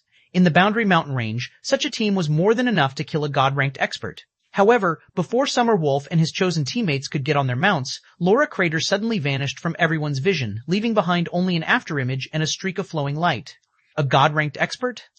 Death Omen's eyes narrowed, a wary expression appearing on her face. The only players who could move so quickly at Tier 3 that they could escape her senses were God-ranked experts adept at footwork and nobody else. It seems I have underestimated Asura, Thousand Swords thought to himself, a hint of surprise flashing in his eyes when he saw Laura Crater disappearing. I didn't think there would be another God-ranked expert hidden in Asura. With her level of footwork, few from even the 5 great super guilds could match her. During the brief moment everyone was in a daze, Laura Crater had reappeared above the Crimson Demon barrier, her light blue longsword giving off a dazzling glow that brightly illuminated the entire cavern. What is she trying to do? Is she trying to attack the Crimson Demon barrier? Is she trying to make a desperate attempt? The Crimson Demon barrier can withstand several hundred attacks from even a mythic monster on the outside. She will only be wasting her stamina by attacking the barrier. When the several Great Alliance's members saw Laura seemingly launching an attack on the Crimson Demon barrier, they couldn't help but feel that the woman had a few screws loose in her head. After all, rather than utilize her astonishing speed to flee out of the Boundary Mountain Range, Laura was attacking the Crimson Demon barrier instead. Such an action was beyond foolish. The next moment, a ray of light, which moved so fast that nobody could react, landed on the Crimson Demon barrier. Ping! Followed by a crisp sound echoing throughout the cavern, a hole the size of a thumb had appeared on the Crimson Demon barrier. Meanwhile, following this small hole's appearance, cracks began forming all over the barrier. Subsequently, accompanied by the sound of shattering glass, the entire barrier broke apart into countless particles of light that scattered across the ground. Meanwhile, before anyone knew it, Laura Crater had already appeared next to the second underground level's entrance, her longsword back in its sheath. At this time, as if time had stopped moving, the whole world fell silent. Chapter 35 over, TD, Chapter 224, Shimmering Sword, TL Notes, Another Change, 24 June 2022. Shimmer Adventurer Team, Glimmer Adventurer Team. It shattered when everyone saw the Crimson Demon Barrier disintegrating into particles of light and the woman with light blue hair standing amidst these light particles. An indescribable sense of shock filled their minds. The Crimson Demon Barrier had risen to fame on the main continent many years ago. Back then, before anyone had reached Tier 4, the Crimson Demon Barrier was nicknamed the Infallible Fortress. It was also the several great alliances' most powerful trump card for monopolizing the Boundary Mountain Range's second level. Once the Crimson Demon Barrier was deployed, even an army of 10 million Tier 3 experts attacking simultaneously couldn't break it. In fact, the barrier would remain unfazed even after taking a hit from a magic cannon. Please keep reading on mybzoxnovel.com. If one were to talk about the Crimson Demon Barrier's flaws, there would only be one: its ridiculous mana consumption. Not only did the Crimson Demon Barrier require many magical class players to maintain, but it also consumed upwards of 100,000 magic crystals per day. Yet now, some unknown woman had actually shattered the Crimson Demon Barrier in one hit. Who is she? Summer Wolf, who had just climbed onto his mount, couldn't help but look at Laura Crater in fear and disbelief. The Boundary Mountain Range's special environment weakened the attacks of all players by a significant margin. Even former Tier 6 God-ranked experts would have difficulty killing peak experts in one move. Out of the experts he had chosen to bring with him, he was confident that any one of them would, at most, lose 1/3 of their HP when facing an offensive combat technique executed by a God-ranked expert. With the abilities of Tier 3 healers, it wouldn't take more than 2 or 3 seconds to heal a near-death MT to full health. It would take even less time to heal the players he had chosen since all of them were of a DPS class. This was why he was confident he could whittle even a God-ranked expert to death with his team. However, Summer Wolf changed his mind after seeing Laura's attack. An attack capable of destroying the Crimson Demon Barrier in one hit was something not even a Tier 3 MT with a damage reduction skill activated could survive. Moreover, Summer Wolf didn't even manage to see Laura's attack previously. By the time he realized that Laura had released her attack, a small hole had already appeared in the barrier. The speed of the woman's attack was unfathomably fast. At this time, the several Great Alliance's members weren't the only ones dumbfounded by this situation. Lu Wusheng, Galaxy Past, and the others were similarly astounded. It was too fast. Laura's attack was so fast that none of them had managed to react. For a moment, they even suspected whether Laura was a high-tiered NPC in disguise and whether she was actually a player. This is the strength of Slumber City's strongest player? Hidden Soul was deeply shocked as she looked at Laura's distant figure. Although she had long since known that the woman known as Laura Crater would be incredibly powerful, she didn't think it would be to such an extent. Out of all the Tier 6 God-ranked experts she knew, none of them could achieve such speed at Tier 3. An advanced silver footwork and an advanced silver combat technique. Shi Feng was similarly surprised by Laura's performance. Unlike Hidden Soul and the others, Shi Feng had many years of experience wandering the expansive Greater God's domain, and he had encountered numerous God-ranked experts during his travels. Thus, he instantly recognized that Laura had only managed to exhibit such speed and power with her attack because she had used an advanced silver combat technique. Meanwhile, every individual he knew that had mastered an advanced silver combat technique was a peerless monster capable of ranking within the Greater God's domain's 7 luminaries ranking list. Of course, Laura hadn't relied on only an advanced silver combat technique to break the Crimson Demon Barrier in one hit. On top of that, she had also located the barrier's mana node. The mana node was the convergence point for all of the barrier's mana. So long as it was destroyed, the barrier's mana flow would crumble. However, locating a barrier's mana node was incredibly challenging. Even the persons responsible for constructing and maintaining the barrier wouldn't know its location. This was because the mana node's location was constantly changing based on the players maintaining it. Specifically, the node's location changed based on the varying flow rate and strength of the mana supplied. Moreover, even the smallest of changes could affect the node's location. Meanwhile, with over 300 players operating the Crimson Demon Barrier, trying to locate the mana node's location was nigh impossible. This was also why most people deemed that only Tier 4 attacks or above could destroy the Crimson Demon Barrier. Yet, Laura Crater had located the Crimson Demon Barrier's mana node in the blink of an eye. Her perception and grasp toward mana were simply unbelievable. After a moment, Shi Feng hurriedly shouted, "The barrier's down! Advance!" When Lu Wusheng, Galaxy Past, and the others heard this, they promptly snapped out of their dazes and followed Shi Feng to the second underground level's entrance on their mounts. An ordinary Tier 3 player sprinting at full speed would only need around 30 seconds to cover a distance of 2,000 yards. With the help of a bronze mount, they could cover this distance in under 10 seconds. Now that the Crimson Demon Barrier was no longer obstructing the way, and the several Great Alliance's members were still in a daze, this was the perfect opportunity for them to charge into the second underground level. Not good. They're charging at the entrance. When the several Great Alliance's members recovered from their shock, Shi Feng's team was already within 1,000 yards of the second underground level's entrance. Don't even think of getting past us. When Death Omen saw Shi Feng's team charging for the entrance, she hurriedly shouted, "Wolf, distract them. Everyone else, guard the entrance with your lives." At this time, Summer Wolf and his team had already gotten on their mounts, so they were the most suitable candidates to intercept Shi Feng's team. After all, the average Tier 3 Refinement Realm expert could run nowhere near as fast as a bronze mount. Meanwhile, so long as Summer Wolf's team could buy enough time for a few thousand players to gather at the entrance, they'd be able to take down Shi Feng's team easily. Meanwhile, Xiang Tianhe and Ruthless Sky had also promptly made their way to the entrance. Although neither of them had any grievances with the Asura Mercenary Alliance, it was to their benefit to prevent outsiders from entering the second underground level. If they allowed Asura to freely enter the second underground level, the other alliances that were subjected to the several great alliances' oppression and arrangement would definitely have an opinion and try to secure more entry slots for themselves. They might even try to mimic Asura and forcibly break through. When Summer Wolf and his team of peak experts had moved within 300 yards of Shi Feng's team, a figure suddenly appeared before them. This figure was none other than Laura Crater, the person responsible for destroying the Crimson Demon Barrier. At this time, Laura Crater had already unsheathed the shimmering rapier one she carried around her waist and was poised to strike. Upon seeing this, the members of Summer Wolf's team couldn't help but grow fearful and hesitate. Noticing his team's anxiety, Summer Wolf shouted, "What are you scared of? We are in the Boundary Mountain Range, and she is alone. Even if she can kill one of us with every hit, how many times do you think she can repeat that attack?" After thinking it over, everyone quickly realized that Summer Wolf's words made sense. The Boundary Mountain Range's environment not only reduced the standard of players' stamina, but also increased the burden of using skills, spells, and combat techniques by several times. Even a god-ranked expert using only basic combat techniques couldn't fight in the Boundary Mountain Range for a long time, much less use combat techniques as powerful as the one Laura had used previously. Immediately, everyone stopped hesitating and charged at Laura. However, when Summer Wolf's team resumed its charge, Laura had long since disappeared from her original location, transforming into a streak of flowing light and arriving next to Summer Wolf's in the blink of an eye. Then, she began stabbing and slashing at the mounted players around her, those targeted by her attacks disappearing from their mounts after getting hit.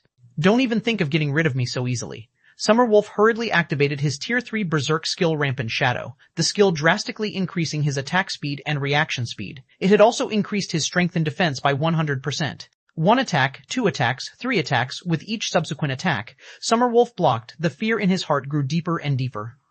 This was because he found it increasingly difficult to keep up with Laura's attacks. The feedback he received from the attacks he blocked also grew stronger with every subsequent attack. By the 8th attack, Summer Wolf could no longer keep up with Laura's speed. He could only watch as Laura's rapier cut across his neck one time after another, continuously draining his HP until nothing was left. Meanwhile, this entire clash lasted no more than 2 seconds. From an outsider's perspective, Laura had merely charged into Summer Wolf's team. Then, Summer Wolf and his teammates had suddenly vanished from their mounts. After taking care of Summer Wolf's team, Laura sheathed her rapier, jumped into the air, and landed on the back of Shi Feng's mount. Then, together with Shi Feng's team, she disappeared into the second underground level's entrance. TL notes, one rapier. The rapier mentioned in this chapter wasn't described in much detail, so I can't tell if it is Laura's second weapon or if the author forgot that the weapon Laura previously used was a light blue longsword.